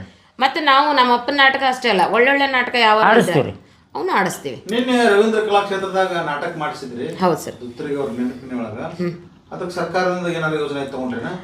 ಇಲ್ರಿ ಸರ್, ಇಲ್ರಿ. ನಾನು ಅಕಾಡೆಮಿಗೆ ಒಂದು ಲೆಟರ್ ಹಾಕಿದೆ, ನಾಗರಾಜ್ ಮೂರ್ತಿ ಸರ್ನ ಭೇಟಿ ಆದೆ. ಹಿಂಗೆ ನಾನು ಒಂದು ನಾಟಕ ಮಾಡ್ಬೇಕಂತ ಮಾಡೀನಿ ನವಂಬರ್ ತಿಂಗಳದೊಳಗೆ, ನನಗೊಂದು ಸ್ವಲ್ಪ ಸಹಕಾರ ಕೊಡ್ರಿ. ಯಾಕಂದ್ರೆ ನಮಗೆ ರಂಗಭೂಮಿ ಹೆಂಗೆ ಅದನ್ನು ಆನ್ಲೈನ್ ಒಳಗೆ ಬುಕ್ ಮಾಡಬೇಕು ಇವೇನೋ ಗೊತ್ತಿರಲಿಲ್ಲ ನನಗೆ ಸ್ವಲ್ಪ ನೀವು ಹೆಲ್ಪ್ ಮಾಡಿರಿ ಅಂತಂದು ಹೋಗಿ ಒಂದು ಅಪ್ಲಿಕೇಶನ್ ಕೊಟ್ಟೆ. ಇಲ್ಲ, ಈ ನಾಟಕವನ್ನು ನೀವು ಮಾಡಿರಿ, ಇದಕ್ಕೆ ನಾ ಪ್ರತಿಷ್ಠಾನಕ್ಕೆ ಸ್ವಲ್ಪ ರೆಫರ್ ಮಾಡ್ತೀನಿ ಅಂತಂದು ಹೇಳಿ ಅವ್ರು ಲೆಟ್ರ್ ಹಾಕಿದ್ರು. ನಾನು ಮತ್ತೆ ಒಂದು ಸರ್ತಿ ನನಗೆ ನೋವಾಗಿತ್ತು. ಯಾವಾಗಂದ್ರೆ ನಾವು ಪ್ರಕಾಶ್ ಖಾಡೆ ಸರ್ ಮೆಂಬರ್ ಇದ್ದರು ನಾಟಕ ಅಕಾಡೆಮಿಗೆ ಅಥವಾ ಪ್ರತಿಷ್ಠಾನಕ್ಕೆ. ಅವರು ನೀವು ಒಂದು ನಾಟಕ ಆಡಿಸ್ರಲ್ಲ ಪ್ರತಿಷ್ಠಾನದ ದುಡ್ಡು ಕೊಡ್ತೇವೆ ಅಂತ ಹೇಳಿದ್ರು ಬಾಗಲಕೋಟೆಗೆ. ಸರಿ ಅಣ್ಣ ಮಾಡ್ಕೊಡ್ತೀವಿ ನಾವು, ಸರಿ ಮಾಡ್ಕೊಡ್ತೀನಿ ಅಂತಂದು ಹೇಳಿದ್ವಿ. ಮಲಮಗಳು ನಾಟಕ ಅಣ್ಣನ ನಿರ್ದೇಶನ ಮಾಡಿದಾಗ ಒಂದು ಮಾತು ಹೇಳಿದರು, ನೀವು ಮಹಾಂತೇಶ್ ಗಜೇಂದ್ರಗೌಡ ಅವರಿಗೆ ಸ್ವಲ್ಪ ಪ್ರಾಕ್ಟೀಸ್ ತೋರಿಸ್ಬೇಕಿತ್ತು. ಅಂದ್ರೆ ನೀವು ನಾಟಕ ಕೊಡೋದು ಬೇಡ, ನಮಗೆ ಪಾತ್ರನೂ ಮಾಡಲ್ಲ, ನಾವು ಎಲ್ಲ ಆಡಿಸೋದು ಇಲ್ಲ. ಯಾಕಂದ್ರೆ ವಿರೂಪಾಕ್ಷ ಅಣ್ಣನ ಮೇಲೆ ಇನ್ನೊಬ್ರು ಬಂದು ನಮ್ಮ ಪ್ರಾಕ್ಟೀಸ್ ನೋಡೋದು ಬೇಕಾಗಿದೆ, ನೆಸೆಸರಿ ಇಲ್ಲ. ಅದೇನೋ ಅಂತಾರೆ ಸೂರ್ಯನಿಗೆ ಮತ್ತೆ ಇನ್ನೊಂದು ಕನ್ನಡ ಸಾಹಿತ್ಯ ಪರಿಷತ್ ಜಿಲ್ಲಾಧ್ಯಕ್ಷ ಸ್ಥಾನಕ್ಕೆ ಸ್ಪರ್ಧೆ ಮಾಡಿದ್ರು ಅವರೇ ಅಲ್ಲ, ಅವರು ಅಂದ್ರೆ ಅಪ್ಪನ ಒಡನಾಡಿಗಳು ಇದ್ದಾರೆ, ಅವ್ರು ಇರ್ಬೋದು. ಗರಡಿ ಒಳಗೆ ಪಳಗಿದವ್ರು ಇವರು, ನಾವು ಅವ್ರಿಗೆ ತೋರಿಸ್ ನನ್ನ ಕೈಲಾಗಲ್ಲ. ಅದನ್ನ ವ್ಯಕ್ತಿತ್ವಕ್ಕೆ ಮಸಿ ಬೆಳೆಯೋ ಕೆಲಸ ನಾವು ಮಾಡೋದಿಲ್ಲ, ನೀವು ನಾಟಕನೇ ಬೇಡ ಅಂದಾನೆ. ಇಲ್ಲ ಆಡ್ರಿ ಮಾಡ್ರಿ ಅಂತಂದು ಹೇಳಿ ಮತ್ತೆ ಕೊನೆಗೆ ಮಾಡಿ ಬಂದ್ವಿ. ಭಾಳ ಒಳ್ಳೆ ಹೆಸರು ಬಂತಲ್ಲ, ಚೆನ್ನಾಗಿ ಬಂತು ಹೆಸರು. ಹೌದು, ಅದನ್ನ ಥ್ರೂ ಆದಾಗ ಅದು ಸಂಪೂರ್ಣತೆ ಇರುತ್ತೆ. ಈಗಿನ ಜನಕ್ಕೇನ್ರಿ ಆ ಮಾತುಗಳು ಹೆಂಗೆಂಗೋ ಆಡಿ ಈ ಮಲಮಗಳ ನಾಟಕವನ್ನು ದುತ್ತರಿಗೆಯವ್ರು ಹಿಂಗೆ ಬರ್ದಾರ ಅನ್ನುವಂಗೆ ಮಾಡಿಟ್ಟಾರ. ಆದ್ರೆ ಅದ್ರೊಳಗೆ ಎಲ್ಲೂ ಅಶ್ಲೀಲ ಸಾಹಿತ್ಯ ನಮ್ಮಪ್ಪ ಒಂದು ಶಬ್ದ ಹುಡುಕಿದ್ರು ಸಿಗಲ್ಲ. ಆದರೆ ಈಗಿನ ಪ್ರಚಾರಕ್ಕೆ ಯಾರ್ಯಾರೋ ಏನನ್ನು ಮಾಡ್ಕೋತಿದ್ದಾರೆ, ಅದು ತಪ್ಪ್ರಿ. ಅದು ಒಬ್ಬ ಕವಿಗೆ ಅವಹೇಳನ ಮಾಡ್ದಂಗೆ, ಅದು ಕವಿಯ ಸಾಹಿತ್ಯವನ್ನು ತಿರುಚಬಾರ್ದು. ನಿಮ್ಮ ಛಂದಸ್ಸಿಗೆ ನೀವು ನಿಮ್ಮ ಜನಮನ್ನಣೆ ಬೇಕು ಅಂತೇಳಿ ಅಶ್ಲೀಲವಾಗಿ ಮಾತಾಡಿದ್ರೆ ಆ ಕವಿ ದುತ್ತರಿಗೆಯವರು ಇಷ್ಟು ಹೆಸರು ತೊಗೊಂಡಾರ, ಇಷ್ಟು ಅಶ್ಲೀಲ ಬರೀತಾರ ಅಂತ ಕೆಲವು ಜನರ ಮನಸ್ಸಿಗೆ ಬಂದ್ಬಿಡುತ್ತೆ. ಹೌದಾ, ಈ ಥರ ಮಾಡಬಾರ್ದು, ಇದು ತಪ್ಪು. ಈ ಪ್ರತಿಷ್ಠಾನದಿಂದ ಈ ಥರ ಒಂದು ಆಗಿತ್ತು. ಈಗ ನಾನು ಮತ್ತೆ ಪ್ರತಿಷ್ಠಾನಕ್ಕೆ ಅಪ್ಲಿಕೇಶನ್ ಹಾಕಿ ಅವರೆಲ್ಲ ಕಮಿಟಿ ಸೇರಿಸಿ ಮತ್ತೆ ಅದು ಮುಂದಕ್ಕೆ ಹೋಗಿ ಇದು ಯಾವುದೇ ಬೇಡ ಆದ್ರೆ ಒಂದಿಷ್ಟು ಸಾಲ ಆಗುತ್ತೆ ನಮಗೆ. ನಾವು 3 ಜನ ಸೇರ್ಕೊಳ್ಳೋಣ ಮಾಡಿಬಿಡೋಣ ಆ ಕಡೆ ಅಂತಂದು ಹೇಳಿ ಧೈರ್ಯ ಮಾಡೇ ಬಿಟ್ಟಿವಿ ನೋಡ್ರಿ. ಭರ್ಜರಿ ಆಗೋದು. ಒಂದು ಆಸೆ ಇತ್ತು, ಆಯಿತು, ನಮ್ಮ ಕನಸು ಸಾಕಾರ ಆಯ್ತು ಸರ್. ಭಾಳ ಖುಷಿಯಿಂದ ಮಾಡಿದ್ವಿ, ತೃಪ್ತಿಯಿಂದ ಮಾಡಿದ್ವಿ. ಇದೊಂದು ಸಂತೋಷ. ಮೇಡಮ್ ಹೇಳಿ ಸರ್. ನಿನ್ನೆ ಕಾರ್ಯಕ್ರಮದಾಗ ಬಹಳಷ್ಟು ಜನ ಏನ್ ಹೇಳ್ತಿದ್ರು, ಹನುಮಸಾಗರ ಎಲ್ಲಾದ್ರ ಕಾರ್ಯಕ್ರಮದಾಗೆಲ್ಲ ಹನುಮಸಾಗರ ಇರ್ತೈತಿ. ಹೌದು ಸರ್. ಆ ಹನುಮಸಾಗರಕ್ಕೂ ಸುಳಿಭಾಗಕ್ಕೂ ಎಲ್ಲಿದೆಲ್ಲಿ ಸಂಬಂಧ ಹೆಂಗೆ ಇರ್ಬೋದು? ಅದು ನಾವು ಸುಳಿಭಾವಿಯೊಳಗೆ ಇದ್ದಿದ್ದು ಭಾಳ ಕಡಿಮೆ ಇದ್ವಿ. ನಾವು 1ನೇ ಕ್ಲಾಸಿಗೆ ಬಂದ ತಕ್ಷಣ ಇಲ್ಕಲ್ಲಿಗೆ ಮನೆ ಮಾಡಿದ್ರು. ಇಲ್ಕಲ್ಲೊಳಗೆ ಸಂಗೀತ ಅಥವಾ ನಮ್ಮ ಶಾಲೆಗೆ ಹಾಕಿದ್ಲು ನಮ್ಮನ್ನ. ಅಲ್ಲಿ 7ನೇ ಕ್ಲಾಸ್ವರೆಗೂ ಕಲ್ತ್ವಿ. ಆ ಟೈಮ್ನೊಳಗೆ ನಮ್ಮದು ನಾಟಕ ಕಂಪ್ನಿ ಹನುಮಸಾಗರಕ್ಕೆ ಹೋಯ್ತು. ಅಲ್ಲಿ ಇದ್ದಾಗ ನನಗಿಂತ ದೊಡ್ಡವನು ನಮ್ಮ ಅಣ್ಣ ಬಸವರಾಜ. ಅವನು ನಾನು ಓದಿದ್ರೆ ಹನುಮಸಾಗರದಾಗ ಓದ್ತೀನಿ, ಬೇರೆ ಎಲ್ಲೂ ಓದಂಗಿಲ್ಲ ಅಂತಂದು 7ನೇ ಕ್ಲಾಸಿಗೆ ಆಟ ಶುರು ಮಾಡ್ದೆ. ಅಲ್ಲಿ ಕಂಪ್ನಿ ಇತ್ತು. ಅದು ಮಣ್ಣಿನ ಋಣ ಹೇಳಕ್ಕೆ ಬರಂಗಿಲ್ಲ ನೋಡ್ರಿ, ಆ ಥರ. ಅವನು ಆ ಊರಾಗ ಕಂಪ್ನಿ ಇದ್ದಾಗ ನಾನು ಇಲ್ಲೇ ಓದ್ತೀನಿ ಅಂತಂದು ಹೇಳಿ ಶುರು ಮಾಡ್ದೆ. ಇಲ್ಕಲ್ಲೊಳಗೆ ಓದಂಗಿಲ್ಲ ಅಂತೇಳಿ ಸ್ವಲ್ಪ ಅವನು ಓದೋದ್ರೊಳಗೆ ಸ್ವಲ್ಪ ಕಡಿಮೆ. ಓದು ಒಕ್ಕಾಲು ಬುದ್ಧಿ ಮುಕ್ಕಾಲು ಅಂತಾರಲ್ಲ ಸರ್, ಹಂಗೆ. ಅವನಿಗೆ ಪೇಂಟಿಂಗ್ ಬರ್ತಿತ್ತು, ಡ್ರಾಯಿಂಗ್ ಮಾಡ್ತಿದ್ದ. ಆಮೇಲೆ ಸೀನ್ಸ್ ಎಲ್ಲ ತುಂಬ ಚೆನ್ನಾಗಿ ಬರ್ತಿದ್ರಿ. ನಾಟಕ ಸೀನ್ರಿ ಎಲ್ಲ ಬರಿತಾ ಇದ್ದ. ದೊಡ್ಡ ಪೇಂಟ್ರೇ ಅವ. ಇಡೀ ಕುಷ್ಟಗಿ ತಾಲೂಕಿನೊಳಗೆ ಎಲ್ಲ ಶಾಲೆಗಳ ಮೇಲೂ ಅವನು ಬರವಣಿಗೆ ಐತೆ. ಅಷ್ಟು ದೊಡ್ಡ ಬರಹಗಾರ ಅವ, ಪೇಂಟರ್ ಒಳಗೆ. ಆಮೇಲೆ ಬಸವರಾಜ ದುತ್ತರಿಗೆ. ಅವಂಗಿರೋರು ನಾವಿಬ್ರೆ. ಬಸವರಾಜ ನಾನು ಇಬ್ಬರೇನೆ ಮಕ್ಕಳು. ಆಮೇಲೆ ಅಣ್ಣ ಮಾನಸ ಪುತ್ರ. ಆದ್ರೆ ನಾವು ಏನು ಮಾಡೀವಿ ಅದಕ್ಕಿಂತ 1000 ಪಾಲು ಮಾಡಿದಾರ್ರಿ ಅಣ್ಣ. ಹೌದು, ನಾವೇನ ಕಡಿಮೆ ರೀ ಅವರಿಬ್ಬರಿಗೆ ಸೇವೆ ಮಾಡಿದವರು. ನಮ್ಗೆ ನಮ್ಮ ಮೇಲಿಗಿಂತ ಹೆಚ್ಚಾಗಿ ಅಣ್ಣನ ಬಗ್ಗೆನೇ ಅವ್ರಿಗೆ ಭಾಳ ಒಲವು. ಆಮೇಲೆ ನಾವು ಹನುಮಸಾಗರಕ್ಕೆ ಆ ಟೈಮಿಗೆ ಹಠ ಮಾಡಿದ್ದಕ್ಕೆ ಅವು ಅಪ್ಪ ಕೂಡಿ ಅಲ್ಲಿ ಮನೆ ಮಾಡಿದ್ರು. ಮಗ ಹಠ ಮಾಡಿದ್ರೆ ಮನೆ ಮಾಡಿದ್ರು. ಹೌದು. ಅಲ್ಲಿಂದ ಅಲ್ಲೇ ಉಳಿದ್ವಿ ನಾವು 94 ಅಂದ್ರೆ ನಾನು ಜಸ್ಟ್ ಅವಾಗ PUC ಮುಗಿಸಿ ಡಿಗ್ರಿನಲ್ಲಿ ಇದ್ದೆ ನಾನು. ಆ ಟೈಮ್ನೊಳಗೆ ಆ ಊರಿಂದ ಒಂದು ಋಣ ಅಂತ ಇರ್ತೈತೆ ನೋಡ್ರಿ, ಅದು ಅದನ್ನ ತೀರಿಸ್ಬೇಕು ನಾನು ಅಂತಂದು ಹೇಳಿ ಅಲ್ಲಿ ನಮ್ಮ ಅಜ್ಜವರು ಕುದ್ರೆಮತಿ ವಿಜಯ ಮಹಾಂತ ಮಹಾಸ್ವಾಮಿಗಳು ಯಾವಾಗಲೂ ಹೇಳೋರು ನನ್ನ ಮಠದ ಬಗ್ಗೆ ಒಂದಷ್ಟು ನಾಟಕ ಬರೆಯಪ್ಪ, ಒಂದು ನಾಟಕ ಅಂತಂದು ಕೇಳತ್ತೇನೆ ಇದ್ದರು. ಅವಾಗ ಖಾಲಿ ಇದ್ದಪ್ಪ, ನಾಟಕ ಕಂಪ್ನಿ ಇರಲಿಲ್ಲ, ಏನಿರಲಿಲ್ಲ. ಇದನ್ನ ಯಾಕೆ ಬರೀಬಾರ್ದು, ಅಜ್ಜವರು ಭಾಳ ಹೇಳಾಕತ್ತಾರ ಅಂತೇಳಿ. ಆಮೇಲೆ ನಮ್ಮ ಅಜ್ಜವ್ರಿಗೆ ಭಾಳ ಸಾಹಿತ್ಯ ಗೊತ್ತೈತೆ, ಸಂಗೀತ ಆಳವಾಗಿ ಅಧ್ಯಯನ ಮಾಡ್ಯಾರ ಅವರು. ಸಂಗೀತದ ಬಗ್ಗೆ ಸಂಸ್ಕೃತ, ಇಂಗ್ಲೀಷ್ ಭಾಳ ಜ್ಞಾನಿಗಳು ನಮ್ಮ ಅಜ್ಜವರು, ಕುದ್ರೆಮತಿ ಅಜ್ಜಾರು. ಅವರು ಅದು ಗಂಟು ಬಿದ್ದಿದ್ದಕ್ಕೆ ಅವ್ರದ್ದು ಒಂದು ನಾಟಕ ಪುಸ್ತಕ ಹಿಡ್ಕೊಂಡು ಶುರು ಮಾಡಿದರು. ಅವ್ರದ್ದು ಪವಾಡಗಳ ಜೊತೆಗೆ ಅಷ್ಟೇ ಆದರೆ ಜನ ನೋಡ್ತಾರೋ ಇಲ್ಲೋ ಅನ್ನುವಂಥದ್ದು ಒಂದು ತಲೆಗೆ ಬಂತು. ಜನರು ನೋಡಬೇಕಲ್ಲ, ಯಾಕಂದ್ರೆ 94ರಾಗಲೇ ಜನರು ಆಧ್ಯಾತ್ಮಿಕ ಭಕ್ತಿ ಪ್ರಧಾನ ನಾಟಕ ನೋಡ್ತಾರೋ ಇಲ್ಲೋ ಆ ಒಂದು ಡೌಟ್ ಇತ್ತು. ಅದಕ್ಕೆ ಇನ್ನೊಂದು ಪೂರಕವಾಗಿ ಏನಾದ್ರು ಸೇರಿಸ್ಬೇಕು ನಾನು ಅಂಥೇಳಿ ಅಲ್ಲೇ ಪಕ್ಕದಲ್ಲಿ ಚಂದಾಲಿಂಗೇಶ್ವರ ದೇವಸ್ಥಾನ ಐತೆ, ಗುಡ್ದಾಗೈತ್ರಿ. ಅದು ಭಾಳ ಚಂದದ ಜಾಗ ಅದು. ಅಲ್ಲಿಗೆ ಹೋಗಿ ಅಲ್ಲಿ ಸುತ್ತಮುತ್ತ ಇರೋ ಜನರನ್ನೆಲ್ಲ ಸೇರಿಸ್ಕೊಂಡು ಅಲ್ಲೆಲ್ಲ ಓಡಾಡಿ, ಈಗ ಅಣ್ಣ ಹೇಳಿದ್ನಲ್ಲ ಯಾವುದೋ ಒಂದು ಕತೆ ಬರಿಬೇಕಾಗಿತ್ತು, ನಾಟಕ ಬರಿಬೇಕಾಗಿತ್ತು ಅಂದ್ರೆ ಎಲ್ಲ ಆಳವಾಗಿ ಅಧ್ಯಯನ ಮಾಡ್ತಿದ್ದೆ ಎಲ್ಲಾನು ಪರಿಸರನ. ಅಲ್ಲಿ ಜನರನ್ನೆಲ್ಲರನ್ನೂ ಸೇರಿಸ್ಕೊಂಡು ಅಲ್ಲೇನೇನು ನಡೀತಿತ್ತು ಅದ್ರ ಪುಸ್ತಕಗಳನ್ನೆಲ್ಲ ಹಿಡ್ಕೊಂಡು ಅವೆಲ್ಲ ತರ್ಕೋತಿದ್ದವನ್ನ ಪುಸ್ತಕಗಳನ್ನ ಅಧ್ಯಯನ ಮಾಡಿ, ಪುರಾಣಗಳನ್ನ ಅಧ್ಯಯನ ಮಾಡಿ ಕರಸಿದ್ದೇಶ್ವರ ಹಾಗೂ ಚಂದಾಲಿಂಗೇಶ್ವರ ಮಹಾತ್ಮೆ ಅನ್ನೋ ನಾಟಕ ಬರೆದ್ರು. ಅದು ಬರೆದ ಮೇಲೆ ಸ್ಟೇಜ್ ಮಾಡಬೇಕು ಅಂತೇಳಿ ತೀರ್ಮಾನ ಮಾಡಿ ಸತತ 1-2 ತಿಂಗಳುಗಟ್ಟಲೆ ನಾಟಕ ಪ್ರಾಕ್ಟೀಸ್ ಶುರು ಮಾಡಿದರು. ಎಂಥವ್ರಿಗೆ ಕೆಲವೊಬ್ಬರಿಗೆ ಓದಾಕೆ ಬರೆಯೋಕೆ ಬರ್ತಿದ್ದಿಲ್ಲ, ಅಕ್ಷರಗಳೇ ಬರೋಂಗಿಲ್ಲ, ಅಂಥವ್ರಿಗೆ ಪಾರ್ಟ್ ಮಾಡಿಸಿದ್ರು ಅವರು. ಹಾಂ, ಬೆಳಗಿನ 6 ಗಂಟೆಯಿಂದ ಪ್ರಾಕ್ಟೀಸ್ ಶೆಡ್ಯೂಲ್ ಶುರು ಆದ್ರೆ ಲಾಸ್ಟಿಗೆ ಬರೋದು ನಮ್ಮ ಮನೆಯವ್ರದ್ದು ರಾತ್ರಿ 10 ಮೇಲೆ ಅವ್ರದ್ದು ಪ್ರಾಕ್ಟೀಸು. ಅಲ್ಲಿವರೆಗೂ ಮನೆಯೊಳಗೆ ನಮ್ಮ ಮನೆಯೊಳಗಿನ ಊಟ ಎಲ್ಲ ಯಾರ್ಯಾರು ಆ ಟೈಮಿಗೆ ಬರ್ತಿರ್ತಾರೆ ಅದು ಊಟ ಸರಬರಾಜು ಆಕಿತ್ತು. ನಾಷ್ಟ ಟೈಮು, ಊಟದ ಟೈಮು. ರಾತ್ರಿ 10 ಮೇಲೆ ಮತ್ತೆ 2-3 ಸರ್ತಿ ಚಹಾ ಕುಡ್ಕೊಂಡು ಇವ್ರು ಪ್ರಾಕ್ಟೀಸ್ ಸ್ಟಾರ್ಟ್ ಆಕಿ. 1-2 ತಿಂಗಳು 3 ತಿಂಗಳಗಟ್ಟಲೆ ಮಾಡಿ ಒಳ್ಳೆ ಅದ್ಭುತವಾದ ನಾಟಕ. ಅವಾಗ ಒಬ್ರು ಕೇಳಿದ್ರು, ಹೆಂಗೆ ರೀ ನೀವು ಈ ಟೈಮ್ನೊಳಗೆ ನೀವು ಭಕ್ತಿ ಪ್ರಧಾನ ಯಾರು ನೋಡ್ತಾರೆ ರೀ ಕವಿಗಳ ಅಂತಂದು ಹೇಳಿ. ನಾನು ನಾಟಕ ಪ್ರಾಕ್ಟೀಸ್ ಆಗೈತಿ, ಈಗ ಥಿಯೇಟ್ರಿಗೆ ತರ್ತೀವಿ, ಬರೆದ ಮೇಲೆ ನೋಡ್ರಿ ಅವಾಗ ನಿಮ್ಮ ಮಾತು ನಾನು ಕೇಳಿದ್ರೆ ಒಪ್ಕೋತೀನಿ ನಾನು ಅಂತಂದು ಹೇಳಿದ್ರು. ಆ ನಾಟಕ ಇಷ್ಟು ಅದ್ಭುತವಾಗಿ ನಡೀತು ಅಂದ್ರೆ 10 ದಿನಗಳ ಕಾಲ ಆಡಿದ್ವಿ ರೀ. 10 ದಿನ ಆಡಿದ್ವಿ ನಾವು ಊರಾಗ, ನಿದ್ದಿಲ್ಲ ನಿರಡಕ್ಕಿಲ್ಲ. ಆದರೂ ಜನ ಕಿಕ್ಕಿರಿದು ತುಂಬ್ತಿತ್ತು. ಸುತ್ತ ಹಳ್ಳಿಗಳಿಂದ ಜನ ಬರ್ತಿದ್ರು. ಎಲ್ಲಿ ಸುಳಿಭಾವಿ ಹತ್ರ ಕೆಲವರು ಅಲ್ಲಿಂದ ಟ್ರ್ಯಾಕ್ಟರ್ ತೊಗೊಂಡು ಬರ್ತಿದ್ರು ಜನ. ನಾಟಕ ನೋಡೋ ಹುಚ್ಚು ಇನ್ನೂ ಜನರಿಗಿತ್ತು, ನಮಗೆ ಸಾಕಾಗಿತ್ತು. ನಿದ್ದೆ ಗೆಟ್ಟು ಸಾಕಾಗಿತ್ತು. ಅಷ್ಟು ಜನ ಅಪೇಕ್ಷೆ ಇತ್ತು ರೀ. ಅದು 10 ದಿವಸ ಸಿನಿಮಾ ಥರ ಓಡುತ್ರಿ ಅದು ನಾಟಕ. ಹಾಂ, ಒಳ್ಳೆ ನಾಟಕ ರೀ. ಅದರಲ್ಲಿ ಇರುವಂಥ ಒಂದು ಸಾಹಿತ್ಯ ಎಲ್ಲಿ ಈ ಕಡೆ ಆಗ್ತತೇನೋ ಅಂತೇಳಿ ಪಿನ್ ಡ್ರಾಪ್ ಸೈಲೆನ್ಸ್ ಒಳಗೆ ಜನ ಅದನ್ನ ಕೇಳ್ತಿದ್ರು. ಕಲೆಕ್ಷನ್ನು ಹಾಗೆ ಇತ್ತು. ಅದ್ಭುತವಾದ ನಾಟಕ ರೀ ಅದು. ಭಾಳ ಚಂದ ಬರೆದಂಥ ನಾಟಕ. ಅದಾದ್ಮೇಲೆ ಅಪ್ಪ ದೇವಿ ಮಹಾತ್ಮೆ, ದಿಕ್ಕೆಟ್ಟ ದೇಶಕ್ಕೆ ದೇವರ ದಿಕ್ಕು, ರೇಣುಕಾ ದೇವಿ ಮಹಾತ್ಮೆ, ಅವೆಲ್ಲ ನಾಟಕಗಳು ಬರೆದಿದ್ದಾಯ್ತು. ಈ ರೀತಿ ಊರಿನ ಋಣ ತೀರಿಸ್ಬೇಕು ಅಂತಂದು ಹೇಳಿ ಅಪ್ಪ ಬರೆದಂಥ ನಾಟಕ. ಹನುಮಸಾಗರಕ್ಕೆ ಅಪ್ಪ ಅವ್ವ ನಾವೆಲ್ಲ ಸೆಟ್ ಆದ್ವಿ. ಹೌದು. ನಾಟಕದು ಈಗ ರೀ ವರ್ಷಕ್ಕೆ ಒಂದಲ್ಲ 2-3 ಸರ್ತಿ ನಮ್ಮ ಮನೆಯವ್ರಿಗೆ ಯಾವಾಗ ತಲೆಯಾಗಿ ಬರ್ತೈತಿ, ಯಾರ ಜನ ಸೇರಿ ಮಲಯಾಜ ಇನ್ನೊಂದು ನಾಟಕ ಇದು ಮಾಡೋಣ ಅಂತಂದ್ರೆ ರೆಡಿ. ಮತ್ತೊಂದು ನಾಟಕ ಮಾಡೋದು, ಪ್ರಾಕ್ಟೀಸ್ ಮಾಡೋದು, ಮತ್ತೆ ಶುರು ಮಾಡೋದು. ಒಟ್ಟದ ಒಂಥರ ಹವ್ಯಾಸ ಆಗಿ ಬೆಳೆದ್ಬಿಡ. ಊರಾಗೂ ಹಂಗೆ ಆಗ್ಯಾರ. ಸ್ವಲ್ಪ ಕೆಲವಿದ್ರ ಡೆವಲಪ್ ಆಗ್ಬಿಟ್ಟಾರ, ಒಳ್ಳೆ ಚೆನ್ನಾಗಿರೋ ರೆಡಿ ಆಗ್ಬಿಟ್ಟಾರ ಅವರು. ಸ್ಟಾರ್ಟ್ ಆಗೈತ್ರಿ ಈಗ ಅಲ್ಲೇ. ಹೌದು. ಹನುಮಸಾಗರದವ್ರು ಭಾಳ ಜನ ಬಂದಿದ್ರು. ನಿನ್ನೆ ನೋಡಿದ್ರಲ್ಲ ನೀವು, ಭಾಳ ಜನ ಬಂದಿದ್ರು. ಅವರೆಲ್ಲರೂ ಮತ್ತೆ ಅಷ್ಟ ಪ್ರೋತ್ಸಾಹ ಮಾಡ್ತಾರ. ಮಲ್ಲಯ್ಯಜ್ಜರು ದುತ್ರಿಗೆ ಅವ್ರ ಸಲುವಾಗಿ ಏನೋ ಮೈ ಹರ್ಕೊಂಡು ಮಾಡ್ತಾನಪ್ಪ, ಅಂಗಿ ಹರ್ಕೊಂಡು ಮತ್ತೆ ಇದಕ್ಕೆ ಯಾವುದೇ ರೀತಿ ಬೆನಿಫಿಟ್ ಏನಿರಂಗಿಲ್ಲ. ಎಲ್ಲ ನಾವು ಸ್ವಂತವಾಗೇ ಮಾಡ್ತಾ ಇರಕ್ಕಂತ ಕೆಲಸ. ಹಾಂ, ಇದಕ್ಕೆ ಇನ್ನೂ ನನಗೆ ಕೇಳ್ತಾರ್ರಿ. ಮೊನ್ನೆ ಸಂಪತ್ತಿಗೆ ನಿಮಗೆ ನಾಟಕ ಅಕಾಡೆಮಿಯಿಂದ 1 ಲಕ್ಷ ಕೊಟ್ರನ, ಸಂಸ್ಕೃತಿ ಇಲಾಖೆಯಿಂದ 1.5 ಲಕ್ಷ ಬಂದೈತನ. ಎಲ್ಲಿಂದ ಬರ್ತೈತಿ? ಸಂಸ್ಕೃತಿ ಇಲಾಖೆಯಿಂದಾರ ಬರಲಿ, ಇನ್ನೊಂದರಿಂದಾರ ಬರಲಿ, ಅದನ್ನು ನಾವು ಹಾಕ್ಸ್ಲೇಬೇಕು ಬ್ಯಾನರ್ ಒಳಗೆ.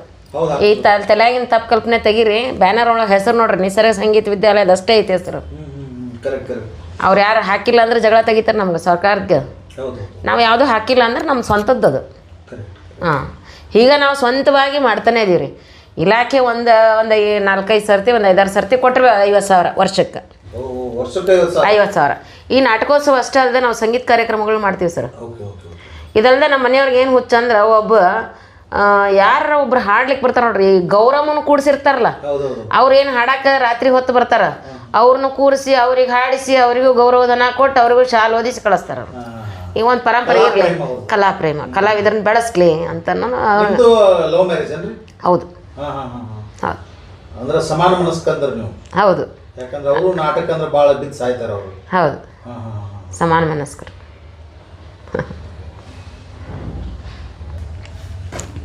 ಸರ್, ಇವತ್ತಿನ ದಿನಮಾನದಾಗ ಏನಾಗೈತೆ ಅಂದ್ರೆ ರೀ, ರಂಗಭೂಮಿ ಅಂತ ಅಂತಾರೆ. ನೀವೆಲ್ಲ ವೃತ್ತಿ ರಂಗಭೂಮಿ ಅಂತ ಭಾಳ ವರ್ಷಗಳಿಂದ 50 ವರ್ಷಗಳ ಕಾಲ ನೀವೆಲ್ಲ ನೋಡಿದವರು, ಇತಿಹಾಸ ಅನುಭವಿಸಿದವರು, ಹೌದು, ನೀವು ಅದನ್ನ ನಡೆಸ್ಕೊಂಡು ಬಂದ. ಹೌದು. ಬಟ್ ರೀಸೆಂಟ್ಲಿ ಏನಾಗೈತೆ ಅಂದ್ರೆ ರೀ, ಇವರು ಹವ್ಯಾಸಿ ನಾಟಕರು ಅಂತಾರು, ಸರ್ಕಾರದ ಅನುದಾನ ತಗೋತಾರೆ, ನಾಟಕಗಳು ಮಾಡ್ತಾರೆ, ಅದಕ್ಕೆ ದೊಡ್ಡ ಡೈರೆಕ್ಟರು ಇರ್ತಾರೆ. ಅವ್ರು ಏನು ಮಾಡ್ತಾರೆ ಅಂದ್ರೆ ರೀ, ನಾನು ನೋಡಿದ್ದೇನು ಅಂದ್ರೆ, ನಾವು 2 ನಾಟಕಗಳು ನೋಡಿದ್ದೇವೆ. ನಾನು ಪರ್ವನು ನಾಟಕ ನೋಡಿದ್ದೀರಿ, ಮುಂದೆ ಆಮೇಲೆ ಕಿತ್ತೂರು ಚೆನ್ನಮ್ಮನ ನಾಟಕ ನೋಡ್ರಿ. ಅಲ್ಲೇನಾಗತ್ತೈತ್ರಿ, ಅಡ್ವಾನ್ಸ್ ಆಗಿ ರೆಕಾರ್ಡಿಂಗ್ ಇರ್ತೈತ್ರಿ, ಎಲ್ಲ ಸಂಭಾಷಣೆ ಎಲ್ಲ ಇರ್ತದೆ. ಇವ್ರು ಏನು ಪಾತ್ರಧಾರಿಗಳು ಏನಿರ್ತಾರಲ್ರಿ, ಅವ್ರು ಬಾಯಿ ಅಟ್ಟ ಬಿಡಿದ್ರಿ. ಸಡನ್ ಆಗಿ ಆ ಟೈಮ್ಗೆ ಅಂದ್ರೆ ಬರ್ಬೇಕವ್ರು ಹಿಂಗೆ ಇರ್ತೈತಿ. ಇದಕ್ಕೆ ನೀವು ರಂಗಭೂಮಿ ಅಂತೀರೋ ಅಥವಾ ಈ ಕಲೆಗೆ ಪ್ರೋತ್ಸಾಹ ಅಂತೀರೋ, ಏನಂತೀರಿ ಇದಕ್ಕೆ ನೀವು? ಅದು ಹೆಂಗೆ ಹೇಳ್ತಾರಂದ್ರೆ ಅಣ್ಣವರು, ಈಗ ಒಂದು ನಾಟಕ, ಈಗ ನಾವು ನಿನ್ನೆ ಆಡಿದ್ವಿ, ಒಂದು ನಾಟಕ ಆಡ್ತೀವಿ ನಾವಾಗ. ಅದರಲ್ಲಿ ಭದ್ರಿ ಪಾತ್ರನ ಭದ್ರಿನೇ ಮಾತಾಡ್ತಾನೆ, ಲಕ್ಷ್ಮೀ ಪಾತ್ರನ ಲಕ್ಷ್ಮೀನೇ ಮಾತಾಡ್ತಾನೆ. ಆದ್ರೆ ಈಗ ಏನಾಗತೈತೆ ಅಂದ್ರೆ, ಅವರಿಗೆ ಅದು ಮಾತುಗಳು ಆಡಕ್ಕಾಗಂಗಿಲ್ಲ ಅಂತ ಹೇಳಿ ಅಡ್ವಾನ್ಸ್ ರೆಕಾರ್ಡ್ ಮಾಡಿಬಿಡೋದು. ಅದನ್ನ ರೆಕಾರ್ಡ್ ಮಾಡಿ ಅದನ್ನ ಪ್ಲೇ ಮಾಡ್ತಾರ. ಆ ಪ್ಲೇ ಮಾಡಿದ್ದಕ್ಕೆ ಅವರು ಬಾಯಿನ ಮಟ್ಕಾಯಿಸ್ತಾರೆ. ಈಗ ನಾನು ಹಿನ್ನೆಲೆ ಸಂಗೀತ ಆಡಿದ ತಕ್ಷಣ ಅವ್ರ ಬಾಯಿ ಬಿಡೋದು, ಆ ಕಲಾವಿದ ಆ ಥರ ನಡೀತಾವಲ್ಲ. ಇದಕ್ಕೆ ನೀವೇನಂತೀರಿ? ಇದರಿಂದ ವೃತ್ತಿ ರಂಗಭೂಮಿ ಏನಾಗುತ್ತೆ ಅಂತ ಕೇಳ್ತಾರೆ ಅವರು. ಕನ್ನಡ ರಂಗಭೂಮಿಗೆ ತನ್ನದೇ ಆದದ್ದು ಒಂದು ವೈಶಿಷ್ಟ್ಯತೆ, ಇತಿಹಾಸ ಆಯಿತು. ಅದು ನಡೆದು ಬಂದಿದ್ದ ಹಾಗೆ ಭಾಳ ಪವಿತ್ರವಾದದ್ದು. ಇದಕ್ಕಂತಾನೆ ಶ್ರಮ ಪಟ್ಟವರು ಬಹಳ ಮಂದಿ ಇದ್ದಾರೆ. ಇದಕ್ಕಂತನೂ ಮೊದಲ ಗರುಡ ಸದಾಶಿವರಾಯರು, ಶಿರಟ್ಟಿ ಜಾಗೀರ್ದಾರರು, ಆಮೇಲೆ ಏಳ್ಗಿ ಬಾಳಪ್ಪನವರು, ಆಮೇಲೆ ಈ ಕಡೆ ಗುಬ್ಗಬ್ನಿಯವರು ಎಲ್ಲರೂ ದೊಡ್ಡ ದೊಡ್ಡವರು ರಂಗಭೂಮಿ ಅವರು ಭಾಳ ಪವಿತ್ರತೆಯಿಂದ ಕಾಪಾಡಿಕೊಂಡೇ ಬಂದವರು.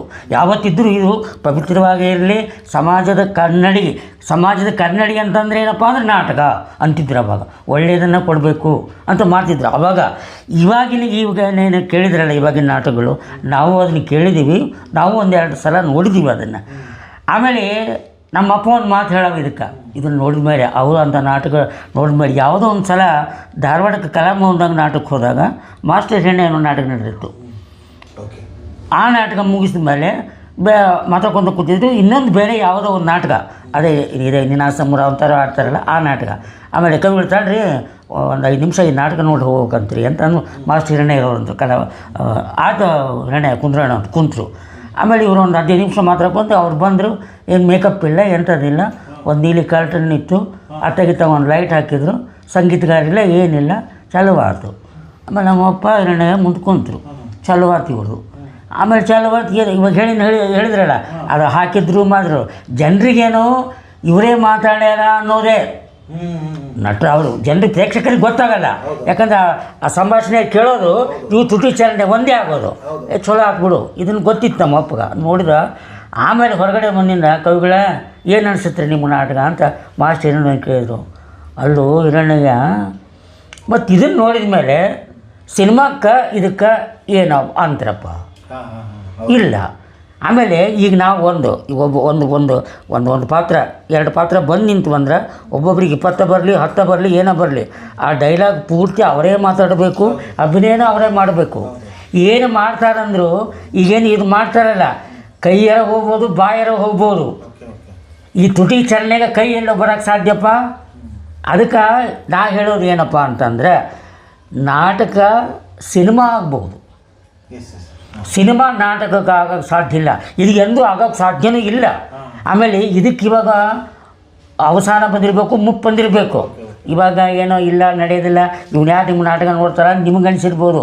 ಕನ್ನಡ ಹೇಳ್ತಿದ್ರಂತ್ರಿ, ಕವಿ ಇದು ತೊಟ್ಲ ತೂಗುತ್ತೈತೆ, ಇದು ನಿಂದ್ರೋದಿಲ್ಲ, ಜೊಳ್ಳು ಹಾಳು ಹೊಕ್ಕತೆ, ಯಾವತ್ತಿದ್ರೂ ಕಂಡ ರಂಗಭೂಮಿ ತಂದೇನು ವೈಶಿಷ್ಟ್ಯ ಉಳ್ಕೊಂಡೈತಲ್ಲ ಇದು ಮೊದಲು ಬರೋದೇ ಮತ್ತು ಹಳೆಯದ ಬರೋದೇ.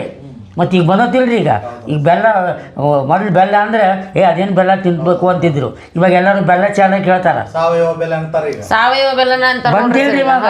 ಕಾಣದ ಎಣ್ಣಿನ ಬೇಕೀಗ, ಸಕ್ಕರೆ ಬೇಡ, ಒರಿಜಿನಾಲಿಟಿ ಯಾವತ್ತಿದ್ರು ಬರ್ತದೆ. ಇದು ಯಾವತ್ತಿದ್ರು ಇವಾಗ ಏನು ಇವ್ರು ಮಾಡ್ತಾರಲ್ಲ, ಇವು ಓಡೋಕುದ್ರಿ ದಮ್ ಹಾಕಿ ಒಂದಿಲ್ಲ ಒಂದು ದಿವ್ಸ ನಿಂದ್ರವ. ಯಾವತ್ತು ರಂಗಭೂಮಿ ತನ್ನ ವೈಶಿಷ್ಟ್ಯ ಕಳ್ಕೊಳ್ಳೋಕೆ ಸಾಧ್ಯನೇ ಇಲ್ಲರಿ. ಅದು ಇದನ್ನು ದೊಡ್ಡವ್ರನ್ನ ಅದನ್ನು ನಮ್ಮಪ್ಪದಿಂದ ರಾಯರೇ ಹೇಳ್ಯಾರ ಅಂದಮೇಲೆ ಇನ್ನು ನಾನು ಏನು ಹೇಳೋಕ್ಕೆ ಸಾಧ್ಯ? ಅದು ಅವ್ರು ಎಂದೂ ಸುಳ್ಳಾಗಲ್ಲ. ಇದು ತನ್ನ ಇದು ಕಳ್ಕೊಳ್ಳೋದ್ರಿ. ಆಮೇಲೆ ಅಂತ ಒಬ್ಬ ಹುಡ್ತಾನೆ ಹುಡ್ತಾನ ಅಂತ ಒಬ್ಬ ಯಾರೋ ನಾಟಕಕಾರ ಆಗಲಿ ಒಬ್ಬ ಯಾರೋ ಆಗಲಿ ಹುಡ್ತಾರ. ಇದು ತನ್ನದಾಗಿದ್ದೆ ಅಂತಂದು ಏನಿರ್ತಾರೆ ಇದು ಕಳ್ಕೊಳ್ಳೋದಿಲ್ಲ. ಇವಾಗ ಇಲ್ರಿ, ಇವಾಗ ಎಷ್ಟೋ ನಾಟಕಗಳು ಅಂದರೂ ನಾ ಕಡೆ 1, 2, 3 ನಾಟಕ ಇಂಥ ನಾಟಕ ಮಾಡಿ ಪ್ರೇಕ್ಷಕರು ಕೊಟ್ಬಿಡ್ತೀವಿ ನಾವು. ಅಲ್ಲ ಆ ನಾಟಕಗಳು ಜನ ಬರ್ತಾರೆ ಸರ್, ಐತಿ ಜನ ಬರ್ತಾರೆ. ಈಗ ನಿನ್ನೆ ನಾವು ಜನ ಇತ್ತು ಬೆಂಗಳೂರು ಸಿಟಿ ಒಳಗೆ ಜನ ಸೇರೋದಿಲ್ಲ ಅನ್ಕೊಂಡಿದ್ವಿ, ಅಷ್ಟು ಜನ ಸೇರಿದ್ದು. ನಾವಿನ್ನೂ ಸಂಡೇ ಆಗಿದ್ರೆ ಇನ್ನೂ ಚೆನ್ನಾಗಿತ್ತೇನೋ. ನಾವು ನಾಟಕೋತ್ಸವ ಮಾಡಿದಾಗೂ ಸಿಕ್ಕಾಪಟ್ಟೆ ಜನ ರೀ. 4 ದಿನ ಆಡ್ತೀವಿ ಅಂದ್ರೆ 4 ದಿನನೂ ಜನ ಹಂಗೆ ಕೂತಿರ್ತಾರೆ. ಆಮೇಲೆ ಇವರು ಶರೀಫರ ನಾಟಕಕ್ಕೆ ಟ್ರಿಪ್ಪು ನಾಟಕಕ್ಕೆ ಹೋಗ್ತಾರೆ, ಅಲ್ಲಿಯೂ ಜನ ಹಾಗೆ ಇರ್ತಾರೆ. ನಾಗಲಿಂಗ ಲೀಲೆ ಮಹಾತ್ಮೆ ನಾಟಕಕ್ಕೆ ಹಂಗೆ ಇರ್ತಾರೆ. ನಾವು ಟ್ರಿಪ್ಪಿಗೆ ಹೋಗೋ ನಾಟಕ ರೀ. ಬಾಬಣ್ಣಗೆ 90 ವರ್ಷ, ಕುಕ್ನೂರು ಬಾಬಣ್ಣಗೆ. ಕೊಟ್ರೇಶನ್ನಿಗೆ 80 ವರ್ಷ ರೀ. ಆಮೇಲೆ ಇವ್ರ ಪಾತ್ರ ಒಂದು ಹಾಟ್ ಪಾತ್ರ ಬರ್ತೀರಿ, ಅವ್ರಿಗೆ 85 ವರ್ಷ ರೀ. ಇಂಥ ಟ್ರಿಪ್ನಾಗ ರೀ. ಆಮೇಲೆ ನಾವು ನಾಟಕ ಆಡೋಕ್ಕೆ ಹೋದ್ವಿ ಅಂದ್ರೆ ಈ ಕರ್ನಾಟಕದಾಗ ಎಷ್ಟು ಮಠ ಮಾನ್ಯಗಳು ಜಗದ್ಗುರುಗಳದವಲ್ಲ ಇಷ್ಟು ಮಠ ಮುಗಿದವ್ರಿ ನಮ್ಮ. ಆಮೇಲೆ ಬಂದು ಕುಂತರು ಅಂದರೆ ಪ್ರೇಕ್ಷಕ ಒಬ್ಬರು ಎದ್ದಾಳಲ್ಲ. ಆಮೇಲೆ ಒಂದು ಶಬ್ದ ನಾವು ಮಾತಾಡೋದಲ್ಲ, ಒಂದು ಶಬ್ದ ನಿಮ್ಮ ಮೌನ ಅನ್ನೋದು ನೋಡ್ರಿ. ನಾವು ರಂಗಭೂಮಿ ಮೇಲೆ ಉದೇ ಬೇರೆ ಶಬ್ದ ಬೇರೆ. ನಿಮ್ಮ ಮೌನ ಅನ್ನೋದು ಏನಿದು? ನಾವು ದಿವಸ ಮನೆಗೆ ಅನ್ನೋ ಈ ಶಬ್ದ ಅನ್ನೋದಲ್ಲ. ನಮ್ಮಪ್ಪ ಅಂತಿದ್ದ ಅನ್ಕೊಡ್ದು. ಆಮೇಲೆ ಒಬ್ಬ ಹೆಣ್ಮಗಳು ಜಂಪರ್ ಹೊಲಿಸ್ಬೇಕಾತಂದ್ರೆ ಇವಾಗ ಏನೇನೋ ಹಾಕ್ಕೊಂಡದ್ದು ಬಿಡ್ರಿ. ಅವ್ರ ರಂಗಭೂಮಿಯಾಗ ಜಂಪರ್ ಹಾಕ್ಕೋಬೇಕಂದ್ರೆ ಇಲ್ಲಿಗೆ ಮೊಣಕೈ ಮುಚ್ಚಬೇಕು. ಅದೇನದು ಈಟ ಬಲಿನ ಹಾಕೊಂಡಂಗೆ ಹಾಕ್ಕೊಂತೀರಿ. ಪೂರ ಹೊಚ್ಕೊಂಬ ಪೂರ ಶಾಲೆ ಹೊತ್ಕೋ. ಅಷ್ಟು ಪವಿತ್ರತೆಯಿಂದ ಕಾಡ್ಕೊಂಡು ಬಂದವ್ರಿ ಅವರು.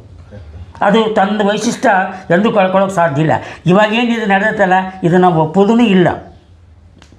ಅದಕ್ಕೆ ಮುಂದೆ ಯಾರೋ ಒಬ್ಬ ಹುಡ್ತಾನ ಬರ್ತಾನೆ, ಇದು ತನ್ನ ಇದನ್ನು ಕಳ್ಕೊಳ್ಳೋದಿಲ್ಲ. ಮತ್ತು ವೃತ್ತಿ ರಂಗಭೂಮಿಗೆ ಮತ್ತೆ ಬರುತ್ತೆ, ಹೌದು, ಇದು ಬರುತ್ತೆ, ಇದು ಕಾಲ. ಯುವ ಜನತೆನೂ ಸ್ವಲ್ಪ ಈ ಕಡೆ ವಾಲ್ಬೇಕ್ರಿ, ಒಳ್ಳೆಯದನ್ನ ತಗೋಬೇಕು, ತೊಗೊಂಡೈತಿ, ಬರ್ತೈತ್ರಿ ಅದು. ಇದು ಆಮೇಲೆ ಈಗ ಬೇಸರ ಆಗೈತ್ರಿ ಇವಾಗ, ಇವೆಲ್ಲ ಡಬಲ್ ಮೀನಿಂಗು ಇವನ್ನೆಲ್ಲ ನೋಡಿ, ಈ ನಾಟಕಗಳು ನೋಡಿ ಯಾರು ಅದನ್ನು ಒಪ್ಪಬೇಡ್ರಿ. ಈಗ ಆಗುತ್ತೆ, ಒಳ್ಳೆಯದೇ ಬರುತ್ತೆ.